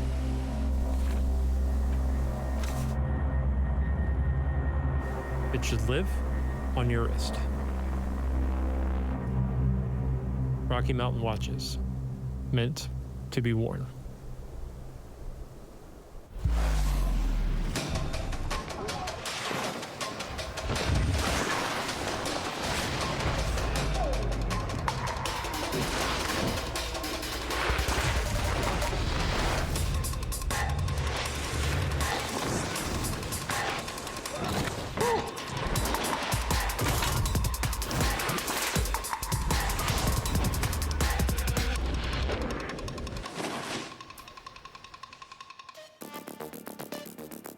Welcome back to the Yeti Natural Selection here at Revelstoke Mountain Resort. A little bit of snow starting to move in. Rocky Mountain Watches, our official timekeeper, keeping track of things. 30 seconds till our third and final rounds open up. There are 5 men in session 1, then there are 5 women left, and then there are 5 men in session 2. Only the winners will join our 3 already qualified riders. In session 1, that is Nils Minnick, Mark McMorris, and Blake Moller. In the women's, it's Sharka Panchakova, Zoe Sadowski-Sinot, and Billy Pelchat. And then in the second session of the men's, Matteo Massiti, Gigi Ruff, and Bryn Alexander are already qualified. It promises to be very, very special. Shout out to all the Evo watch parties. Natural Selection's official partner for retail. Now, though, it is the turn of Dustin Craven, opening up with a cab 5 on the east venue. Holds on to that one, but so much fresh snow as he sniffs out a look at where Elena Height went on her second run. It's hard to tell because of the light, but yeah, he's on something big. Oh, wow. Yeah, that's... There we go. What? Oh. Double! Oh, my goodness. And he tomahawks off the second section of it. He's moving with the slough. Pulled a lot of snow off the top of that.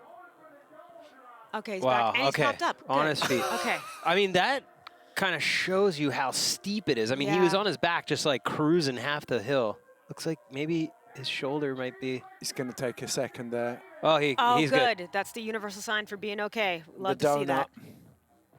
All right, so he's good, but he's just... Maybe his goggles came off. But man, talk about putting it all on the line in round 3. Dustin Craven. Oh, man. That was a huge risk considering we've seen this front starting to come over the venue now. Yeah. And there are no trees down there for definition. No. You're going totally blind. Completely blind, and no tracks. You know, of course, nobody else has done that line. And here's the thing. We thought that was super gnarly when we just, you know, the view we had was just one single, Yes. you know, rock face. I didn't even realize that was a massive double and that there was a second cliff under that. So Craven putting himself, you know, he knows this course almost better than anyone. And so, you know, he was saving that specific line for his, you know, when it's all on the line. Do you think they can give him a mulligan on that? Like, I want to see him land that, if he wants to go hit it again, of course. Yeah. We know how hard Craven is on himself. He wants this so badly. So starts off with this cab 5, leans a little toe heavy, but you know, able to hold on to Deals with it so beautifully. Yeah. Like the upper body isn't panicking at all. He's like, I've got this. And right into that gnarly, gnarly spot. Oh, this angle. That's video part worthy, this piece of terrain right here. That's video game worthy. Yes, it is. Oh. Oh. That was, the second chunk of that was so sizable. The fact that he was able to do a full tomahawk in the air. So it just goes over his nose. I mean, we talk about the Boa Dialed In Award as a memorable moment. It doesn't necessarily have to be a make. That's pretty loose. Just stepping to that is, I mean, a behemoth cojones. With this much visibility and no trees for definition, that is a huge call. This is the tragic side of round 3. We are saying goodbye to people. There's been a last chance saloon up until this point. And you said it before, Mary, and you, Eddie, there's nothing to lose here, everything to gain.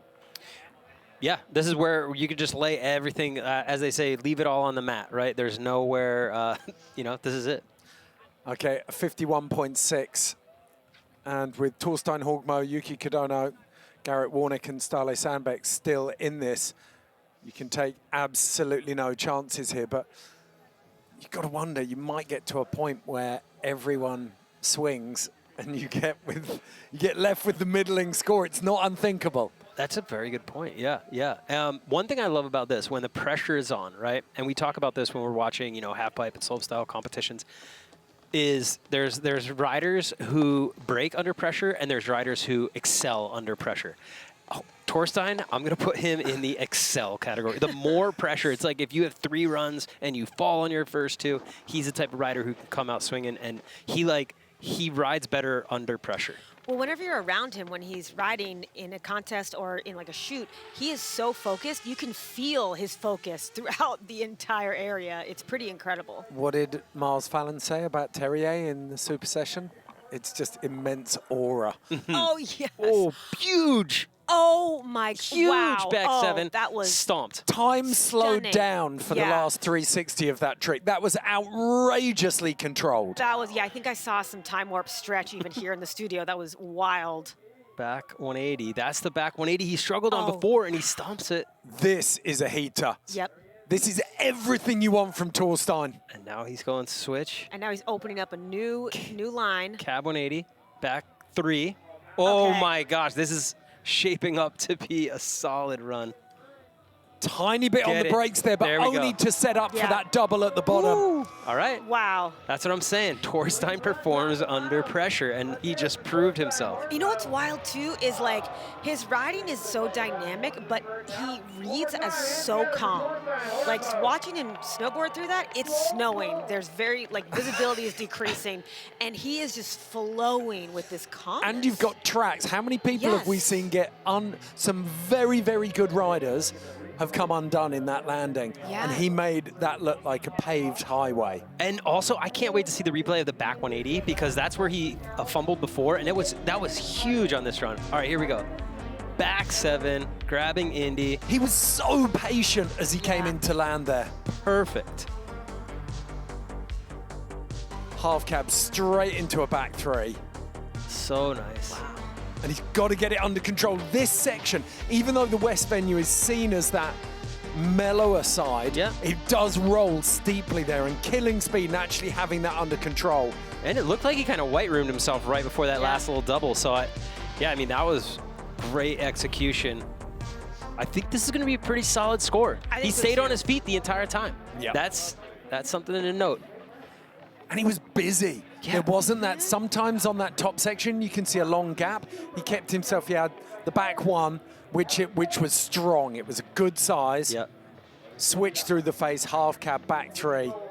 This is going to be a real solid score. And he looks happy. I feel like he's got a good game face for the most part, and he's like letting a little bit of that stoke come through right now before the score comes in, so that's a good sign. Snow Leopards in the hunt for a score here. Yeah. I mean, that was an awesome run. I just am blown away by his composure. I think it's like Zen master-like. Well, Eddie, you called it. Pressure makes diamonds. There we go. And this one sparkled. Look at him. He's looking relaxed. Yeah, I mean, he stayed on his feet. He did, I mean, I don't even know how many. He did multiple tricks. You know, he had a back 7, he had a back 1, rode switch for a while, cab 1 into a back 3, and then kind of a double, small double. There's his wife and little baby. Aww. That's some good motivation right there. Here we go. 88. Big score for Torstein. Oh, look at the tiny goggles. That's so adorable. Oakley hooking him up. Wow, so Torstein putting the pressure on the final 3 riders. Judges using same scale throughout the day. It's the same score that we saw for Jared in round 2. So back up at the top, though, it is Garrett Warnick straight in. No hanging around here. Oh, what a cool feature. Beautiful, and he man. brings it round. It was like a power slide on the top. I think he got that. It was hard to tell. Yeah. Fully did, I reckon. Okay. It's like back 90 to... Wow, that was sick. Okay, great start at the top. Back 3 into some steep zones. And again, powering through it. Yeah, really good flow so far. Hasn't slowed down much. Cruising into this. This is where we saw Blake Moller's 3 Yep. with that downhill takeoff. Yeah, where the snow broke away. There's that back 3. Okay, nails it. Very smart. He knows. So Blake Moller pulling a 91 out of that. He had the switchback rodeo up at the top there. Switch ride out as well. Okay, so this is, I think, Torstein's run, just turning up the heat. Garrett Warnick responding with that. And we saw exactly the same thing with Jared and Bryn. Yes. Last round. I do like how he hit the feature at the top. No one has hit that feature yet. He opened up that big kind of gap up to the butter box. It was hard to kind of see what he did. I was thinking it was kind of almost like you said, Ed, like a backside 180, but almost like a. It's about 90, isn't it? Oh, Ooh, sick. Like oh. toe jams. Yeah, That was cool. Yeah, that was rad. Front 3. So very solid run, and then the back 3 at the bottom. Pops around, rides out switch. You can see him trying to get through some of that hardened slough at the bottom. And there's that front one into the switch ride out. Is that enough to take out an 88 from Torstein? I would be pretty surprised. I don't think that's going to edge out Torstein. Really solid But a run, really though. good run. You're always thinking, like, law of diminishing returns. We've already seen Blake do that 3 off that feature down at the bottom there. But it is only one. Like, the kickers are getting way more action, and it is still spinning off a downhill takeoff. So Worm waiting for this one. Yeah, I'm thinking high 70s, low 80s on this one. Maybe, actually, he never fell. So, yeah, probably like maybe in the low 80s, like 81, 82 or something. And the combo of the enhanced features up at top, the natural feature down at the bottom. Imagine if he gets an 88. If it's a tie. That would be, I would be pretty surprised if he gets an 88. But again, the judges are kind of looking at this in a little bit of a different way. They're picking up on things and discussing this in a different way than we are. Here we go. 69.6.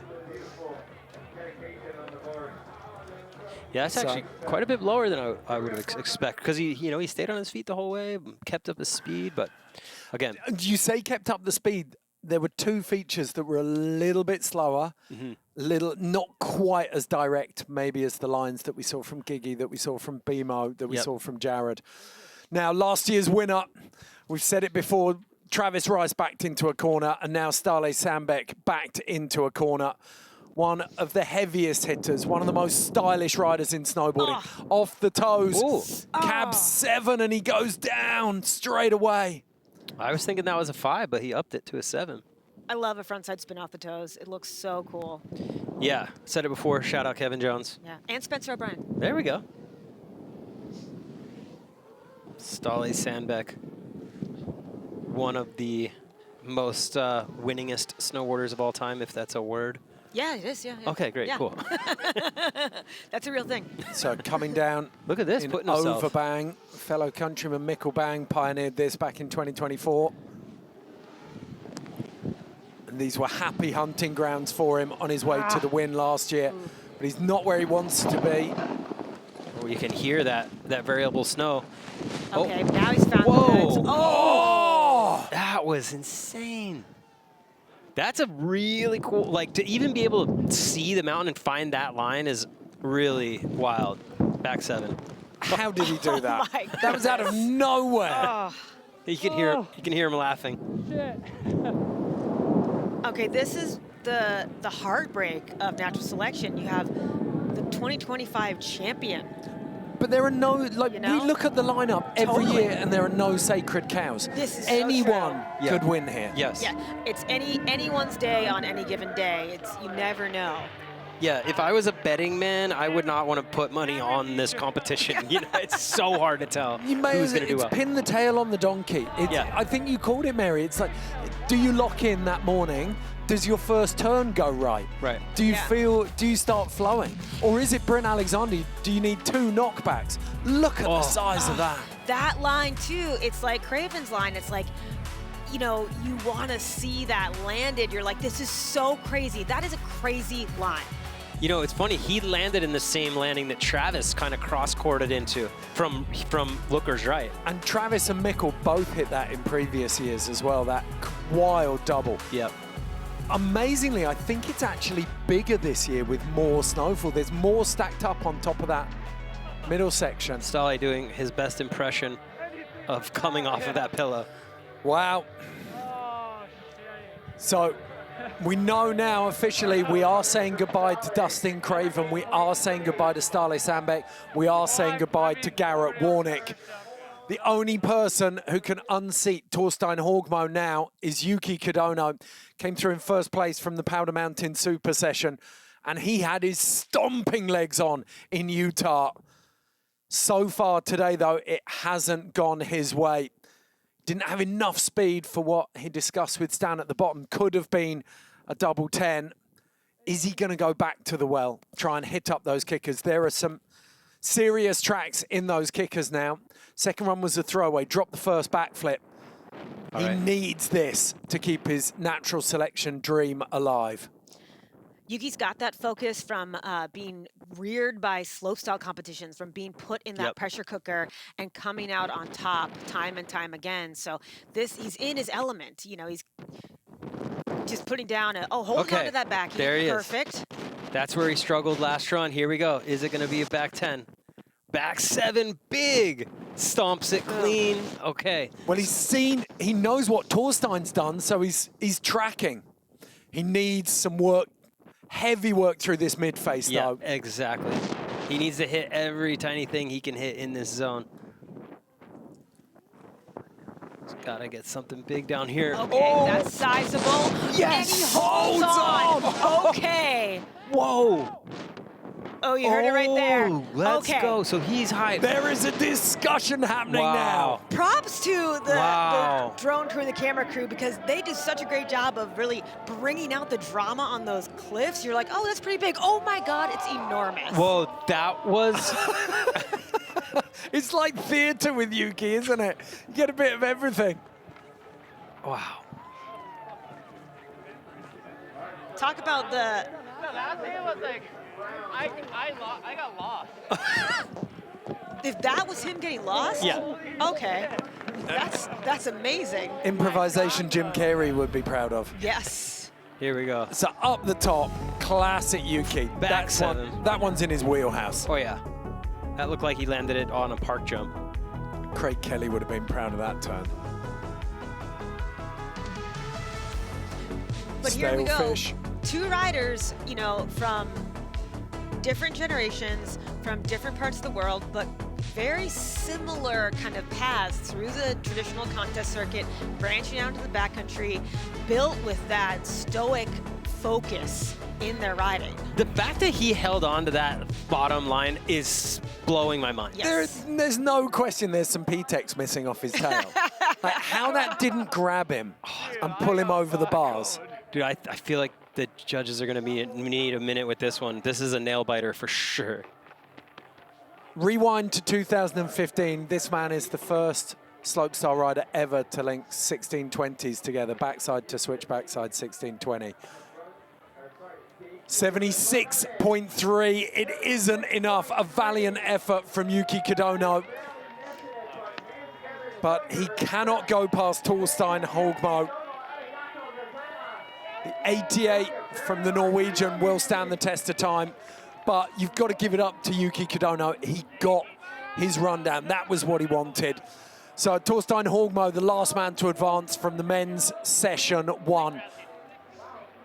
We've got the women's final 5 lining up, and we've got the men's second session to come. But quickly, we've got the stepping out trailer coming up from Arc'teryx. One of the most important jobs at natural selection is assessing and managing risks. And we have some of the best in the business on site here that keep the athletes happy and healthy out there. From snow science experts to the guides to the medical staff on site, these people are integral to making the event go off as smoothly and safely as possible. It can be difficult for some people to get an understanding of just the years of training that happen before they can work in these unseen jobs. But we're here to say thank you to all of our staff working behind the scenes, keeping everyone safe. These guides spend over 150 days out in the mountains every year. And this short film from Arc'teryx followed the ACMG splitboard guides Christine Feleski and Joey Vosberg into the Selkirks to showcase the non-stop grind these guides go through.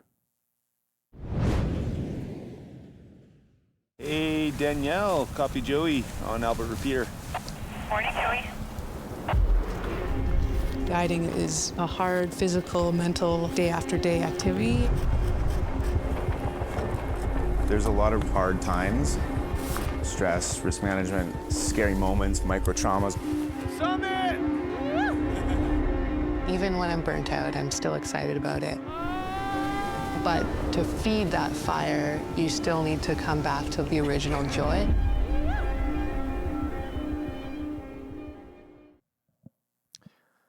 Welcome back to the Yeti Natural Selection here at Revelstoke Mountain Resort.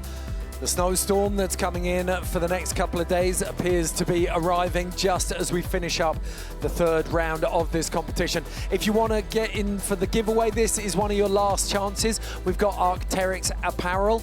They are our official outerwear supplier. We've also got the Turtle Box speaker to give away, and we've got this incredible Unimatic limited edition watch from Rocky Mountain Watches, our official timekeepers. So it is time for the women now. We've already seen Sharka Pankachova coming through, the Czech rider, Zoe Sadowski-Synnott with the 78, Billy Pelchat with an incredible second run, 80 points for her. Saw her squeak through. So we have 3 of our finalists. Now these 5 riders, Spencer O'Brien, Elena Height, Madison Blackley, Yuka Fujimori and Mary Rand, are battling it out for just 1 spot. It felt like a few of these riders struggled a little bit on that second run and need a reset now. I mean, no surprises right now that obviously it's getting a little bit harder conditions out there, a little bit harder to navigate. So I think the tracks and some of the landings were difficult for some of the riders. But yeah, I just, this is a tough lineup. There's 3 of our 4 finalists from last year in this right now, our former second place winner and Yuka first time. 2 words, Elena Land. Well, Spencer O'Brien setting off the Canadian from Alert Bay in British Columbia on Vancouver Island. Goes cab 5, just a little bit under-rotated and heavy on the heels. Ooh. Tumbles down the side of that tree. Oh, and that is a bitter pill to swallow, but this run isn't dead. This is true. This is true. Okay, so solid straight air right there, picking your way down into popper-filled zone. Oh. Trying to find some of that fresh snow. It's hard. I mean, it's a kind of a treasure hunt right now to find some snow that isn't chewed up by people either cross-cording the slope or just bomb holes.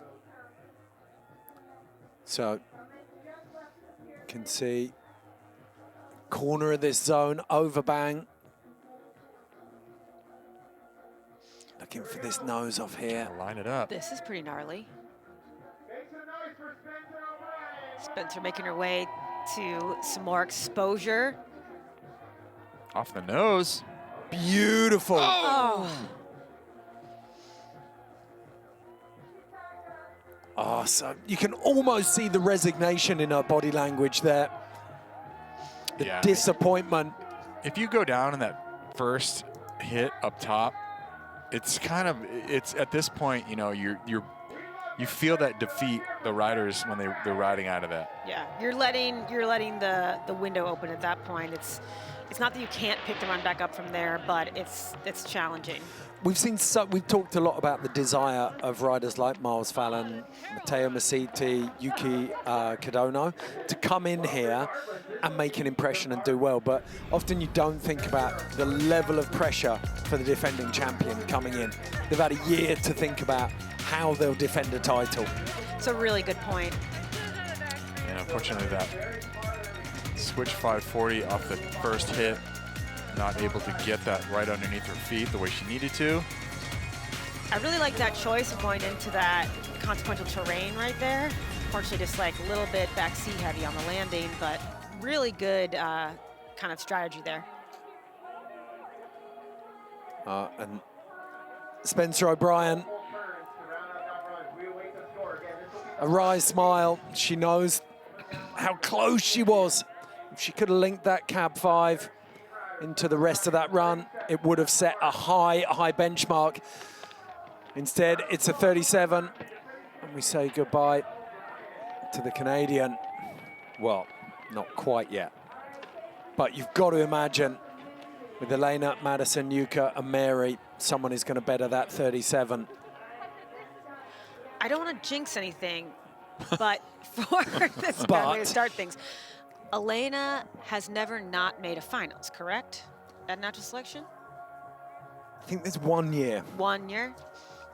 Yeah. I don't want to jinx anything. I'm just bringing that up to show how consistent she is. She's never had to duel, you're right. Yeah, and how great she performs under pressure. Well, I it's mean, pipe smarts. Exactly. You know, she had to sit in the start gate for X Games for how many years, and it's all about strategy. But right now, front three again. Stays Okay, up. beautiful. Good. Okay, get over in that zone. Now she's going to the Elena land. Elena land. Rope ducker. So she wants this drop off the end here. She knows what it's like now. It's so much harder, though. There's so little visibility down here. Taking a new Oh, line. yeah, Elena. Oh. Just bouncing out of that. Was a quick butt check, though. Still, that was a different line than everyone else is taking. And at this point in time, you don't need to put up a huge score. You just need to put up a better score than everybody else. Yes. So it was a big drop as well. Yeah. Exactly, and that's the thing, yeah. I think he's going to be a bigger score than Spencer with the 37. Oh, easy. But is it going to stand, is it going to stand up? That's so hard. With Madison, Yuka, and Mary all dropping, you've got 3 threats to that top spot.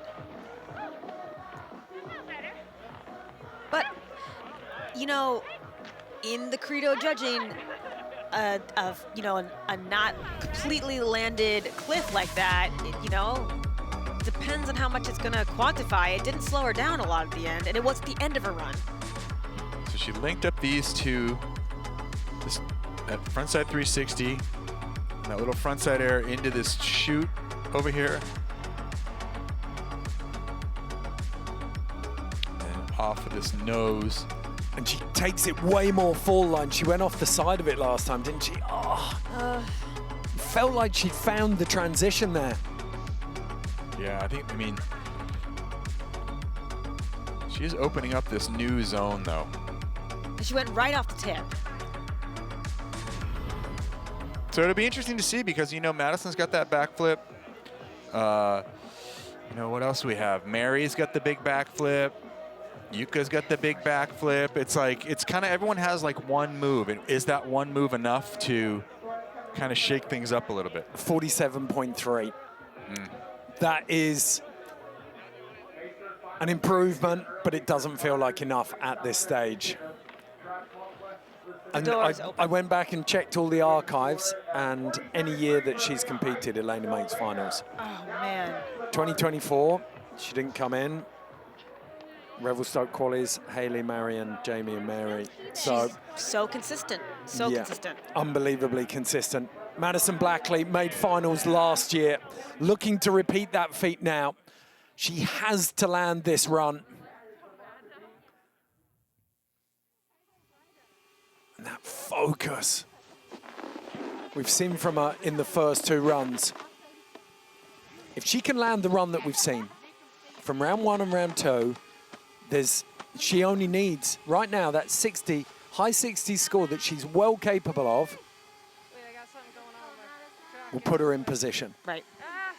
I'm lost in my jacket. That's perfect preparation. That's exactly what you want before a high pressure run. I'll tell you what, it's actually maybe better though. You distract yourself. Yeah. That's true. That's a good point. Get in your own head. Like, you know, that's one of the things I always really hated about contests is. If you got a clear picture, we can drop her heavy only. Liam Griffin there, the start marshal, one of the founders of Natural Selection, working tirelessly with Travis Rice, decked out in his Arc'teryx. You can see his Mons Royale neckwear and beanie, that merino first layer, all working hard to keep him warm. He's got the turtle box rocking as well.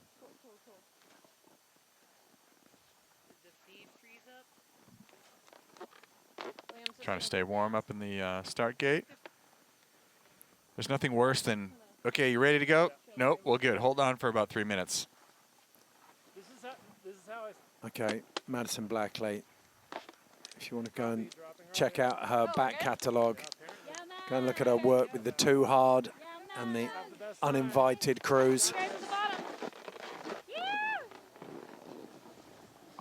Here we go. So Madison Blackley on course. 48 will put her in the finals at the moment. Heading down that ridge line. She wants that backflip. She's kind of missed it past a couple attempts. Will she get it this time? Up and over. Landed. She's got it. Oh, a little back seat. Thought that looked good. So door's open. Door's open. Still. This door is really, it's I a mean, lot it of is a jar. drafts. It It's is definitely a drafty. jar. It's creaking in the wind. So switch power turn. She had problems with that her last run. Looking to hop around.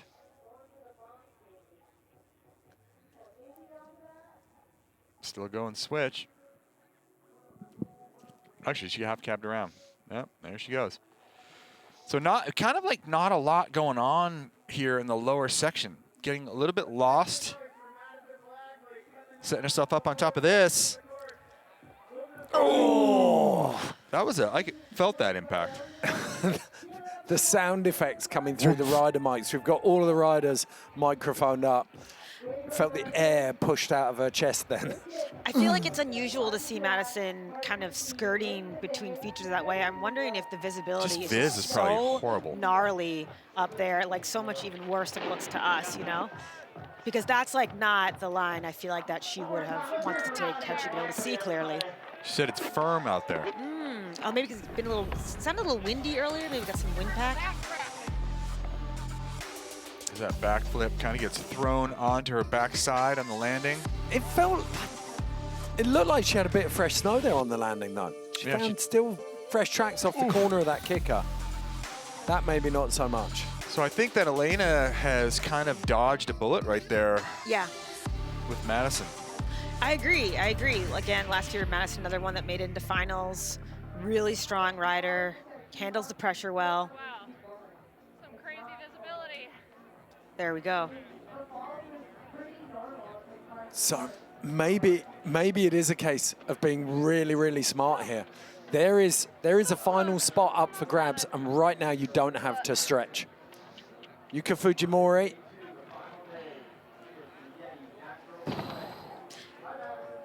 Mary Rand. Yeah. Mary's. It's not going to take much.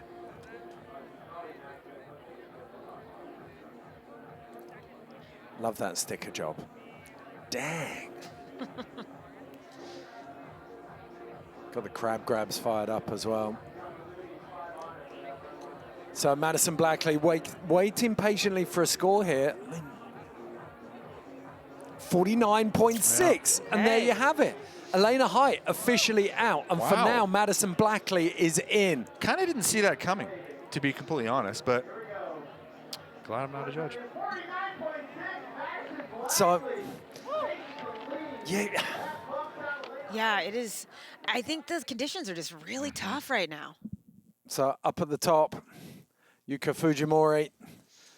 Parents ran the ski resort Echo Valley in Japan. It's closed down now, but she grew up with the resort on her doorstep, very like Zoe Sadowski-Sinnott and Snow Park in the Southern Hemisphere. So Miyoko is a local hill, home of the Super Sessions.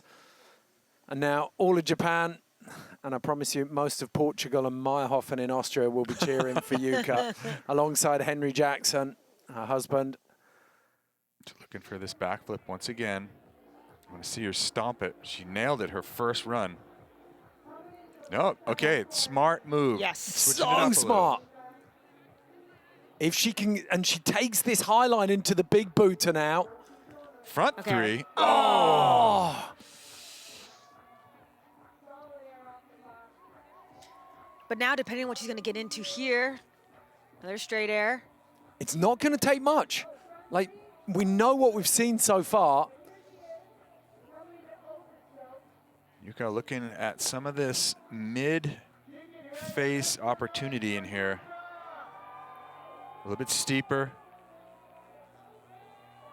Sending that section. Smooth. Through that debris. Ah, nice hack right turn. there. Okay. Right, so an amazing reset after that horrendous second run where she just got ragdolled, ragdolled, and ragdolled. She's reset beautifully, but is it enough to take down Madison Blackley? I would say, you know, with the front, if she had landed that front three, it would have been easy. Easy to call it. Yeah. But kind of very similar. I mean, she did have that drop at the end, and Madison didn't land at the end. So that's tough. That front three just kind of augers into the side of the hill. Yeah, she caught the corner of the feature, didn't she? That landing just starts to roll there. But this was nice and steep and controlled. Like rode with flow. Just kind of floating through that. A little bit of a gnarly run out. Yeah. Is it bigger than Madison Blackley's feature further over to the rider's left? Don't think so, but landed clean. Yeah. 43.3. So it's not to be. Madison Blackley holding that top spot as we come down to our last rider in women's round 3. Coming down out there. Mary Rand cleaning the base of her board back up at the Temple of Stoke. There is an opportunity here. There is a final spot going begging for a score under 50. That is a huge opportunity. I think Mary's got she has the line wherewithal, and she has a couple air tricks. I mean, she's been doing that backflip for years. So if she can put that down and then just keep the flow going, middle of the course. I like the way she's gone for the Shooter McGavin guns as well on her portrait shot. That's fantastic. We've seen Mary, I think, like you look at this venue over the years and we've seen both sides of Mary's riding. Like she had an absolute scorcher here in 24, 25, not so much, struggled. Got the wild card back this year because of that second place result in 2024. If she can settle now.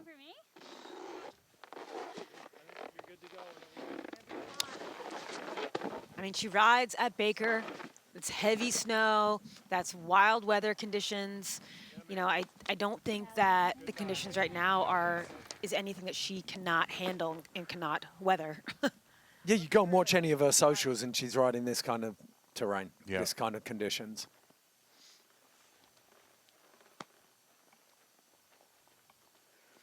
I think it's going to come down to her line choice and what she wants to get into in this third and final go. And if we see something kind of akin to her first line or a combination thereof. She just needs to land one big trick up top and keep the flow. Like that's really all it's going to take right now.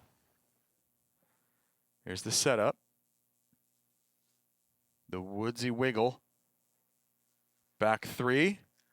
Oh, bounces out. It's just undone so many of these runs. But still, I mean, the score is not huge.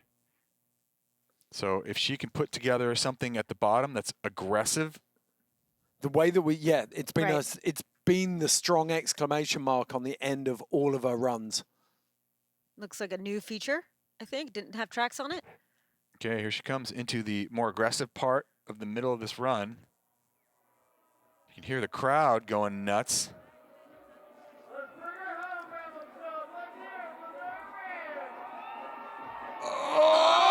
Oh, she just holds on. Stood up hard on her heels on the landing there. Tracked hard riders left, but she does keep it on her feet. So, 49.6 for Madison Blackley. So will we see will the flow be able to eclipse the 49? That's the question, because there wasn't like a big move in there.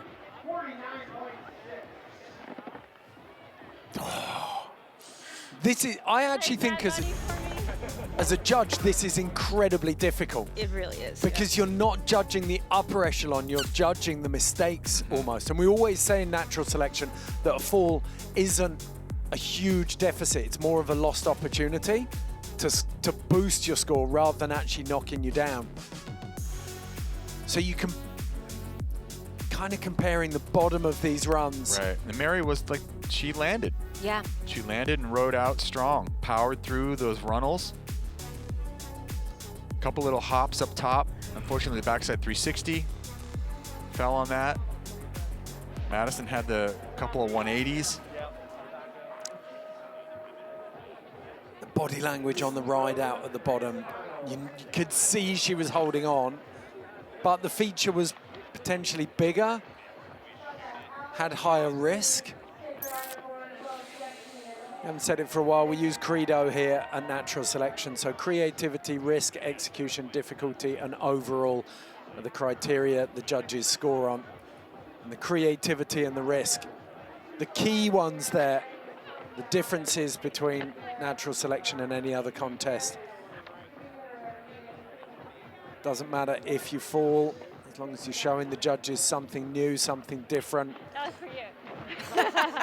Not everyone else. She's talking to Stan or the cameraman? I think the cameraman, or camera person.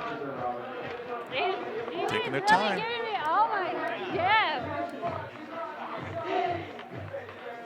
Come on, what's taking so long? I was just about to say, you know, just smiling gratitude, there's the East Coast right there. One of the OG Your Groons crew. 47.6. It is exactly 2 points shy of Madison Blackley. So Mary Rand will not make it. Instead, it will be Madison Blackley who comes through in the last chance saloon round, the third and final round. Let's hand it over to Hannah Beeman. Madison.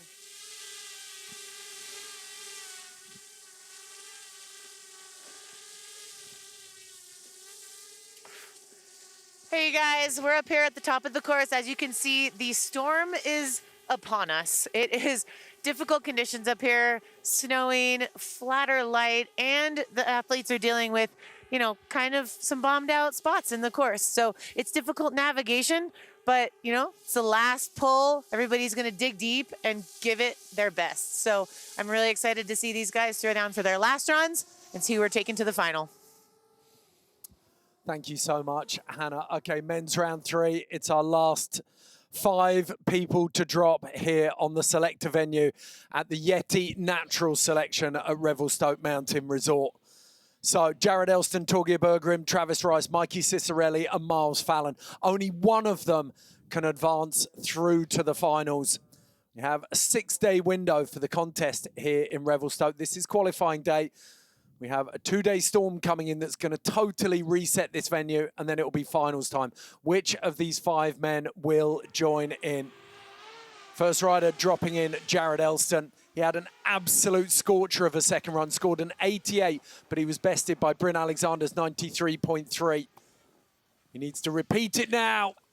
Double trouble. Yes. Gosh. Stands it up hard. This is a run with intent right from the off. Judges sat up and paying attention. Up and over twice. Jared's sitting there like, you know, if I have to do this again, I'll do it again, guys. Man, yeah, he that's what he stomped said that. about the backflip. Do I need to do another one of these? Exactly.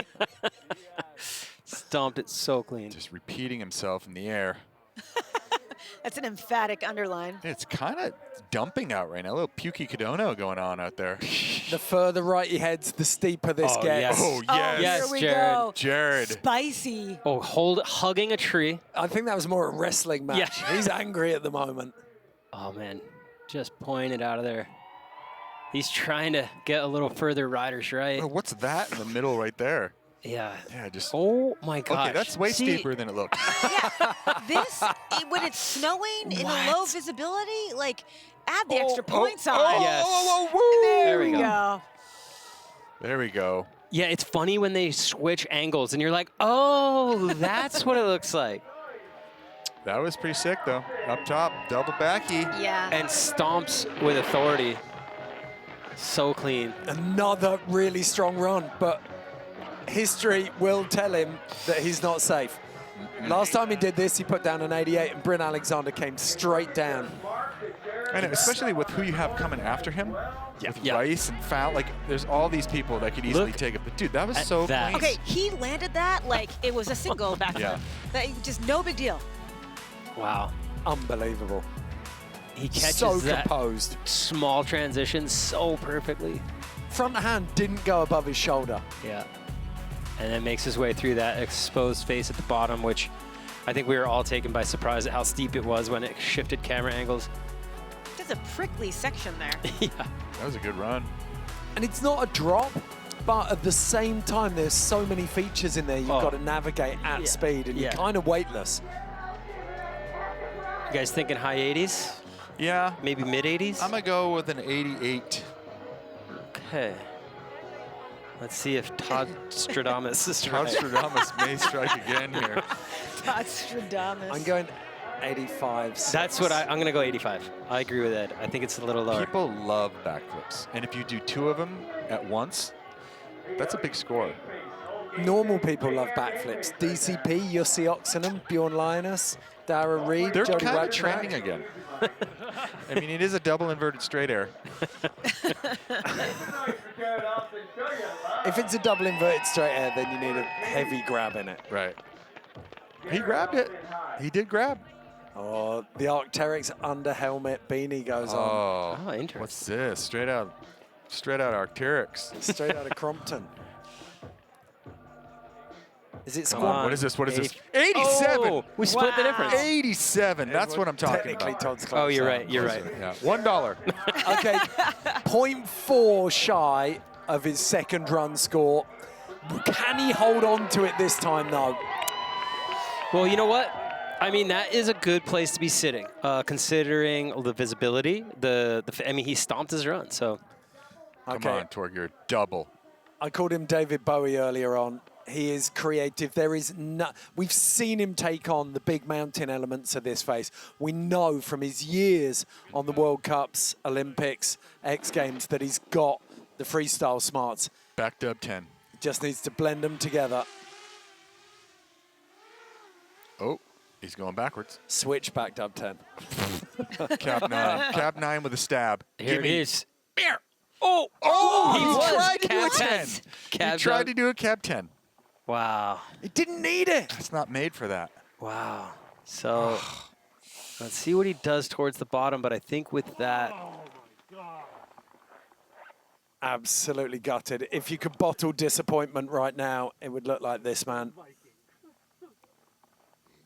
Having a right little chat to himself. I don't think that's him. No, it's not. If it was him, that'd be amazing. I'm still the best looking dude here. I legit thought that was him. God. I may have fallen, but you're still the best looking dude here. What was that SNL skit with the guy who'd stand in the mirror and say, "I'm good enough"? Stuart I'm... Smiley. Yes, yeah. Oh, that sucks for Torgear. Oh man. Bummer. But he's still the best looking still dude the here. best looking dude. I legit thought that was his mic, and I was like, wow, that's a claim halfway down the hill. Oh, look at it. That is the body language of dejection. Torgeir Berggren not happy about that one. Man, well, you know what? He, as I said before, left it all on the mat. He went for it. He knew he just had to put down something huge. And you do get disappointed when your favourites drop out, but at the same time, you still know that you're going to get 8 of the best riders in the world go through to the final. Oh, yeah, he just overcooked that 9 just a little bit. Yeah, there was no way he was actually he wasn't going trying to do double that. tap. That was a late hip whip on that. But that was sick. That's we were still talking about. Best looking man on the planet.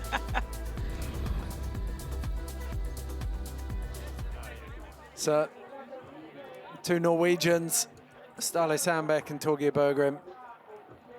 Quick hug out the back there. Having had 2 stellar years, each of them, they now will not make the final round. Stale, last year's winner.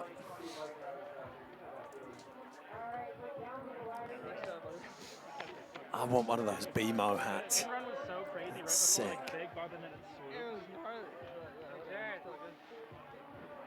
So score coming in for Torgeir, 44.6. We already know that Jared Elston has 1 foot in the final. Just 3 riders left to go who are going to try and best him. Oh boy. It's no big deal. Just the greatest of all time, Travis Rice. Previous Natural Selection Tour winner, Mikey Cicerelli, and the hottest rookie at Natural Selection this year, Miles Fallon. So. And when Torstein went, we were talking about experience and we were talking about performing under pressure. And if there is, again, another rider who can perform under pressure better than anyone else, it is Travis Rice. He's also a showman. Yeah. That adds another factor of danger as far as like how to get a big score. Yeah. Yeah. Sometimes you're kind of like, maybe he appreciates the theater of this, the drama. He's like, I'll just go again. I think there's a level of masochism in this. He loves the punishment. What? Okay, Oh, stands tall. Wow. That first jump is an Okay. indicator of which riders turned up, and it is Class A Travis on this run. I think he was just throwing us off with his previous round. All right. Yeah. Back 3 into a field of trees. Do you think he was playing with his food, Mary? Yeah, I mean, he's throwing us off the scent. Whoa. Look at the speed he's going into this section. Yeah. Oh boy. Okay, this is On top of the pyramid. Oh, no hesitation. Oh. Oh. Maybe a little check there. Tiny one. This is huge. He's going back to that spot, isn't he? Wants to find this transition. What transition? There's a tiny pocket in this corner. Oh yeah, you This think is he can see actually- that from the top? About 80 foot away from him. This Here we is go. faith drop. oh. And you don't see Travis. Look at him. He was like, ugh, why did that go wrong? He's literally defying nature. Yeah. Yeah. You know how much time and effort he put into studying that piece of terrain. Man. So much went right before that, though. Yeah, that was I mean, the top was like, Yeah, the front 7 was textbook. I feel like all he needed was the most difficult conditions and visibility of the day to really come out of his shell.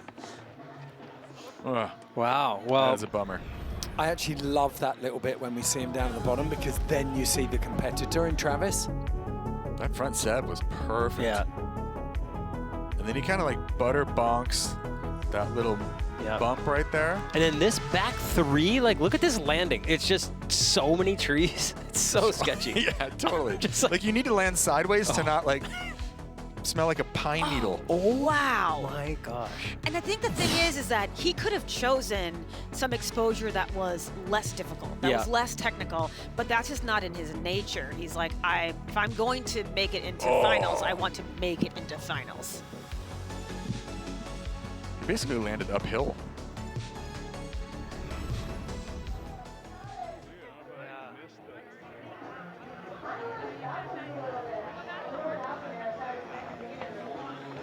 Oh, and you can see how much it stings on his face.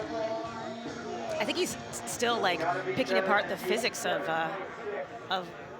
that zone a little bit too. But you know how much he wanted to be a part of finals. Oh, yeah. Yes. The thing is with competitive riders is that competitiveness never goes away. No. You know, the longer you're in the game, you'd think, oh, I'm going to chill. No, it never goes away, you know? Dude, I should have. I had a different plan. I kind of should have stuck to that.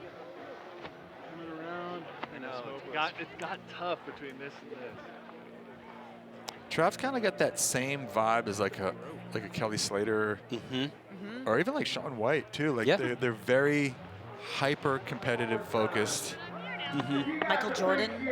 You can look at like he's physically in pain at the frustration of this. But I think it comes down to what he was saying before. He's like, I had this other plan. I should have stuck with that. But I feel like he up-levels himself, which is so respectable to be like, I'm just going to go further. 2 riders left. Jared Elston still in the driver's seat. Mikey Cicerelli hasn't found his mojo today. He's looked ever so slightly out of sorts. Can he find it now when it counts most? Here we go, nice Mike. One of the smoothest riders we've ever seen on the Yeti Natural Selection Tour. All right, Cicerelli, he's won this thing before. He knows how to put down in pressure. He also knows how to land in pow. Yes, very consistently, which is extremely difficult. Here we go. It's a nice little method. Dude, I think the delay is like 8 or 9 seconds. Okay, that's not Mikey Cicerelli. He's talking right now. He's talking about the delay. Here we go. Where's he going? Oh. What is that? New kicker. Here we go. I haven't even seen that jump. Front. Oh, there we go. Go on, Mikey. Uh-oh. Mikey puts it down. Uh-oh, threatening. He is on fire now. Jared Elston right now. Oh, my wow. gosh. Big Just shifty almost heel into blast. a tree. Dude. One goes huge. Oh, wow. Okay. Interesting. All This right. is... I'm gonna go ahead and say that was a little faster, a little cleaner, a little more aggressive. It's beautiful. It's that, man, I will tell you, the judges always have a hard job, and this is one of those examples of, to me, that's a, like splitting hairs between that run and Jared's run. Yes. Jared had a huge double backflip, stomped it perfect, and then he got into some of those like really weird kind of tree exposey zones at the bottom, super steep. But slowed down. We need that forward follow drone on that last feature for Mikey so we can compare apples for apples, Jared's last feature and that one. That does roll off steeper. But this was a new jump, right? Yep. Yeah. Yes, First that's track. Fresh pow landing. Such a good Wow. call. That was brilliant strategy. Yeah. This was like... That was huge. This is Mikey coming into his own, riding like we know he can.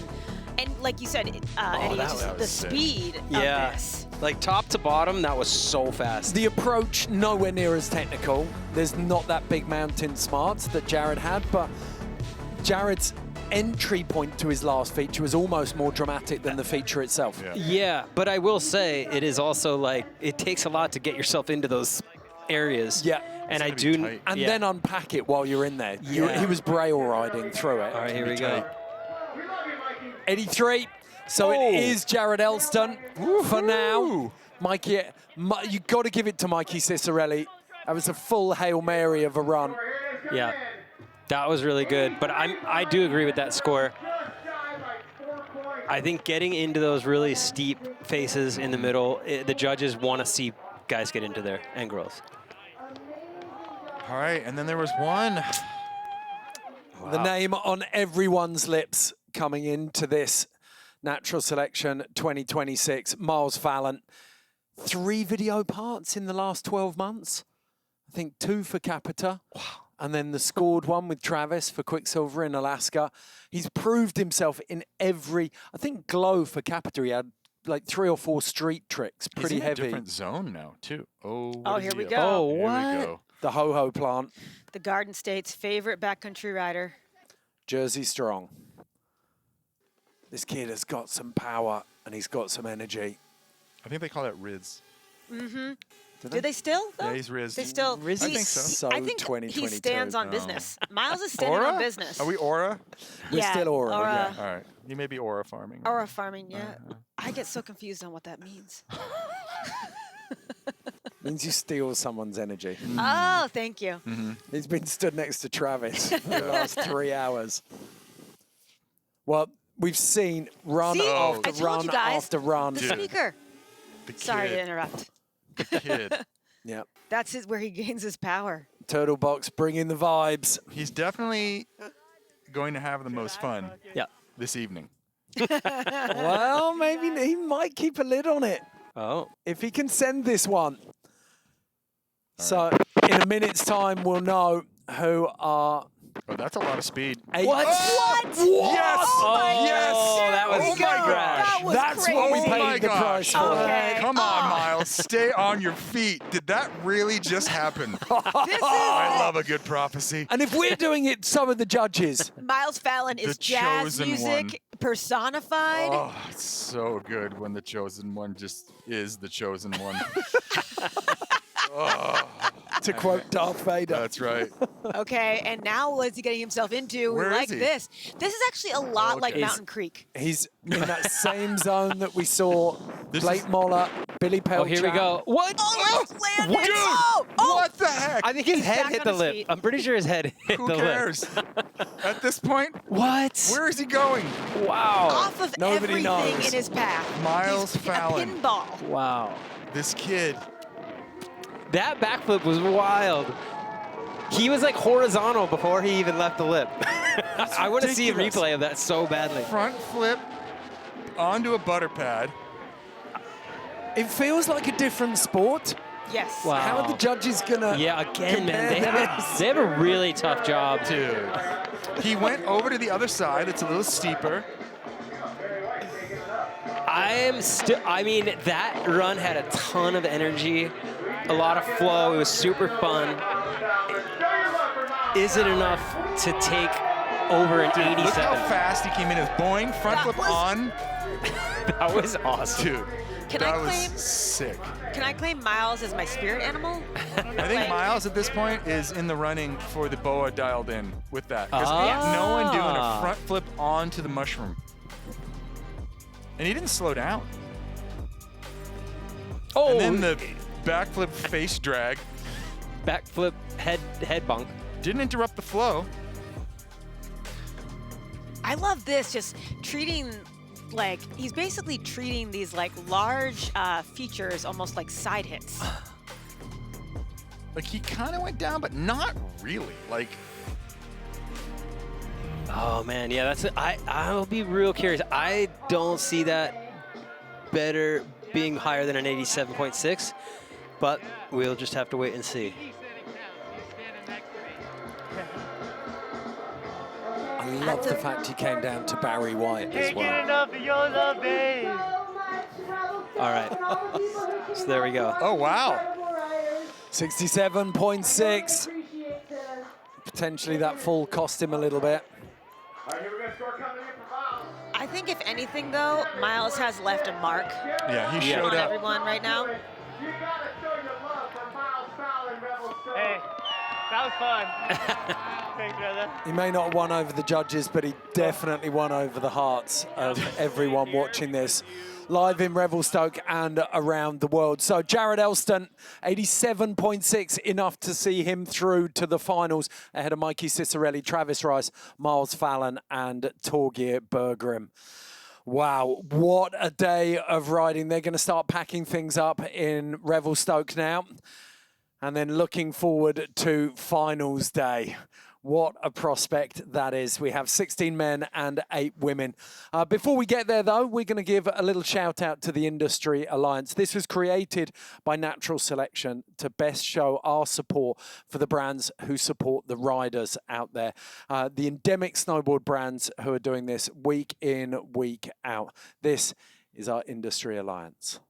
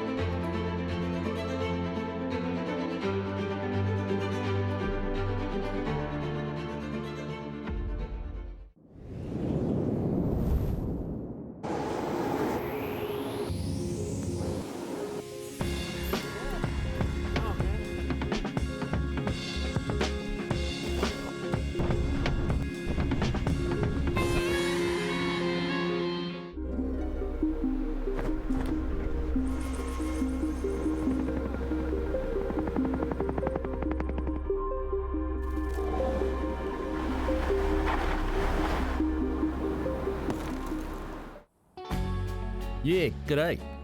Bottom of the world here. New Zealand. 5.5 million of us. More sheep than people. Which means we know wool. Like, heaps. Our merino farmer lives down the road. We call him Willie. He'll tell you synthetics aren't built for out here. Merino is. Obviously.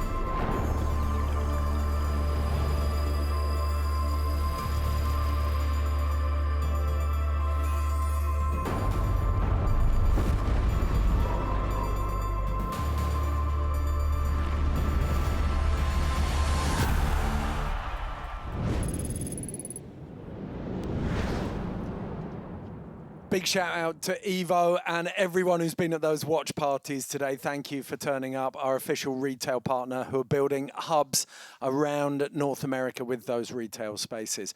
Now, let's get some awards sorted out. Of course, we got the skidoos for finals day and the $25,000 for the winners. But today we had the BOA Dialed In Award, $5,000 for the most memorable moments in both the men's and the women's. Any guesses for you guys? Who might take it? I was thinking that it was Miles's front flip onto the mushroom at one point. And then, Eddie, you had some opinions? Well, you know, Bryn's backflip, I think, blew everybody away. Yes. You know, I also think, you know, Miles, in one of his runs, he did a front seven crazy fast halfway down the run, which is pretty nuts. Yuki's back seven? Yeah. Yeah, like Elena's sneaky cliff drop in her second session. Sharka. Yeah, Sharka with the first backside yeah. for the women. Yeah. Dustin Craven opening up that incredible double line. Well, we can find out who's done it now because Stan has all of the answers to the BOA Dialed In Award. How you going down there, Stan?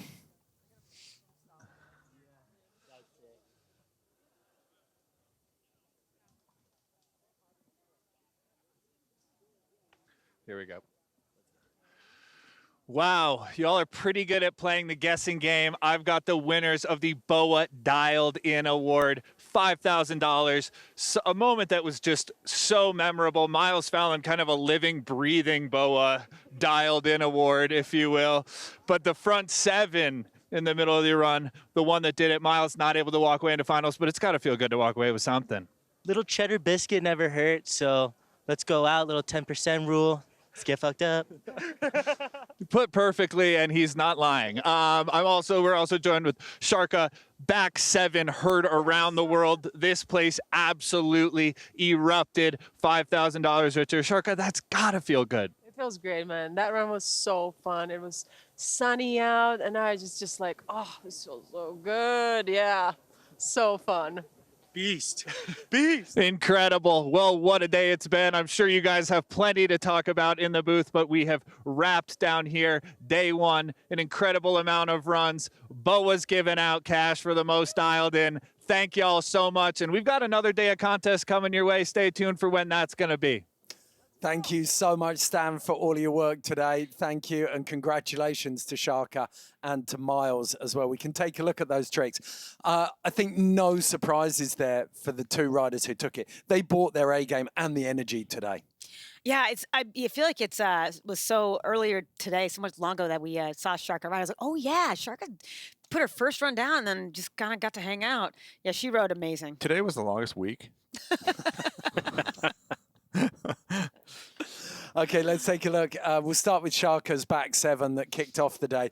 84.6 for this run, but it started with this trick. The BOA Dialed In Award goes to Sharka Panchakova for this back seven. Super perfect. Yeah, you really can't do a back seven mountain better than that. Or ride out of it that clean. Yeah, I mean, she even bounced a little and just kept her composure. Yeah, Sharka had a very efficient use of her time today. Yeah. She's like, I'm going to get in, and then I'm going to go chill and wait for finals day, guys. Get in, you get out. No one gets hurt. I'll just win that one. And then on the men's side, of course, it was Miles Fallon with that frontside 720 mid-run. This one very special. Yeah, I didn't see this coming at all. Yeah. And this check, right, watch, he kind of checks a bit. He's like, whack, checks. Oh my gosh, so gnarly. Just definitely avoids that like rock.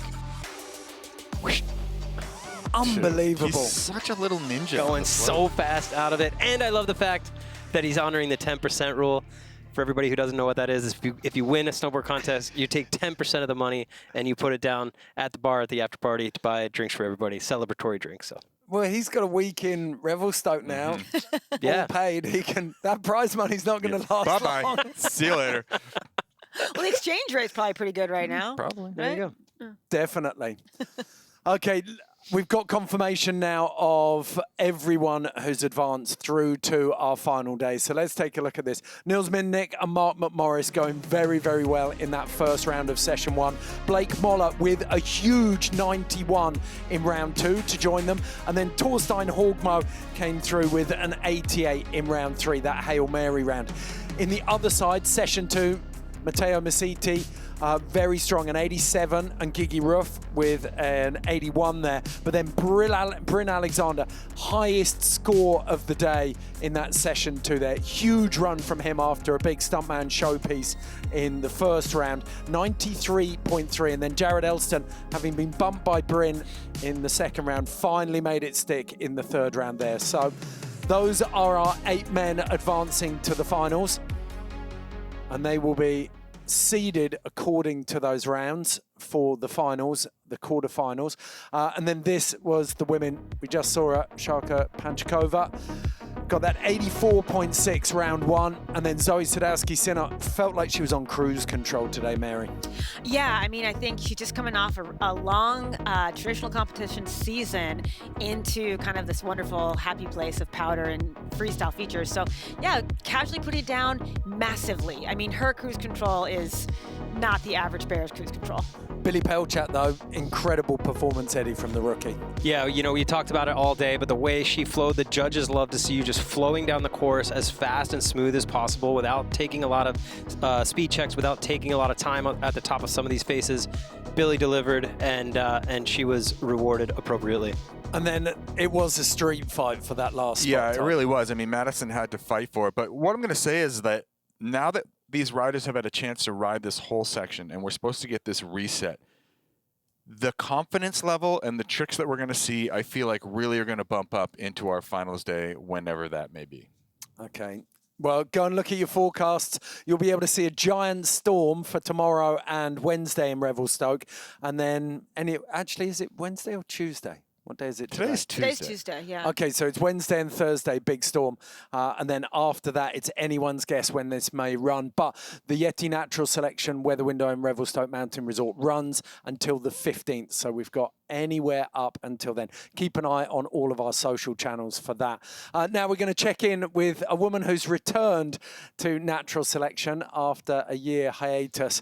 It is, of course, Zoe Sadowski-Sinner. In the time that she's been away, she has become the most successful Olympic snowboarder of all time. She now has 5 medals to her name, plenty of every colour. Let's check in with the Yeti ambassador, Zoe Sadowski-Sinner.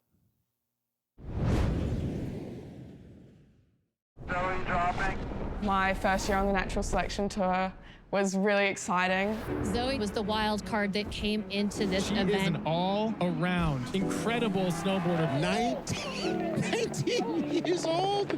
Coming from slopestyle and big air in the park riding, that was such a change of scenery for me and quite a breath of fresh air. Just so honored to ride with my favorite snowboarders and learn a lot from them. Look who is standing at the top of the podium, our wild card. It was domination. Going on to Alaska to ride up there for the first time. She's making bigger risks, bigger drops. Honestly, it changed my snowboarding career. Ew, you are smoking us! I've been back each year, just hungry for more. I love camping. Oh my goodness. I took a break from natural selection last year, decided to focus a bit more on the Olympics. After winning my 5th Olympic medal, which is so crazy, I became the most decorated Olympic snowboarder of all time. I think I know what I'm doing. To be honest, I haven't had a lot of time on my powder board. Not bad. And competing in the backcountry is so different. There is no wrong way to go down the mountain. It's really exciting to be here and collaborate with the girls, and hopefully we can all do our best.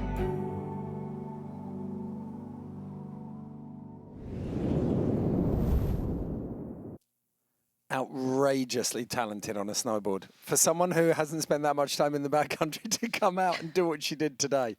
Oh, yeah. No fear, no governor. I mean, she's incredible. Absolutely breathtaking. Okay, we've got one more little piece to show you now as well. It comes from Mons Royale, a little merino company down at the bottom of the world out of Wanaka in New Zealand. They make base layers out of merino wool, one of nature's miracles. It regulates your temperature, stays warm even when it's wet, and best of all, it's lanolin sheep's wool, means that it never smells. This is Mons Royale, first on, last off.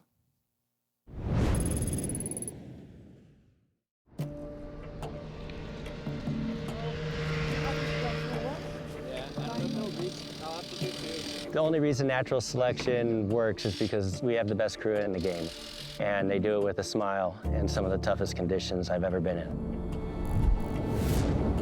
Sometimes you're working up on the ridge top, you're super exposed, it's nuking, it's windy, and then you're down the bottom, it's a completely different climate. Having gear that allows you to work in all those different conditions is key to like surviving. Your layering matters, like what's next to skin. Having merino wool is so important. If you don't have the right gear, you're gonna freeze. Where is he? Can we do another take? For an athlete, you know, they're out here performing. Hey, bring me back my board! Hey, I'm Gigi. Last year I came in as a wild card and got her done. Carrying a lot of speed. Yes! Thank you, Gigi. Having Mons Royale support me with merino wool. Oh no, I looked at the camera. When I'm sweating, which I do a lot. Oh, I don't know if that's so sexy. I don't feel like I'm wet. You need some climate control. That's what merino does. And I still keep a decent smell, but you know what I mean. As Travis would say, get the plastic off the people. After all these years, we're still at it. Incredible. The cold, the wet, numbness and a hunger. The road is still the road, leading to the next coast. The next cast. That is freaking cool! A string of plans and expectations, folding into the messiness of a life well lived.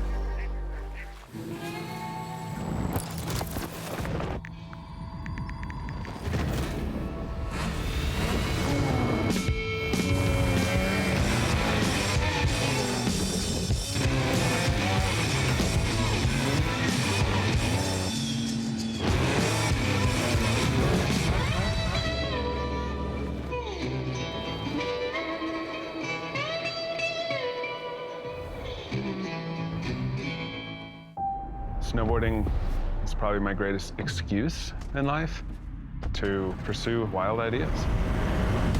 Your natural selection tour champion, Travis Rice.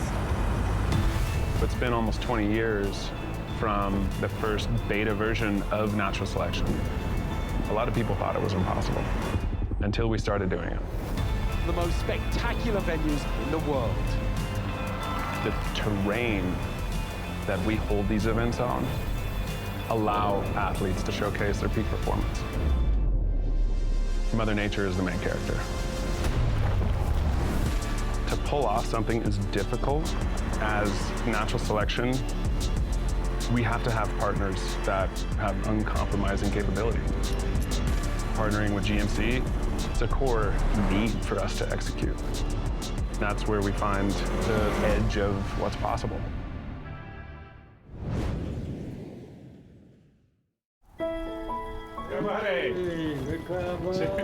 Look at this, huh? You vibe. One of my best friends, Shin Miyajima, I've worked with for over 10 years here in Japan. Looks tricky. It's so amazing having him as a part of the team because of his innate knowledge. Riding in the backcountry in Japan is one of the most dangerous places in the world to ride because it gets so much snow, there's so much water, and the ground's warm, the snowpack's always moving.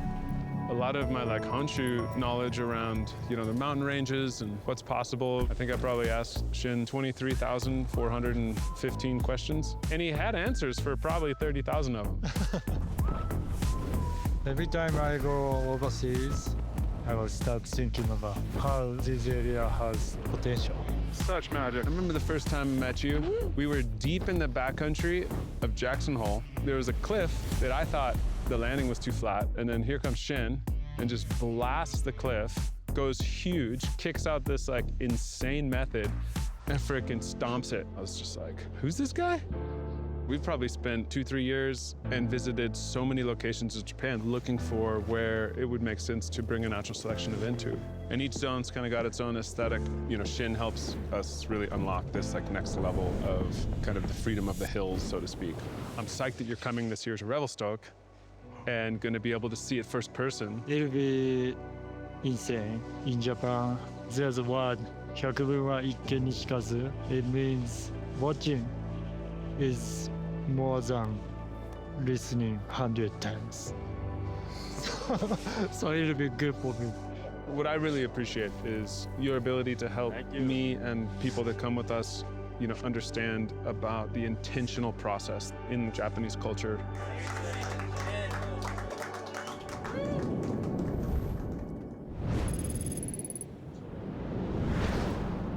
Massive shout out to Yeti. 6 years deep. They've been title partner since the very beginning. Thank you so much for all of your support and making this possible.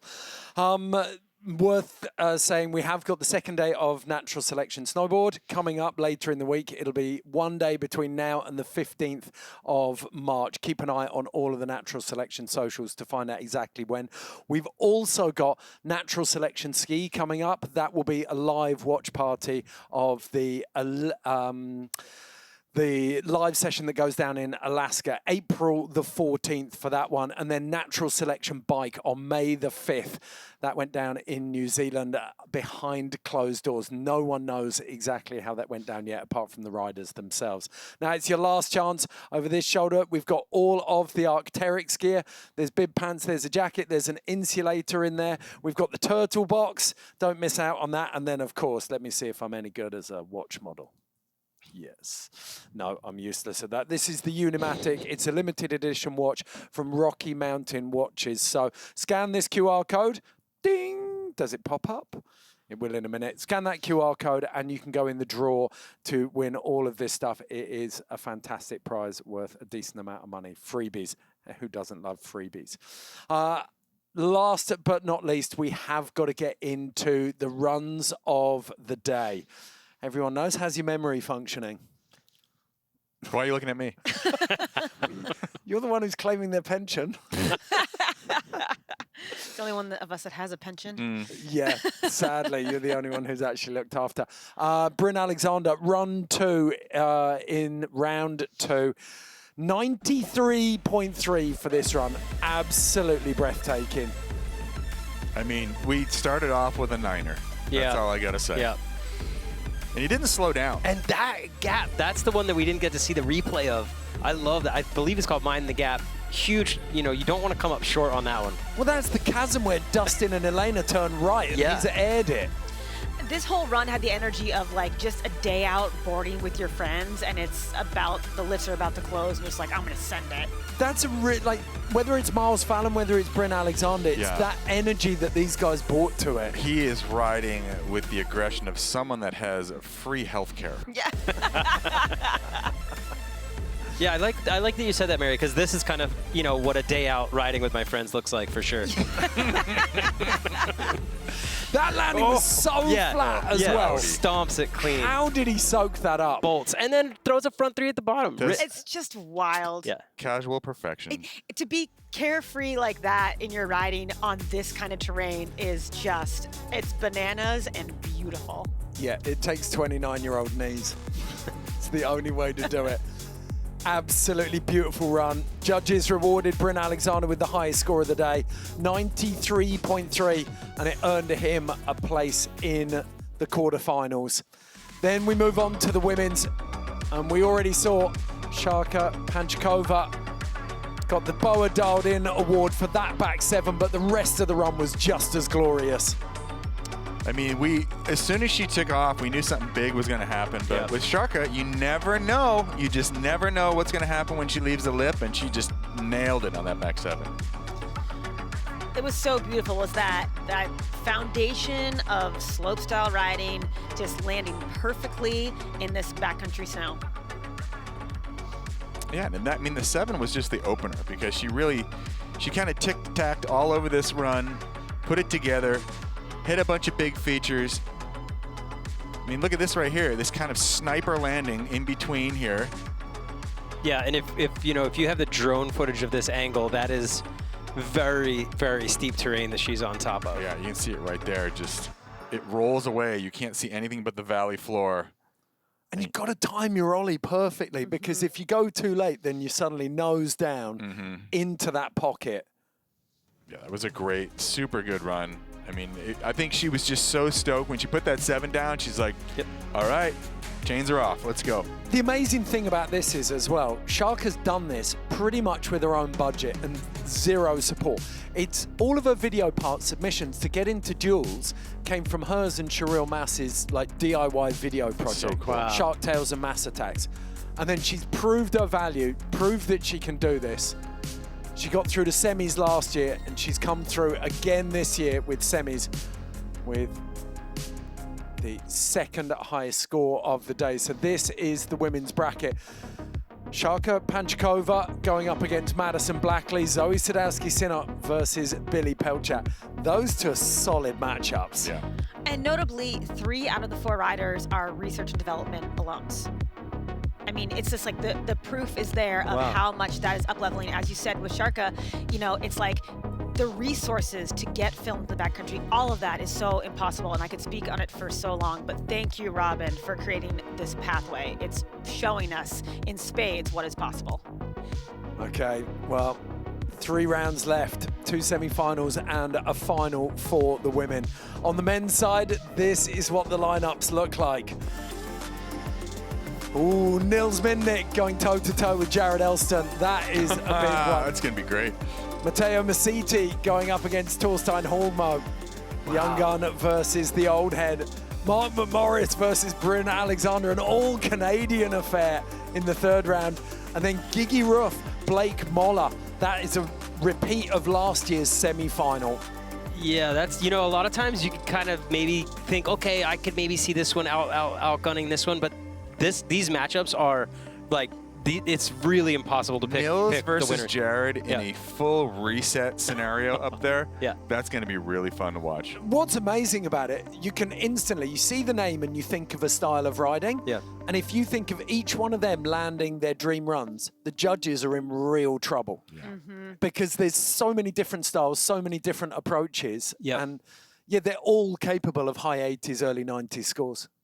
Yeah, I mean, if you go back and look at that, I mean, there's a lot of cases where you have someone a little bit more with a freestyle background up against someone with a little bit more of a free riding background, and in the way this course lends itself, you can kind of get scores in both of those areas really high. So yeah, that's gonna be. I'm very excited. Selfishly, you know what I really like?